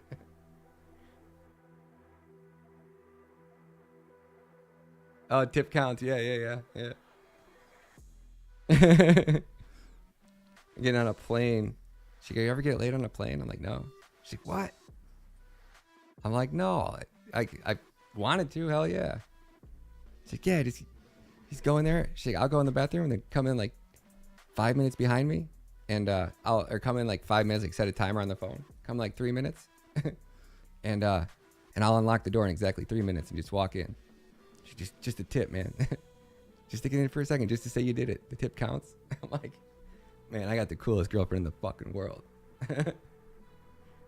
Straight up, baddest ass chick. Like when you think to yourself, like, man, what would the coolest girlfriend do? Like if I had a coolest ass girlfriend in the world, what would she do today? She did that shit all the time, man. I'm telling you, coolest chick you'll ever meet, date. Like I said, still best friends. Well, not so much best friends anymore, but like we're like, if we hung out today, we'd be like picked up like we were best friends. Anytime I talk to her on the phone, it's like things never change. We were just fucking coolest chick you'll ever meet. I tell you what, man. But ain't nobody want to sit there while your boyfriend works 20 hours a day, man. 7 days a week and gives you absolute no attention outside of like, you want to get laid? Yeah. You know, I don't blame her. I'm hungry, man. I'm grinding. I'm not trying to just get a white house and picket fence, man. I want a white jet, you know? And I'm not going to get that without grinding, man.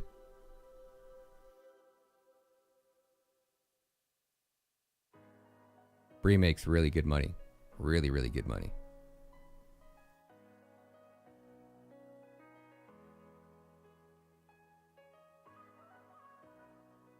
Still counts, baby, right? I can't even tell some of the cool stories, man. We were basically doing some fun stuff one night, and it was on her butt. And she goes, you want to take a picture and send it to your boys? I'm like, wait, can you say that one more time?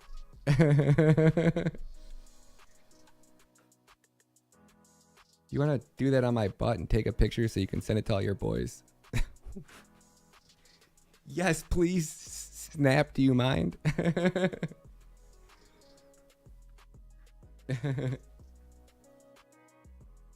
We grinding, homie, man. Life gets so much more fun when you got millions, man.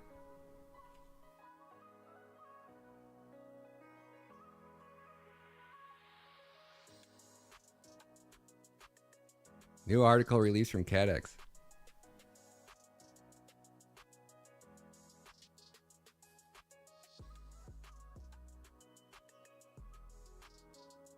Is that not the coolest shit you've ever heard, Rick? Like when I tell you, picture anything you'd want the coolest girlfriend to do.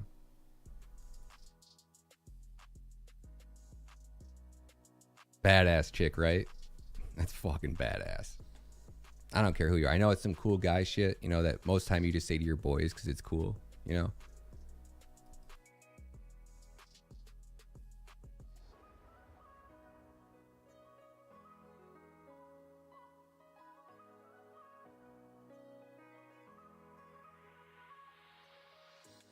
All right, hold on. Let me figure out how to get this audio to work.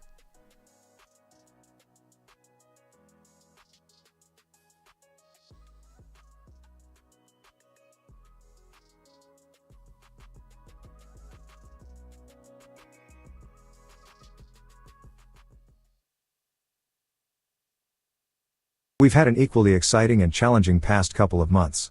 We've reached 13,000 unique users in our X wallet. we've completed development of our AMM rewrite and focused a ton on UX with our redesign.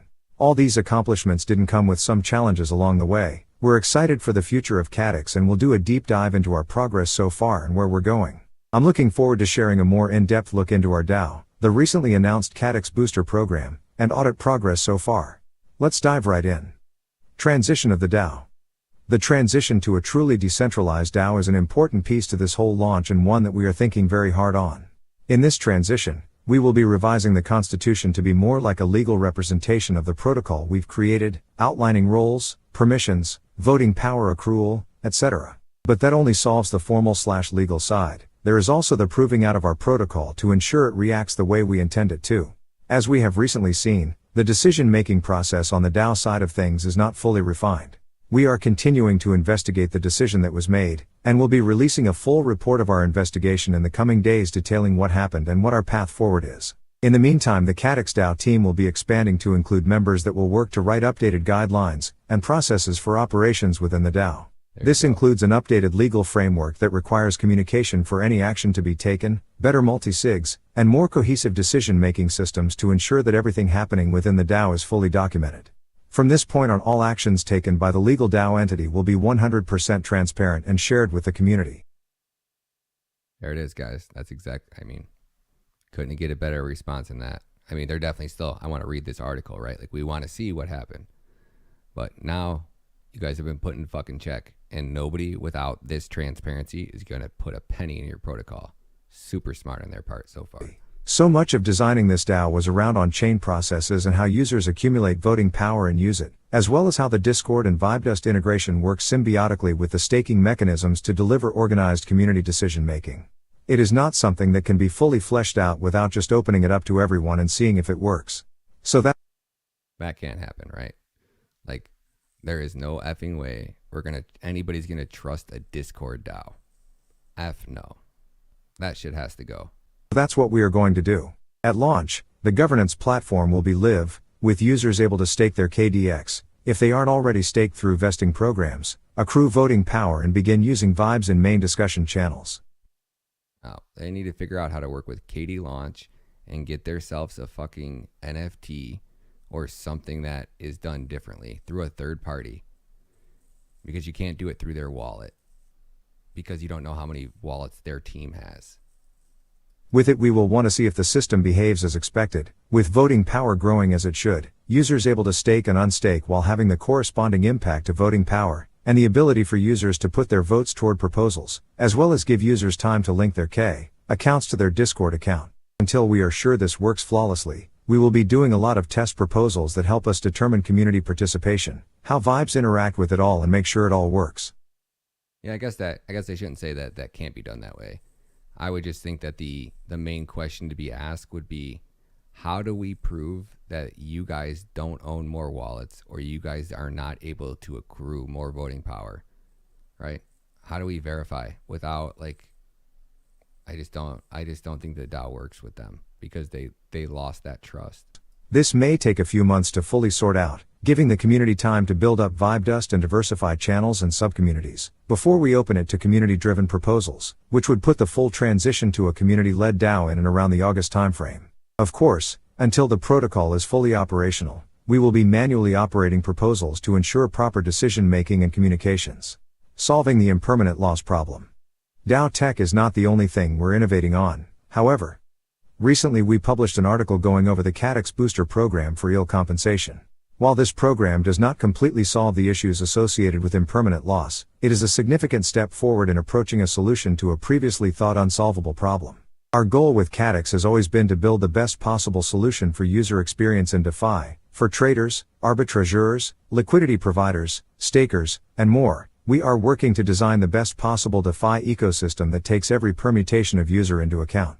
This new booster program is a major innovation in terms of liquidity provision that truly works to benefit all token holders, liquidity providers, and members of the DAO. Retaining CATX's core tokenomics of being a deflationary asset, this system creates a direct synergy between staking and liquidity provision. Because the booster is DAO controlled, and assignable to different pools based on DAO sentiment, as this is a variable system, the DAO is truly given a hand in controlling the long-term emissions of CATX. As with everything we do, We are building for the long-term sustainability of the protocol, and the booster program reflects that with the initial emissions schedule, which is set to sustain it for 4 years. Auditing and testing. The audit has been going extremely well. So well, in fact, there hasn't really been anything to talk about. We have had a couple of findings like, might be a good idea to not allow a negative number here or you have a value hard-coded there. But at this point, while the most in-depth auditing is still coming, I feel comfortable enough with the timeline given to share it. The audit, as it is currently planned, is slated to complete May 9th, with follow-on testing on reward schema throughout May. This, of course, doesn't mean our work will necessarily be done.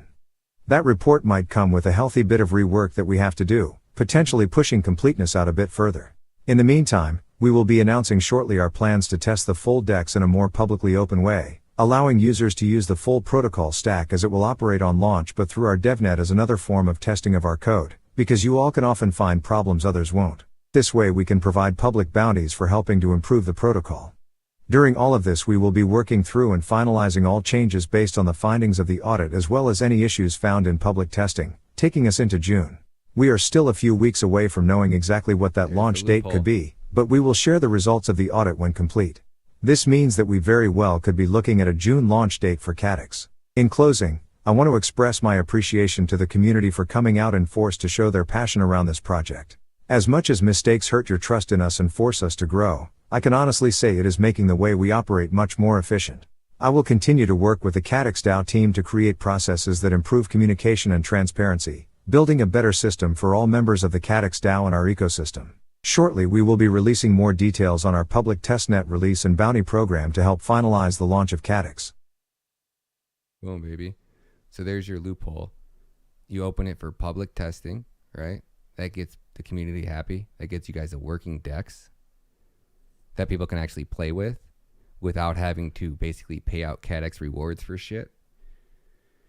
Keeping CADX tokens out of circulation for a year till June, right? That's great. Smart. Auditing process. Will we have a June launch date? I don't think so. I think this is just enough to get the community excited. I don't think we'll have the fully launched DEX until July. But either way, it's enough to keep the community happy. It's enough to give people something to play with. The public bounty program's smart. They have to figure out a way to, we're not going to give you the trust, right? You don't get to write one article and get our trust back. That's not how this works, CADX. We need to hear a lot more from you than this. This is a great start, but this DAO needs to be, how do we know that Discord's not getting bought with bots? How do we know that we're not getting cheated out of our voting power? That has to be 100% transparent,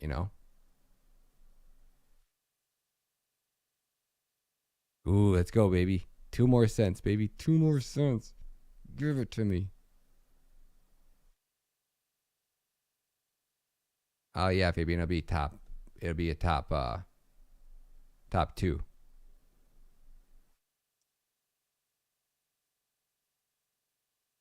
Brilliant, man. It's a great article, man. That was a really, really well wrote article. Very good, man. Covered all the key points, admitted their faults. They had no choice to come out, and that's how you got to do it. You got to fall on the sword, admit you're wrong, admit your shortcomings, and not just admit your shortcomings, come out with solutions to ensure the community that'll never happen again. Really, really well. Fucking great wrote letter. But yeah, they just have to earn the trust back, right? And they would do that by showing us 100% that it's immutable, transparent, right? And open source, right? I don't think Vibe Dust using, I would assume, centralized parties to run a DAO makes sense, right? Am I the only one who just thinks that decentralized autonomous organization that's using centralized products to run their DAO is fucked up? Am I wrong on that? Or is that just 1 + 1 = 2 kind of doesn't make sense kind of thing? Yeah, but does this always start over at the beginning? Oh no, it doesn't. All right, good.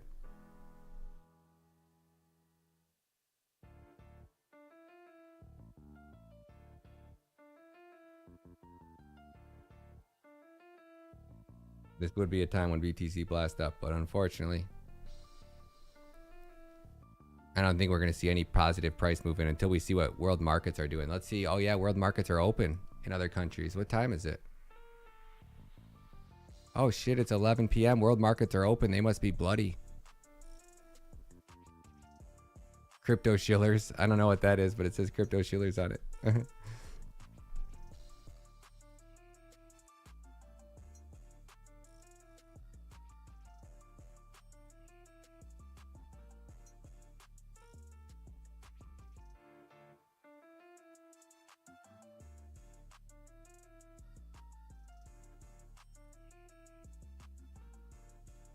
Mm-hmm. They sure are, baby. That's why Bitcoin's dumping. No shit.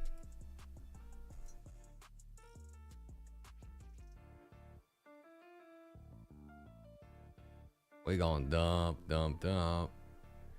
Japan's down 2.2. Hong Kong's down 3.8. KDA 280, baby, we coming.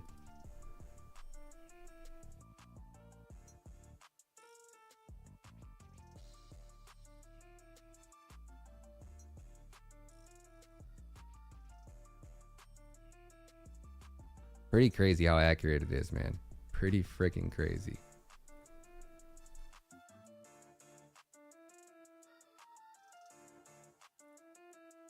Let's go, baby.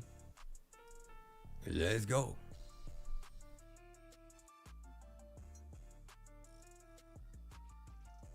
What up, DJ? Good to see you, homie. Fire and Lave, what up, what up? UV Mister, what up? Bitcoin will go to 10K? Nah, not a chance.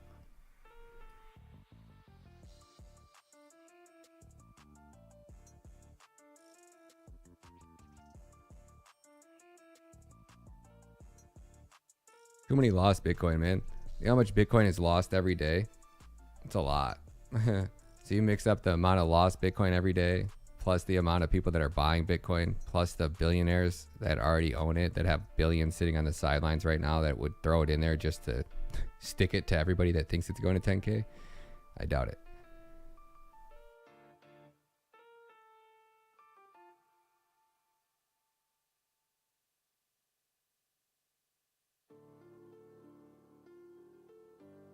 Each day, 1,500 Bitcoin are lost each day.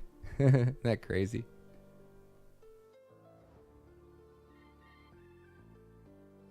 I don't think we going anywhere, baby. Let's go, baby. Double pop. We in it, man. We're the only squad in here who's like, hell yeah, man. We coming down. Our portfolios are going down. Let's go. Oh, 2030, yeah, man. The next Bitcoin bull run's in 2 years.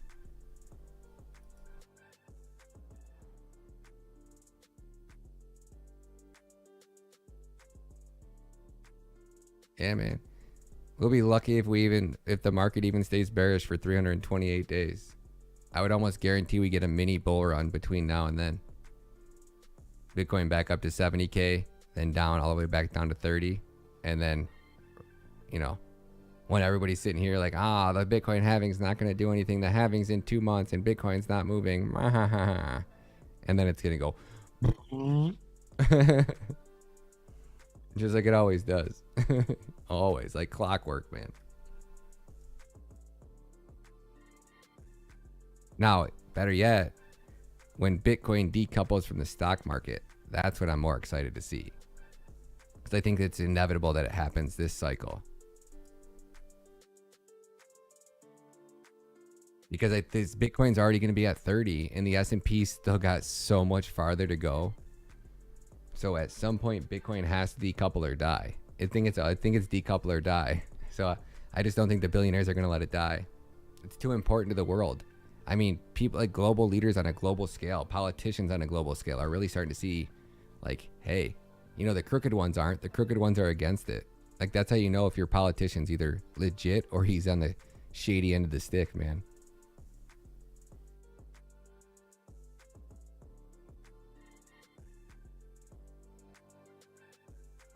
Yo, Cryptundrum, what up, homie? Yeah, you do love it. You do, right? You don't mind. I shouldn't say you love the dips, right? But like this is DCA weather, right? This isn't buy a dips weather. This is strategically have a plan and stick to it. Whether that's you buy every 50 cents, you buy every 20%, right? It doesn't matter what your plan is. But this isn't like, I'm just going to buy a dip, right? This is, you should strategically be setting up limit buy orders. And then worst case scenario, if price moves up by, 50% and, without any, market movement, like if Cadena starts to run when the market's bearish, that's when you should probably pay the most attention, because that means it's able to do its own thing in a way.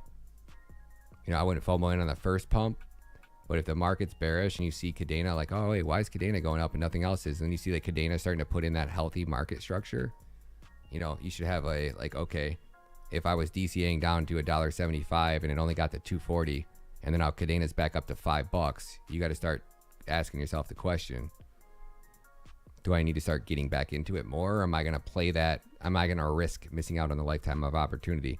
That's why I say it's buy now or FOMO later. Because just healthy market structure doesn't mean it's going to go up, but it's going to be a really good sign, right? But we've had it before. We were building a healthy market structure over here, but we didn't have the application, so I didn't think it was true. But Fire and Lave, there is no money to print.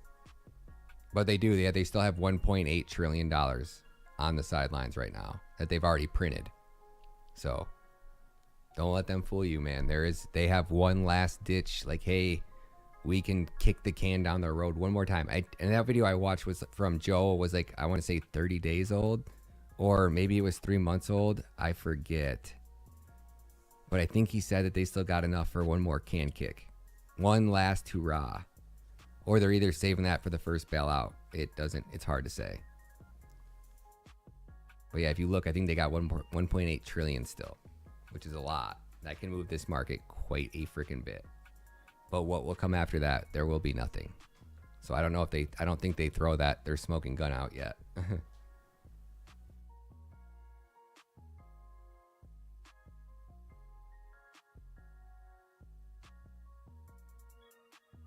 Yeah, DJ says it right.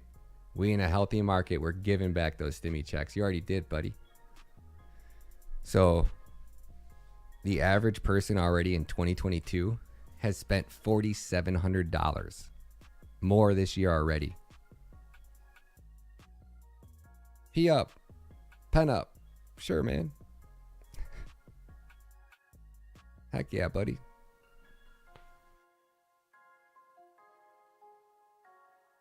I'm so excited, man. This is like even though I ain't got much to put in, even a couple $100 here and there, man.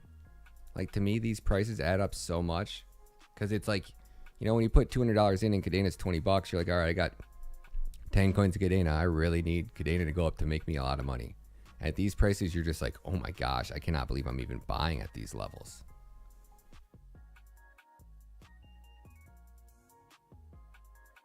That $200 goes a freaking long way now, Even when you guys are winning the airdrops and stuff. Oh, that's on Monday. I was like, oh, I gotta do one. It's like, oh no, it's not a weekend. Even the people that are winning the $50 airdrops at night now.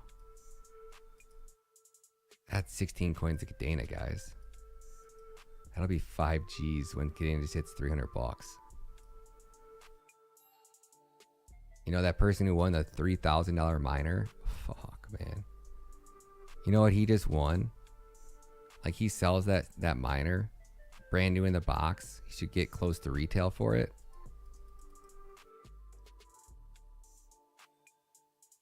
That's 1,000 coins of Cadena. That's 300 G's, man. If he plays that right, and I'm right about it. Jeez, oh fucking Pete, man. Crazy thinking about 3 G's will be $300,000 right now. Cadena at $3. That's bonkers, man. So, like, when else in your life are you going to ever have an opportunity to turn $3,000 into $300,000? Not flipping burgers at McDonald's, man, because you're too proud? Fuck that. I'd be fucking kicking dudes out of the way for overtime. like squirting Visine in their coffee, so like fucking they got to take the dump, and so they get the runs, and I'm over here working that OT on the grill, baby. You want a fucking supersize? I got you, homie. You want extra fries with that? No fucking problem. Smile on my face, dude. Just counting them down the seconds till I never had to do that shit ever again.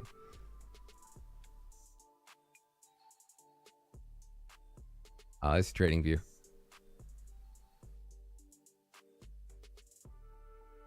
There you go, Mark.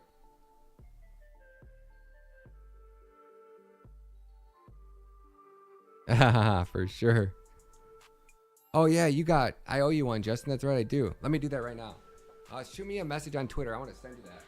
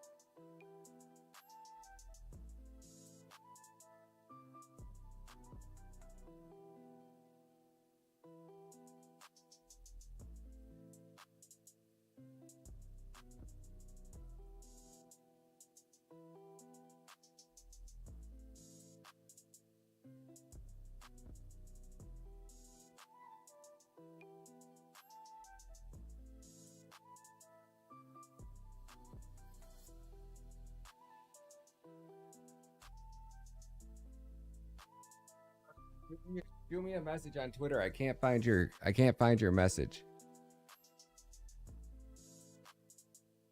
I completely forgot about that. Thank you, buddy. All paychecks to KDA.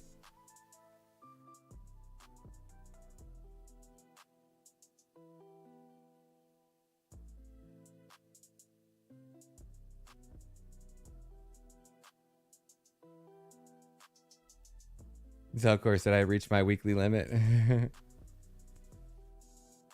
Crypto Guapo, what up, homie?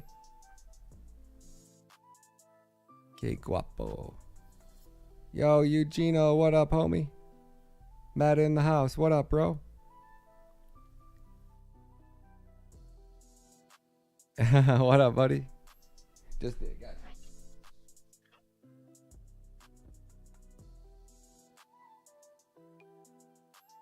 Okay, I had your message.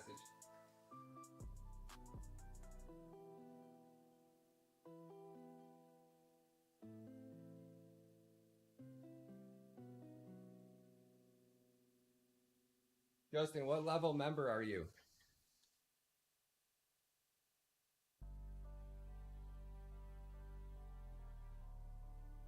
Yeah, I forgot. I forgot what member you were. I don't think you sent it.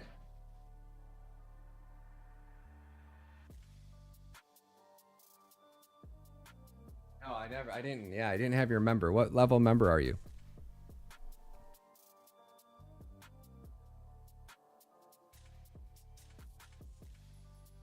I sent Redbeard the wrong one.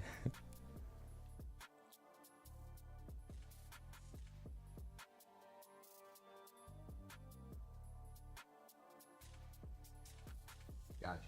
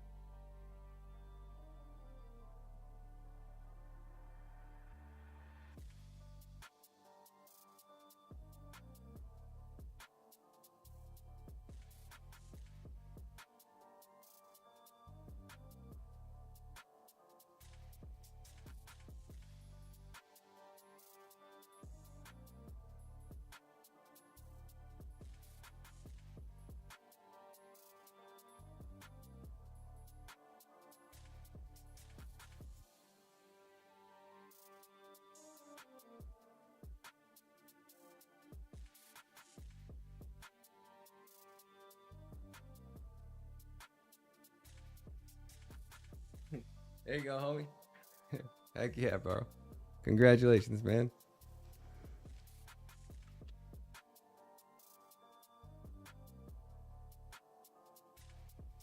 Yeah, if it's not in Cadena, we're not really interested in it, man.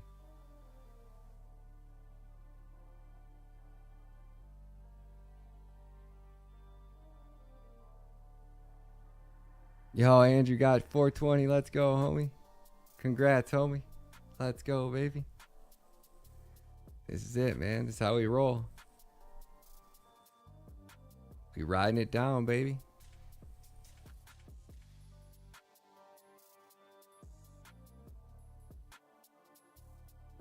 I haven't, Jamboy, I haven't looked into it yet. We're doing that tomorrow in the privates. So I'll have a video out for you by Wednesday.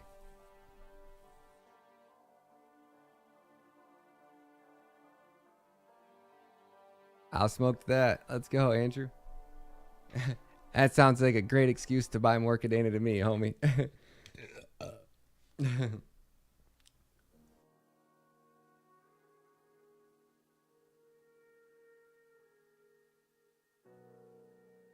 Like, right, eventually, like, you got to think there's some really big players, right?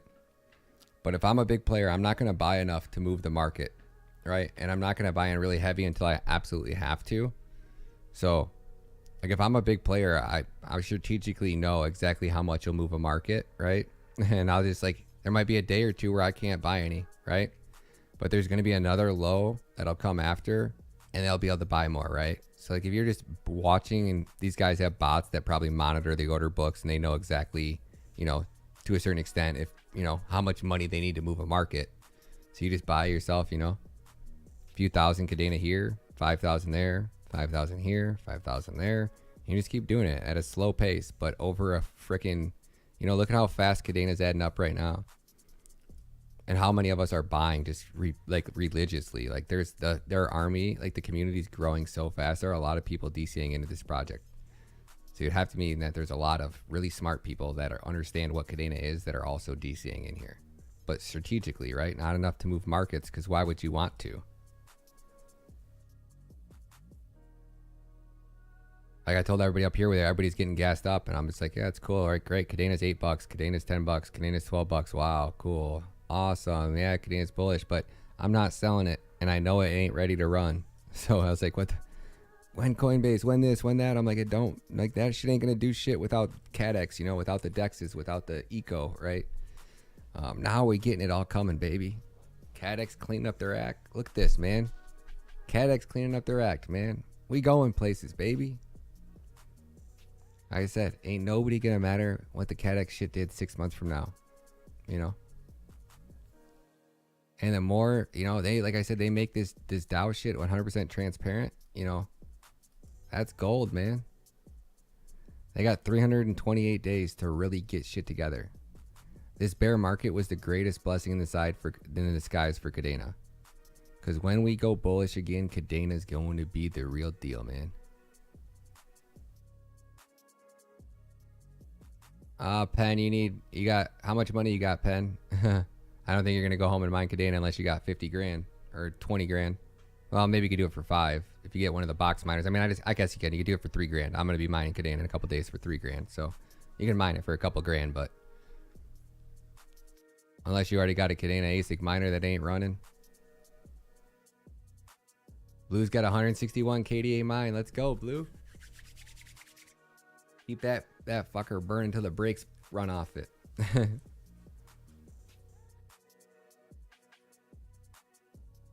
Ooh, where's the white paper, Teach? Damn, Teach almost got 30K too, man. I hope you guys get more KDA. What up, Stang? Good to see you, homie.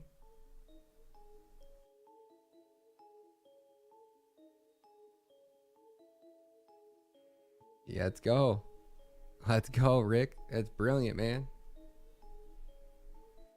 That's so brilliant. My buddy in high school used to give plasma in college, right? Like, you can donate plasma, but you gotta be able to pass a PP test, I think. I don't really know. Maybe that's not. But yeah, he donate plasma like twice a week. And I want to see he was making like $175 donating some plasma.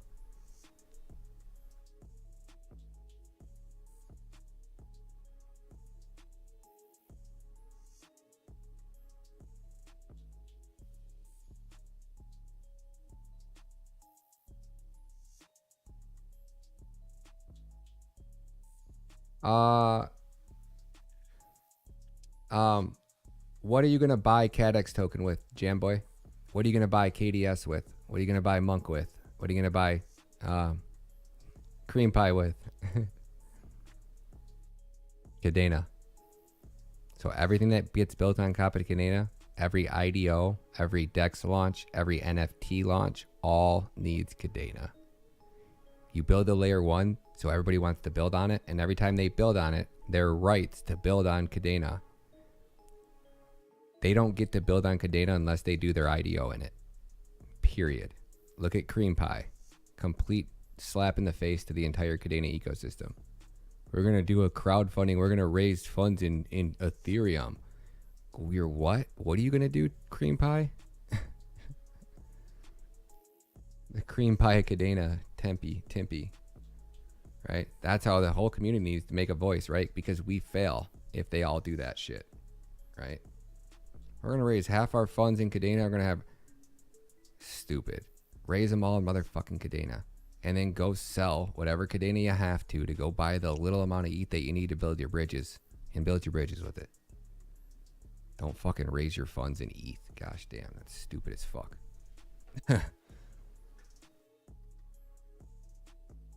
Good to see you, Stang.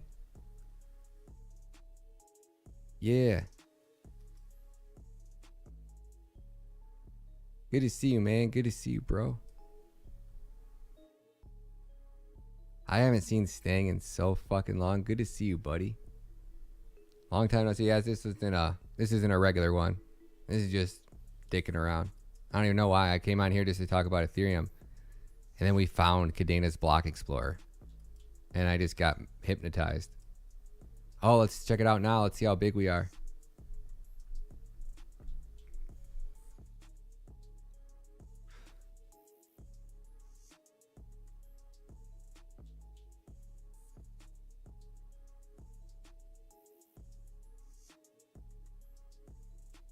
They're not the coolest shit you ever seen, man. Like it's never...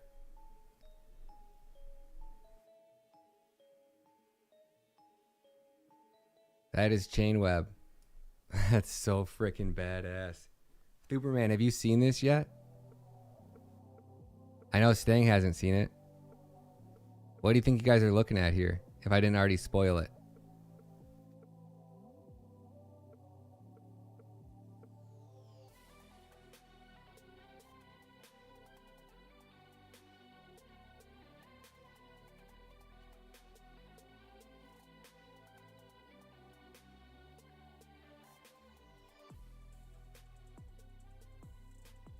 $3,500 by 2025, I think. Yeah.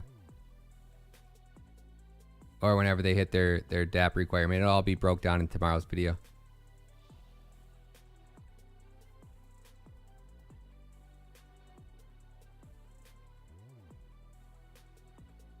Yeah.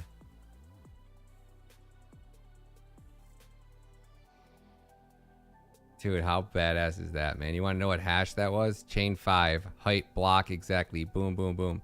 This is Chainweb getting freaking built. Multi-chain live? I don't know what multi-chain is.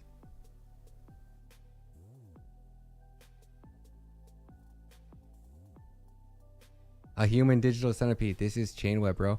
This is their Block Explorer in 3D. All these chains all connected together where you're seeing all these transactions here. They built a 3D freaking model of it live. So you're actually watching the blockchain grow in real time. Every time they make 20 more blocks. Look at that. Look at how freaking badass. That's the hashes braiding them together. Oh, it's so freaking cool, man.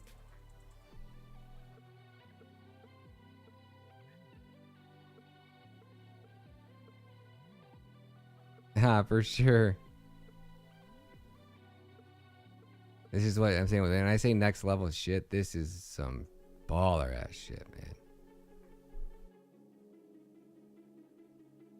So now you can load it and it loads from scratch, right? So it starts just whenever you open it, it starts showing you right from that very first. No, it's in there. So if you go to the Chainweb Block Explorer and you go up to Get Started, 3D Chain Experiment, and I messaged Paul Sue, and I asked, and I just wanted to drop the feeler out there, and I'm like, you know, I would be willing to travel and cover, you know, majority of expenses myself. I would love the opportunity to film a Netflix documentary of the Kadena team and the evolution of Kadena, and go right now. Like, I would pretty much not neglect YouTube, but I would document the journey as I traveled to New York to interview Doug, and then to wherever to interview Paul, and then from wherever to interview Francesco, and just like show you guys the behind the scenes of me making the Kadena documentary. And I know for a fact I can shoot it as good, if not better, than the and produce it better than the Netflix, like than the Bitcoin documentaries, right? So I'm dying, guys. I would fucking love to take you guys on that journey with me. So I was like, hey, would that be something I could submit a proposal to make to like the Eco Fund? Like, would I be able to get Kadena to give like $15,000 so I could produce that Netflix documentary? And if I did, does Paul Sue have the connections to get it on Netflix? Because that's not paying an influencer, right? Like, that's quite different than paying an influencer. I would love to make that documentary. Would that not be dope as fuck? I can film it. I got all the gear. I got all the equipment. I got the editing talent.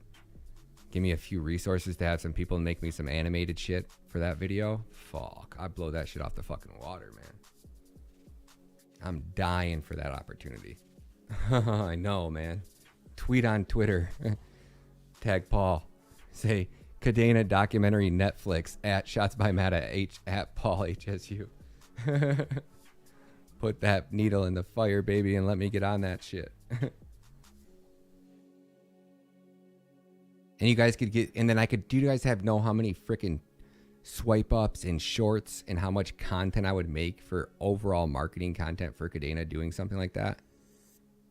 Like, I could maybe, I don't know, right? It's hard. Like, I don't fit the ambassador. Like, I could never legally be an ambassador. I don't want to be one. But like, legally, would they let me, would I be able to do that? I don't know. I don't know how that would work legally.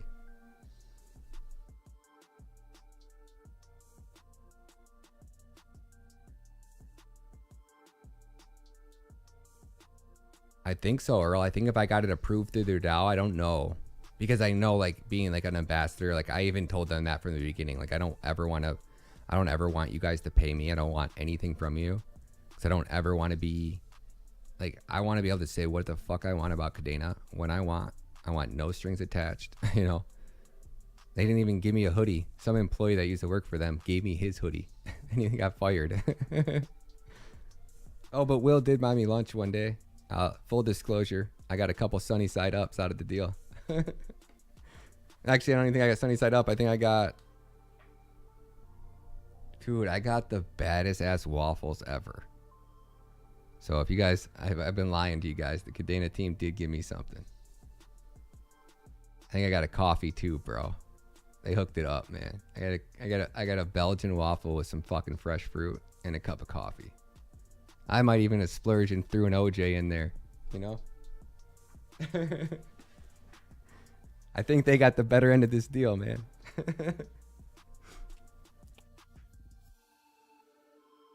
Yo, what up, Jacob? I've been talking to you, man. Jacob, hi, Jacob, how many miners do you need? Right? To do everything you need. Like, have you calculated out exactly the number of Kadena miners that you're going to need to fund your shit? What you're talking about?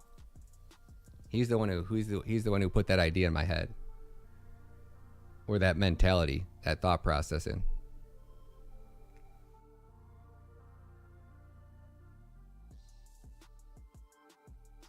OJ as well. We chilling now. You fucking spoil me with a couple fucking Belgian waffles and some fresh fruit, man. I'm a cheap date, bitches. Yo, Rick says, yo, I got waffles, Ryan.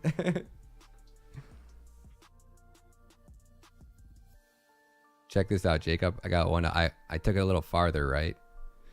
So right now, if you buy Cadena, and Cadena is $3,000, right? And these new set of miners, I say max for like a KD6 equivalent, is going to be 30,000. So if you bought, 3,000 coins of Cadena, or sorry, just $3,000 worth, right? When Cadena hits 30 bucks, you could either sell it, right? I would do it. I would double that so I could borrow against it. I take a loan out for 30,000. That gets your first miner, right? And your first miner is going to make you $40 per day, right? Which comes out to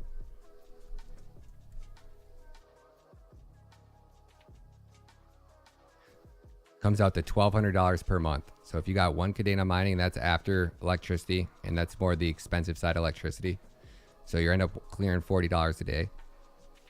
So if you have 4 miners running and your expenses are $4,800 a month, your rent, your car, your gas, your whatever, you need 4 Cadena miners running. And those 4 Cadena miners are going to allow you to live a lifestyle of somebody that makes and spends $4,800 a month. So you take that to the next level, you get 8 miners. You're now going to be generating about $9,600 a month in passive income after electricity and all expenses. And then if you want to live $1,400 a month, right, for 12 months, and you see you can do that for 4 years, right, before the miners have to be upgraded and you're really out. So then really in reality, it would be cut that in half, because you're going to have to take half of that and put towards your new mining equipment at the cost of whatever. So basically, you know, if you want to just do it for 4 years and make those type of money for 4 years, you could probably do it for 4 years and call it good. And that's, you know, and then on top of the fact, you got to also factor in that you're going to be saving in Cadena.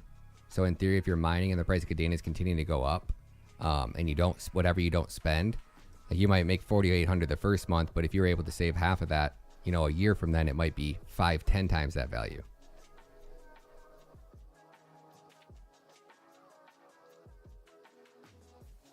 I know, Teach, wouldn't that be cool? Like, I could put out so many behind the scenes, like, man, I could blow them off. I could put them on fucking like on a global scale. Like, I can only show so much through my YouTube channel, right?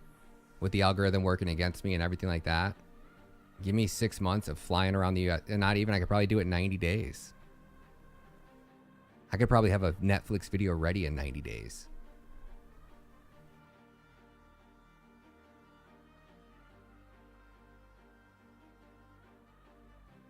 And that would be such a dope documentary. I could even like, there would be so much content. I could break that up into a mini series and turn it into an entire Netflix mini series. If Paul and them would back me on that. Man, if they would really back me so I could get like camera, like the camera I want, that's 12 grand. Like this one bad boy, I would almost have to probably sell some Bitcoin. I don't think I would start that journey without this camera. That's why I was like, 15 grand. Like I'll probably cover the rest out of my pocket, but I need this DJI camera.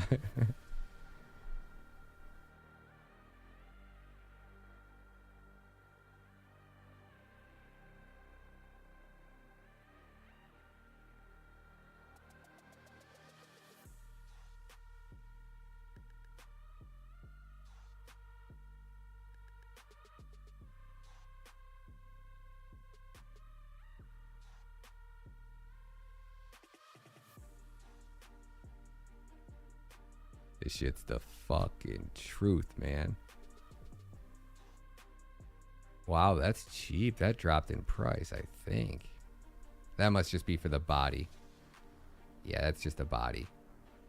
Wow, that dropped a lot. That was like 12 grand at launch. I can't believe how cheap that is. That's only 7 G's. But then, yeah, you have to get the lenses and all this shit. Like, here's the lens, is 1,200 bucks. The Sin lens, that's what it was. Okay, here's the Sin lens for that is 9 G's, the 50 millimeter. Right. So yeah, it's about 15 G's. But that, sure.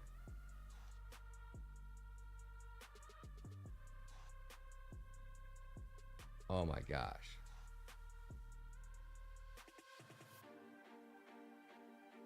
And I would only need to go be gone. Like I would probably still be able to run the channel just as normal for the most part. Like I'd shoot out of town on Monday and Tuesday and swing out, interview Doug, you know, and get like good ones, like documentaries, like walking down the streets in New York as we're talking, because I got all the gear so we can like walk and mic up and like, oh man, I would blow that motherfucker off the map, man.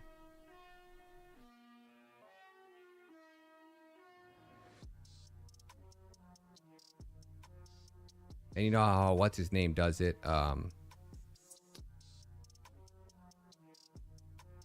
man. All right, Rick. I'll carry your gear when you get to New York. Thanks, homie.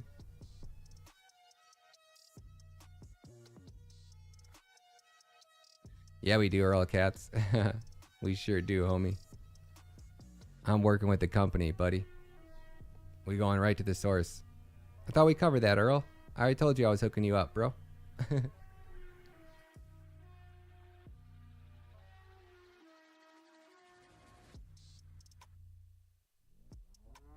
Netflix ain't going under, that's for damn sure, man. Netflix is on such a different level. Flux is killing it. Let's go, baby. I'll be your assistant.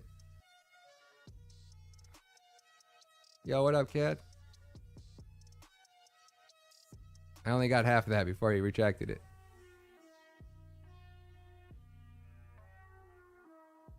Stay at my brother's house in Brooklyn. I appreciate y'all. Nah, I always rent. I'd rent hotels and rent cars, man. Be in and out. I probably wouldn't even fly in for the whole day. I would just fly in with my gear, set up the interview at whoever's house I was going to, and fucking Uber out and fly out within probably 5 hours. I could probably make that documentary in 6 weeks. If I really went hard at it.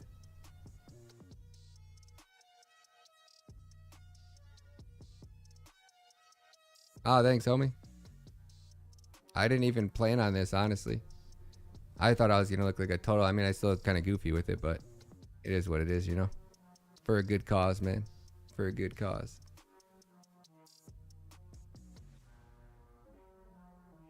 But I was actually surprised how, like, it was something, you know, better than my homeless look, and I can still grow it out so I can donate it.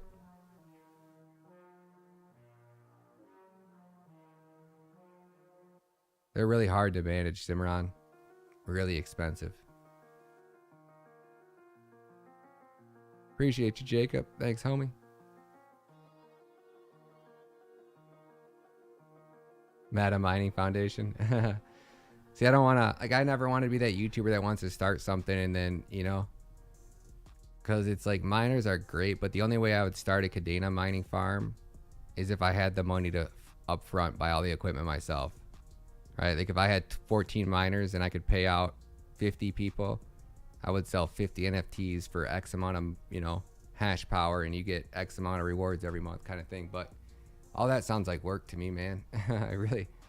I'm trying to, like, okay, like Fast Miners, you got a company together, you want to, you know, make me an ambassador or hook the squad up, and you want to help me, you want to build a crypto wallet? Great. You do all the work, and I'll market the fuck out of it for you, you know? Like, my clout is my, you know, I put in all this work to put myself in this position in the Cadena ecosystem, so I worked my ass off to get here. Really hard, man.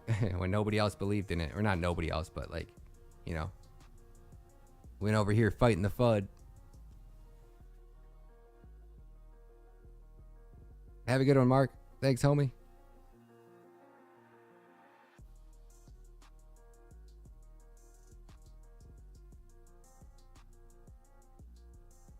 Nah, Netflix hasn't, man. But Netflix is killing it, man. I freaking love Netflix, man. Bro, we buy farmland and use government subsidies. There you go, Jacob. Ah, thanks, homie. Thanks, bro. I appreciate you, man. I appreciate that, homie. Always makes people feel good, man.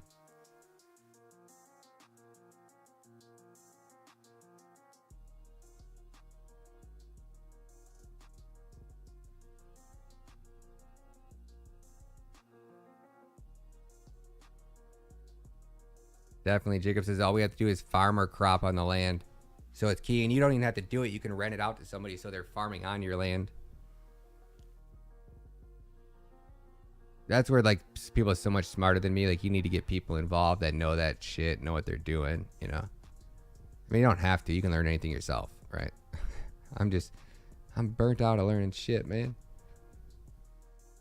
I want to hold you guys' hand and make sure I can help as many people with Kadena as possible. And then after that, you know, my knowledge is there, man. I want to go to having fun and doing fun shit in life, you know. Traveling the city, traveling the world. Yeah, guys, I'll be in fucking Florida. Come grab a fucking burger and a beer. Let's go.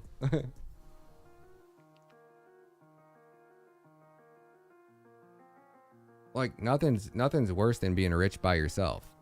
I'll never have that problem. I'll be rich as fuck with all you guys, man. I'll have friends in every city, in every state, in every country. You know? And they'd be rich friends too, you know? That's the coolest part about it. I ain't building a community. I'm helping a bunch of my friends get rich as fuck. What are you doing?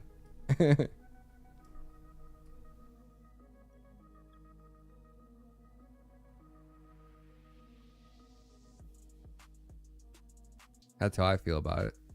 You ain't buying Kadena? We ain't friends. You know?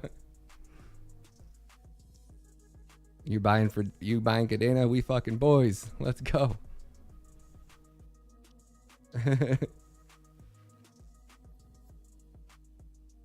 Carbon 1984. Oh, you were in the last bull run buying Cardano, weren't you? Me too, man. But I'm sorry I didn't catch that.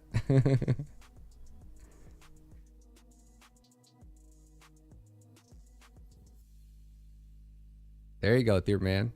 There you go. It's gonna be crazy seeing that Superman's like, my cousin has connections in the oil and gas industry and can tap into wasted methane.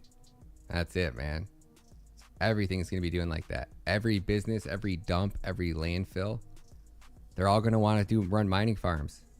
And Bitcoin's a cutthroat industry right now. It's, you know, it really is. You have to be a big player in Bitcoin to start mining and make money now with all these farms and massive farms.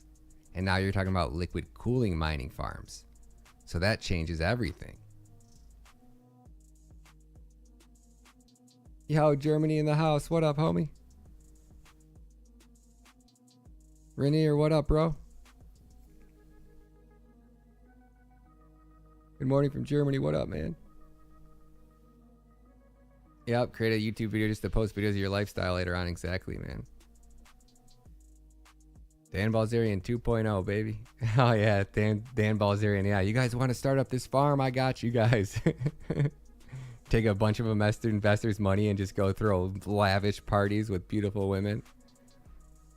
And get caught in lie after lie. And become the Richard Hart of... Be like... Instead of bad Santa, I'll make bad Richard Hart. What do you guys think? Would that shit not be the funniest fucking crypto video of all time? It's shoddy on that. Don't you guys go steal my fucking idea. Bad Richard Hart's coming soon, baby.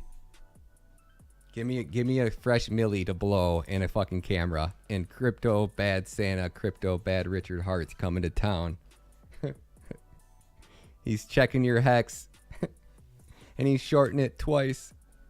And he doesn't care if you get wrecked and end up riding a bike. I can't rap either. Oh, God. Give me some loot, squad. We're going to have a fucking blast in here. Moon Boys on blast. I'll show you what blast looks like. Give me the resources to make Hollywood quality content. Oh, man. No wonder the Moon Boys get this channel shut down.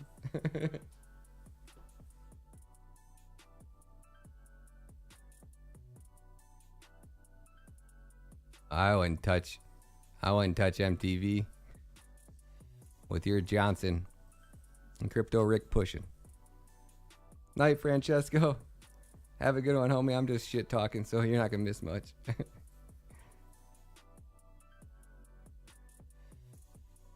Yeah, Cameron. Yeah, they're launching a whole fleet of KD6 equivalents at cost for their first batch.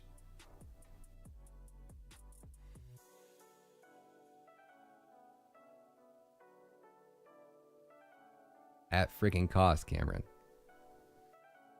Red Wings.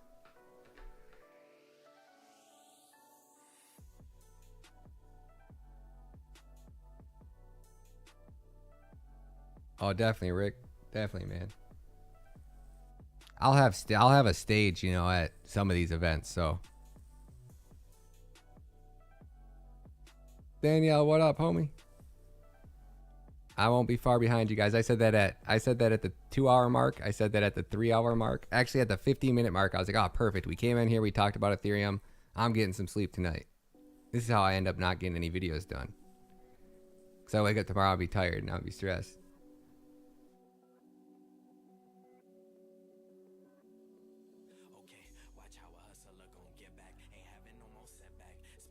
MTV I was never buying ever because I thought it was a good investment.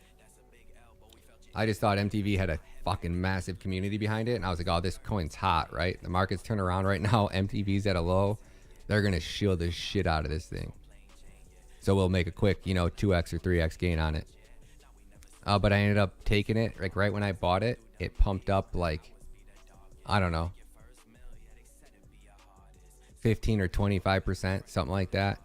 And then I wanted to get into this NFT project, and I was like, oh, all right. You know, I had aped in with like $5,000, and I think it was up to like 6.5, and I needed point whatever ETH. And I think I did the math wrong, so I sold like 2 or 3 grand. And then I bought one of these little things, and then the price went up on those little bunnies. And then it was up to like 1 ETH. And then somebody told me I needed 2 ETH to mint one. So then I bought another one. And then I was like, well, now I got like what, like $1,000 like a MTV left. And I'm like, what's $1,000 gonna do me? And I started turd NFT hunting, and then I found Moody Apes, and then I bought $1,000 worth of Moody Apes and got rug pulled on every one of them, homie. So I guess I probably should have held on to my MTV, but either way, I'd be in the same position right now.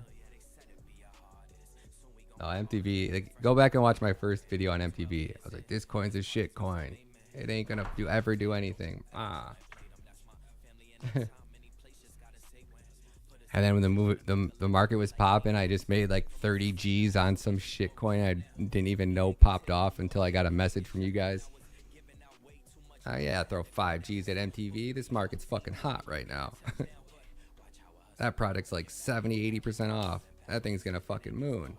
Market cap's only, you know, super low. If anybody even farts, that thing's gonna pump. I think that was the last one and then it was that, then it was into NFTs, and then it was into DeFi 2.0, and then it was, I don't know, moonshot hunting, man. Fuck.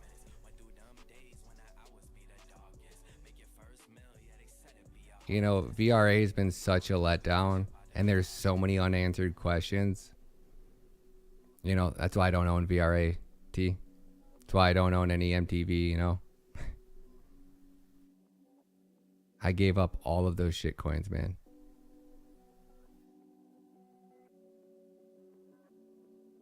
Drew says, I got 30K MTV staked, but I consider it gone, yeah. I sold so many things at a loss. Part of crypto, man. I just realized the hard way, you know, like holding on to assets so you can break even and not getting that money into good assets is the dumbest thing ever, man.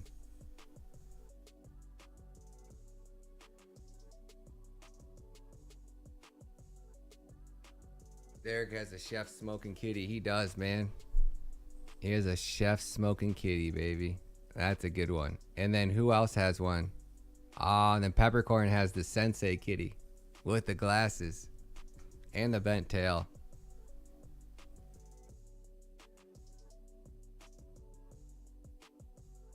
I'm so excited to see the rarity on those. Make sure you guys let me know as soon as they start posting rarities on that.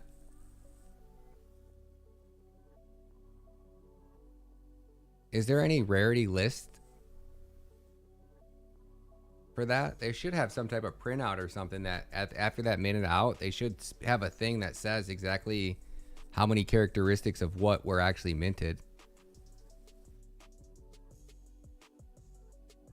Let's ask their team.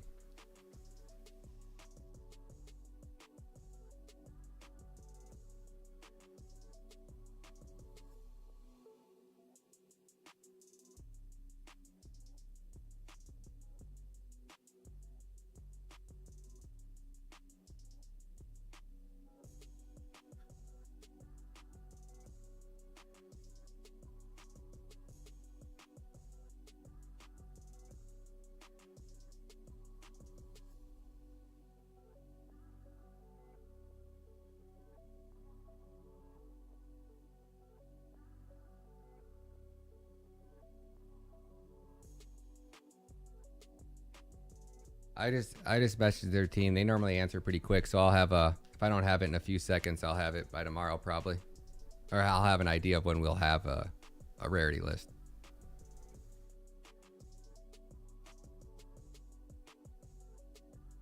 Peppercorn has an Asian one.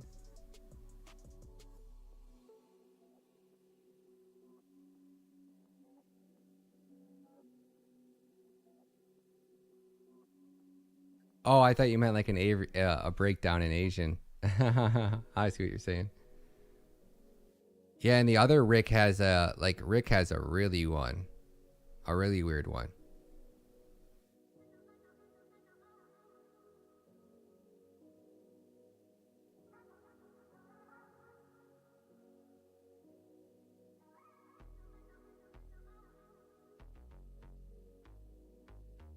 Ah, Pac-Man, I like the new logo, homie. That's tight.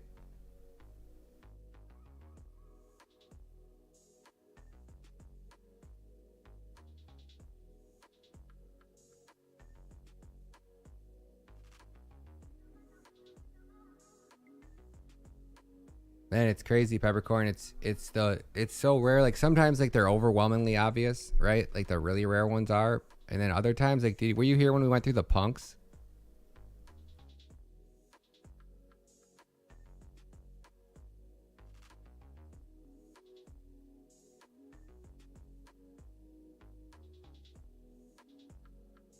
Yeah, no, we're diversifying into Cadena, homie.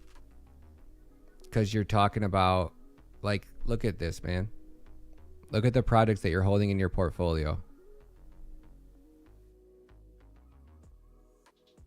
Oh, tell me I didn't delete the page.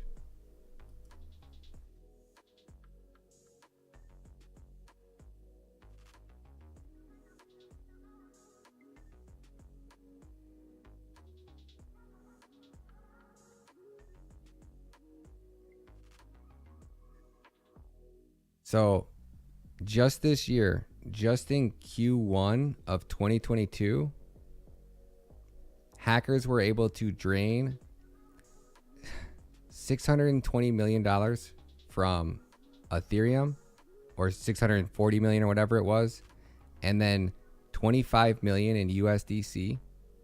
And then on Solana's ecosystem, they stole 390 million. I don't want to have my money in any one of these protocols that's wrote in Rust or Solidity. They are so dangerous. Like, people just think that that's normal. Like, oh yeah, just another, you know.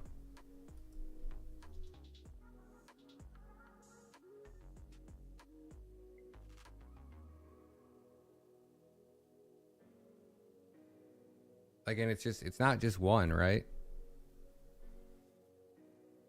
You go to Saved by Cadena, all of these projects, just in the last 10 months, 8 out of 11 projects that were wrecked, totaling $852 million, could have been saved just if they were wrote in Solidity's in Pact, right?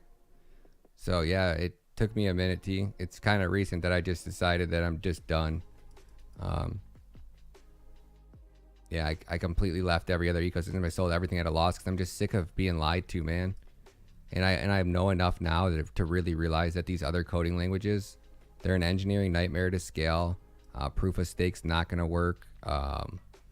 You know, then now you look at what Ethereum's doing in that Ponzi scheme. Oh my gosh, man. That's a brilliant, you know, freaking brilliant.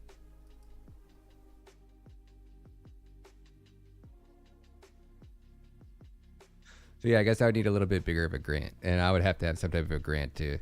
I wouldn't have to have it. I could shoot it with my gear, and I would still fly out with all my gear. But I would want that one camera and a few other things to really, like, if I was going to build a Netflix documentary, it would be such worth it. It would do so good for every one of these holders. I can't imagine if I submitted a DAO proposal for that, I couldn't get it approved. I would just have to go through their legal team to see how they can, like, what can, like, you know. Oh yeah, Rick B, there it is. Rick B's got the one, right?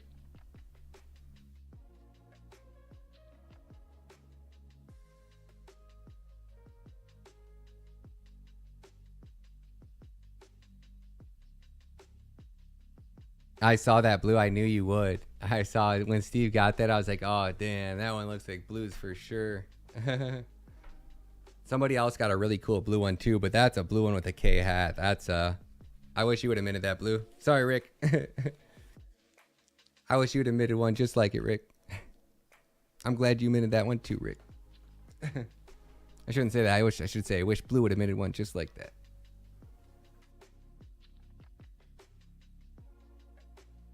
Somebody else got a cool blue one, but the blue is a rare color, right? There weren't many like that blue.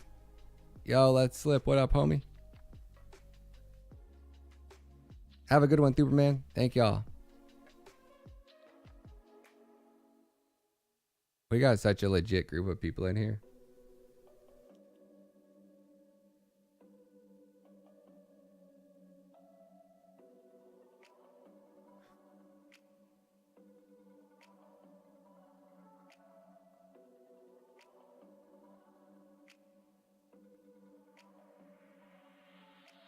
Nah, you can't sell it to blue. That thing's a rich. He's got a really freaking good one there.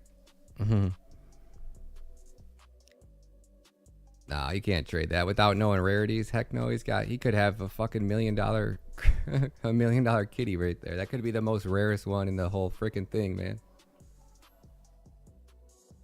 But yeah, blue can buy one. Blue will get one. If I was blue, if I saw that on the open market at a good price, I'd snag it up.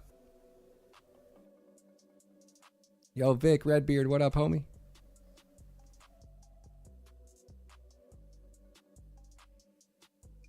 Why do you come to this channel? I don't know. Why do you, man?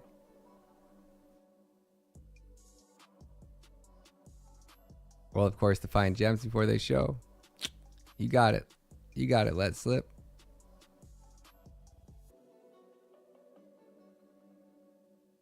Nah, no rarities.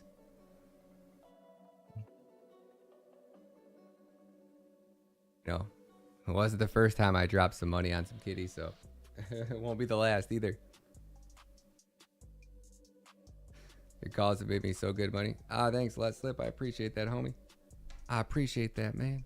I do what I can. I do what I can, man.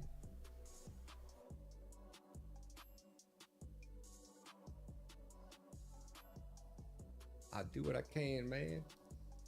I do what I can, man. Try, man. I try. I do believe, man. There's no better way to grow a community or build a channel or do anything than make people money, you know? Learning how to do that. I bought everyone, homie. There's not been one pullback of Cadena I haven't bought since the day I found out about it, except for I bought everyone. Well, no. Yeah. I might have bought everyone. I didn't. Well, one of these two I didn't buy. I either bought on this one or this one. I bought on this one. I definitely bought. Nope, I didn't buy this one right here. I didn't buy this one. I didn't buy this one. I maybe bought some of this one, but I bought this one, this one, this one, this one, this one, and I'll buy this one, this one, this one, this one, this one. Night, Jericho. Have a good one, homie. Good seeing you, man.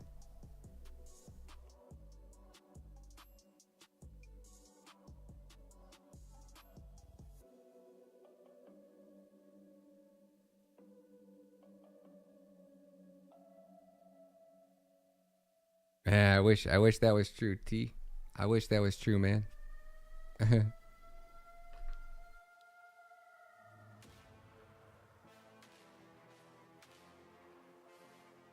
No, there's a Joker kitty cat. Oh, is that yours? The neon green one? Damn, that's tight.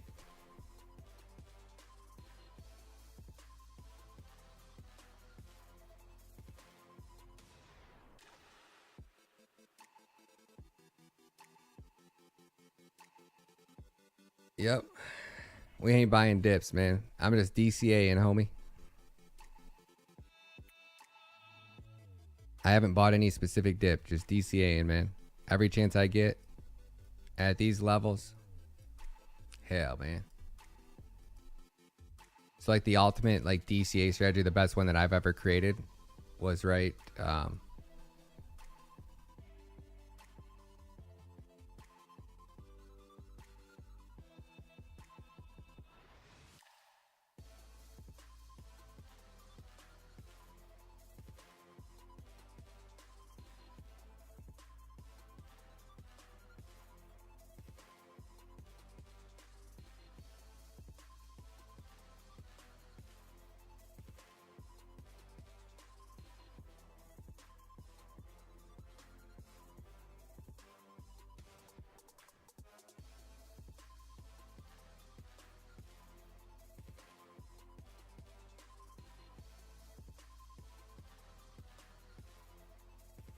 Ah, shit, it's not gonna save.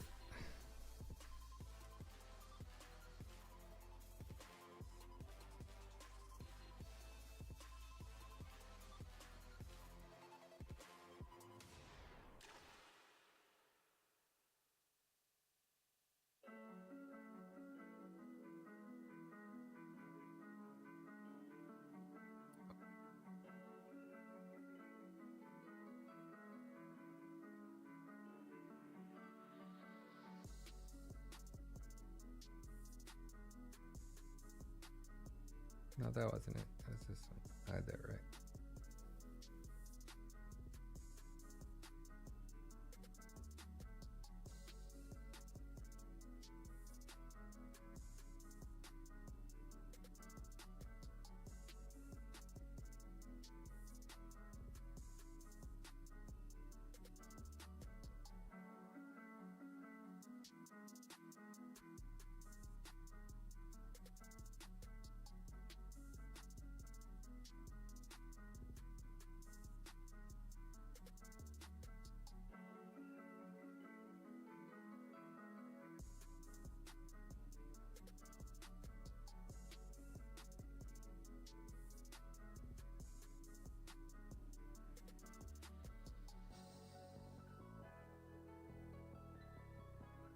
Oh, I got ahead of myself. Damn it, man.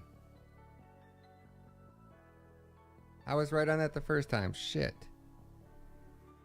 I had it right. I thought I had it wrong. Ugh. Yeah, that was it. That was right. That's dead on. Yeah. 75, 80, 85, 90, 95% off. Right? So, based off of your bankroll, and you can download this free from my website. If you have $1,000 bankroll, you would have put in $100, 10% at $719. When it got down to 80% off, you would have put in another 25%. When it got to 85% off at $288, you would have put in 35%. When it gets down to 90, right? 90% off would be $280. Oh, why did I do that wrong? 75, 80, 85, 90, 95. 75, 80, 85, 90, 95. There it is. All right. Those are your 3 DCA targets. And you really can't get a better DCA method than that. So if I say my target is $30, right? Using this method, your $1,000 would be worth $8,330 if Kadena hits $30. Now Kadena hits $300 and you use this DCA method. Every $1,000 you put in should return you $83,000. Now, if you're new and you're just now finding out about Kadena, what matters? What you paid for it doesn't matter. What matters? Right? What matters is that your bag's fully packed. You're going to accumulate 278 coins of Kadena. It's that simple. That's all that matters, right? So, again, if you want those type of gains right now, you would need to have 278 coins of Kadena. Now, because you're lucky and you're way ahead of everybody else, right?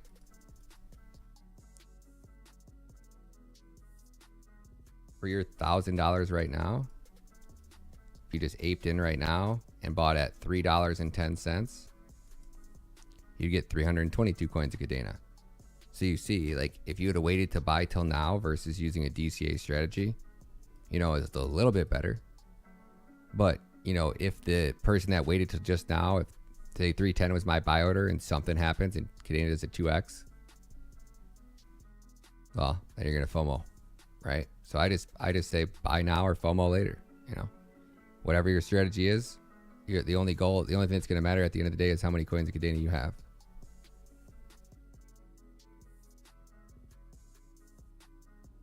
Best $9.99 Derek's ever spent. Rick B says sign up. It's only 99 cents. You get all the alpha in the private streams. Definitely.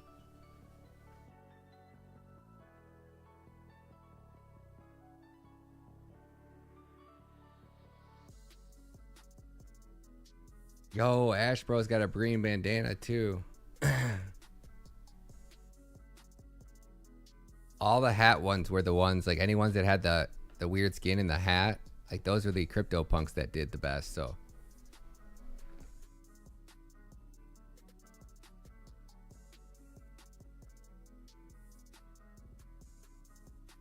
yep.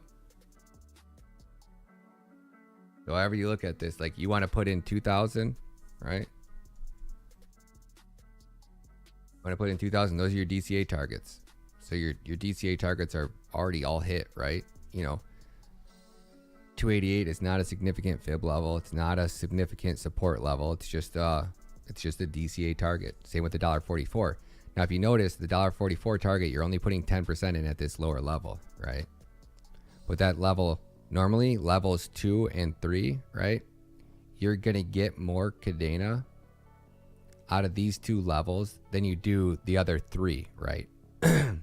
Like your first level, your $100 only gets you 27 coins. Or sorry, well, yeah, if I put this back to 1,000, I'm still talking like it's 1,000. So your first 100 up here gets you 13 coins. Your last 100 down here gets you 69 coins. Drastic difference, right? And you're actually putting in twice the amount at 288, right? And you're getting the same amount of coins that you get, right? So when you drop down in price, it definitely gets obviously a lot more profitable. But nobody's ever going to pick the bottom, no matter how great you are. You're never going to pick the top. And it's never about timing the market. It's just about timing that motherfucker.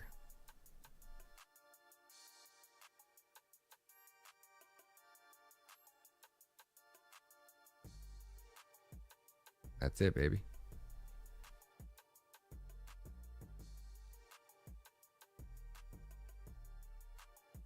I appreciate you, Drew. Thank you guys. Big time, man. I wouldn't be able to be here if it wasn't for you guys, so thanks. Big time, man. Matta Method DCA spreadsheet, baby. Banner will probably be stealing it again. It's about that time, so. I first made this, and all the moon boys were shilling everything to the moon. I started making DCA spreadsheet strategies, and I shit you not, it was like maybe 2 days later, 3 days later, Banner was like, he made some other half-ass spreadsheet.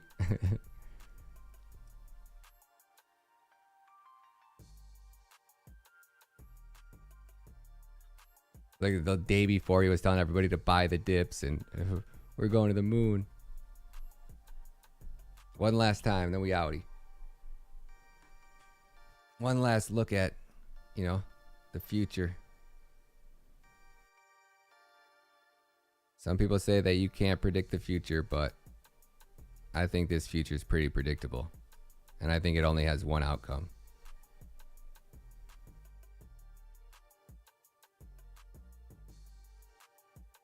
So badass, is it not?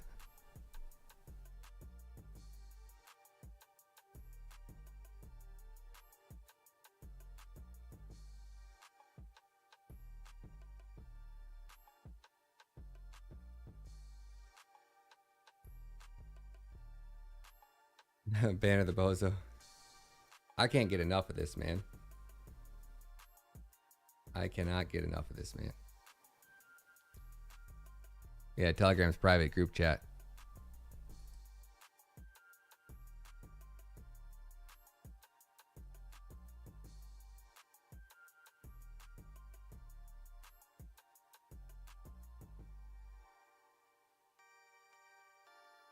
Hash braiding in 3D. Mr. Wonderful would be so proud. If you think we're over here making hash brownies. Hash bars, that's what it was. Hash bars. We're over here making hash bars. In 3D, Mr. Wonderful. You gotta love this, right?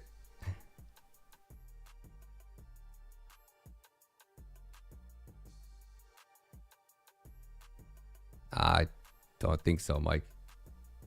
But it's crypto. You never know, man. Anything's possible. It could be going to a fucking penny.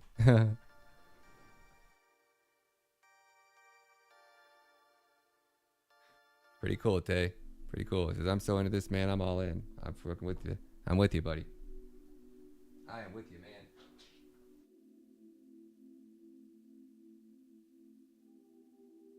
Damn it, man. I'm all out of vapes. That's how I know I gotta end it.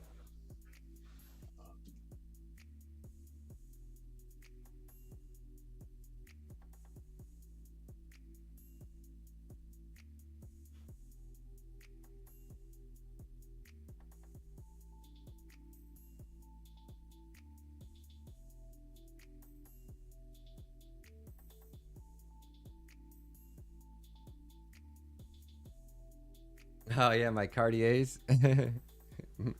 My ex got me for these. They're really, I think they're, I mean, if they're not fake, they're expensive. Made in Paris or in France. They got a serial number on them. And it's engraved into it.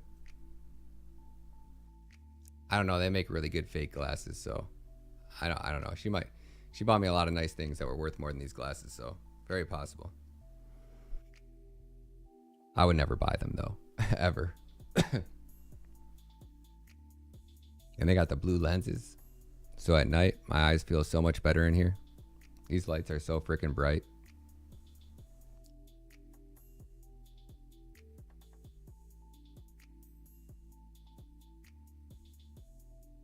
Thanks, Mike.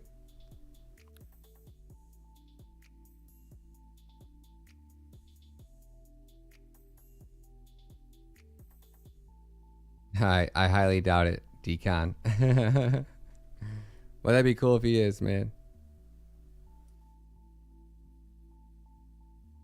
That would be such the biggest onboarding process. He would gain so much love from the community. Oh, there it was, man. How did I get back that angle?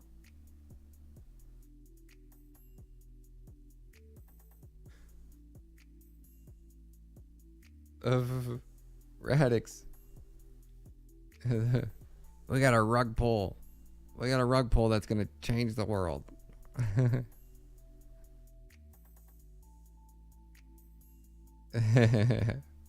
Nice one, Mo. You're funny, man. Y'all get me going.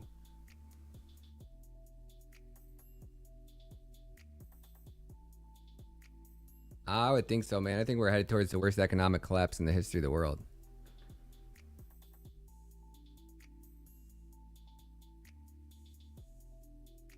If that's not worth a follow, I don't know what is, right?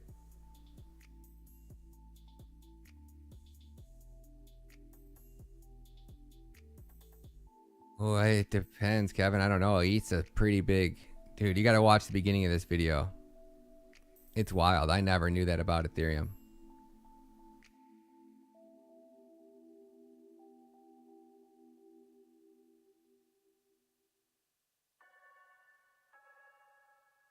Like, I wonder if Coinbureau actually realizes that, and that's why he's promoting it, or I wonder if he's like, I mean, that's pretty smart, right? If he's running validators, he's making so much money off that.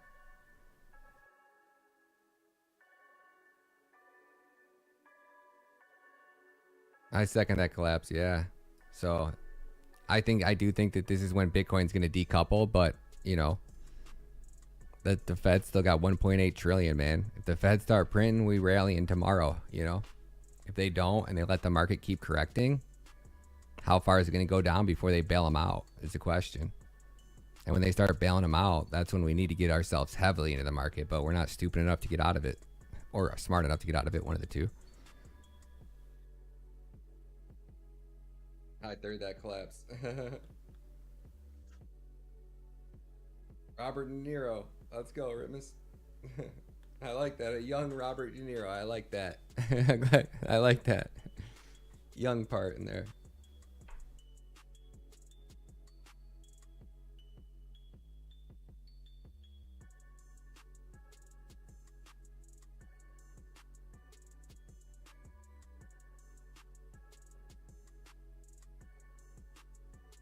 ETH Classic? I hope not. I hope it doesn't.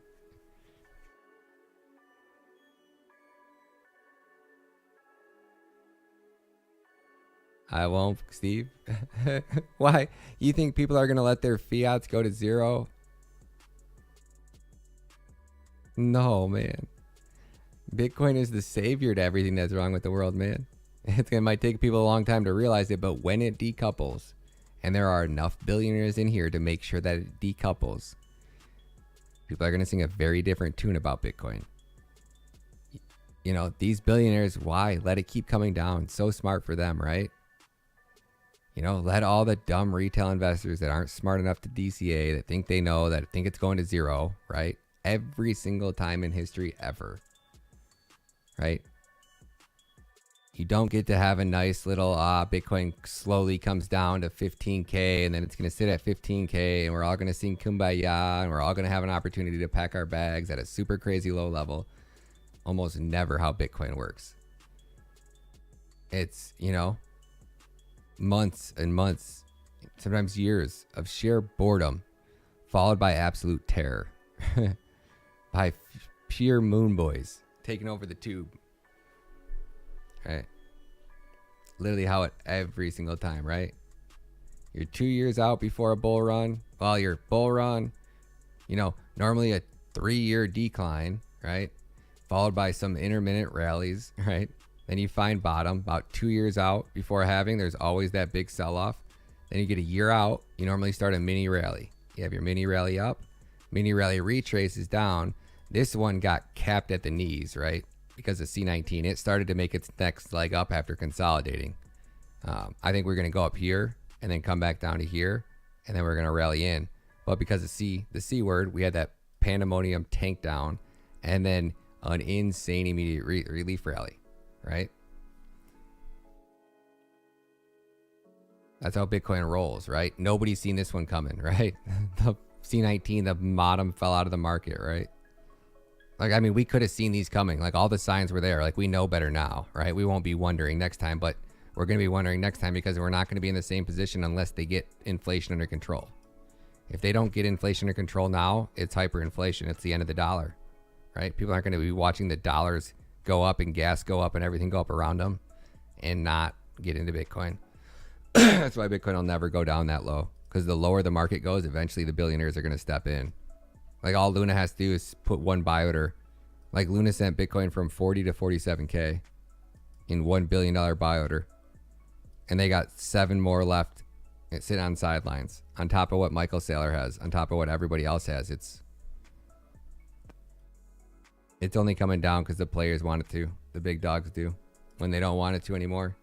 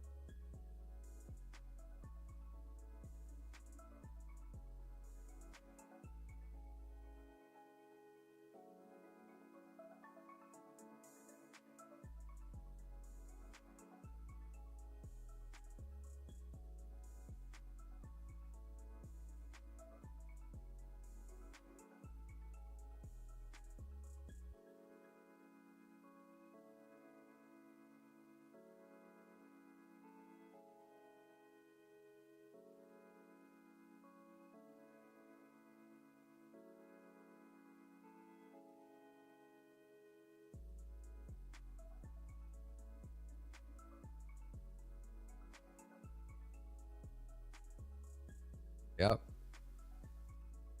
You've never looked into Cadena?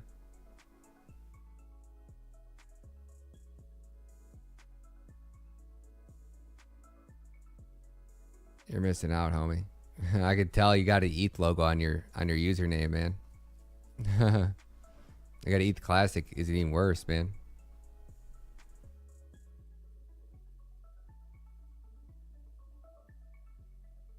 ETH Classic's a bigger nightmare than Ethereum. At least Ethereum has Ethereum going for it. ETH Classic is just a blockchain coded in a shitty coding language that couldn't make it. It was a failed hard fork, you know?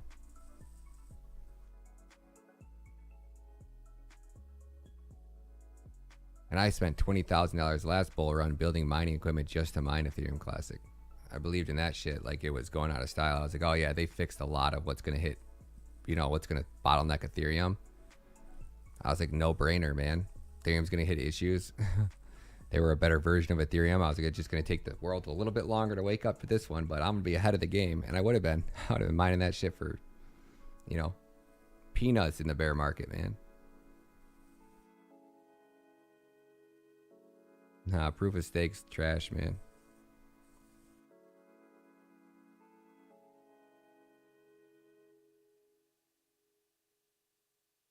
The problem with ETC is though that for it to gain value, right, people have to use it. Like the days of it outlasting are gone, my man. I forgot. I keep looking at his logo. I don't know why I thought he was in the privates. I forgot. Let's slip. You're not in them.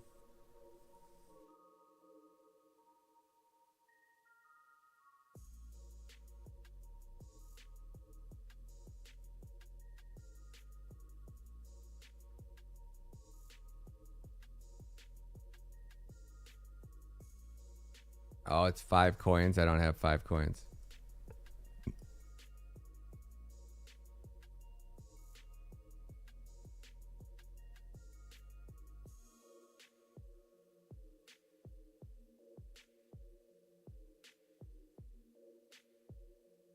A fairy tale row hit.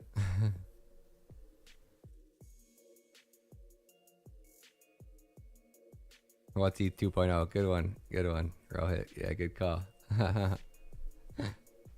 like that answer, Rohit. Yeah. All right, guys. Love you guys, man. Trade safe, crypto fam. Keep stacking that K.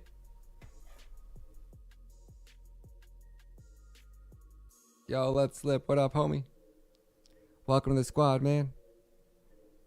Definitely check out the Kadena playlist, man. Pay attention and do your homework. Go back this week because if you're gonna be joining us in class tomorrow, we're gonna be all about Kadena ecosystem. We don't talk about any other shit coins and any other ecosystems.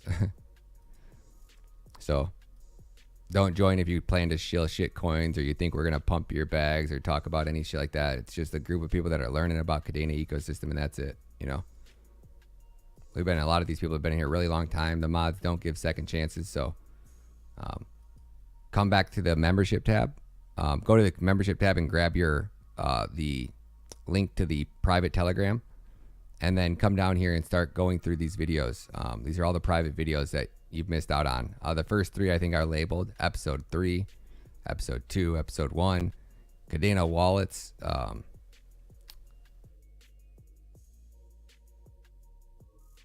I don't know if I labeled them.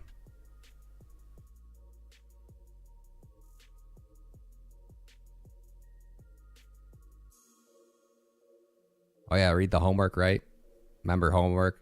Try to download Zelcore, install X Wallet on your Chrome browser setup, and set up Chainweaver, right? Like I tell these things for you guys for your homework, you know. A lot of members didn't do their homework and couldn't get to a computer, didn't have Zelcore downloaded, and missed out on the kitties, you know. And that could be $1 million play. We don't know. Could be $100,000 play. Could go to zero. We just don't know, you know. But I try to get people, you know, we're getting ready for Kadena ecosystem. We need to be expecting everything and the unexpected all at the same time. So trying to make sure you guys have everything and ready, that you guys understand how DeFi works. You know, a lot of great knowledge in here, guys. So, yep.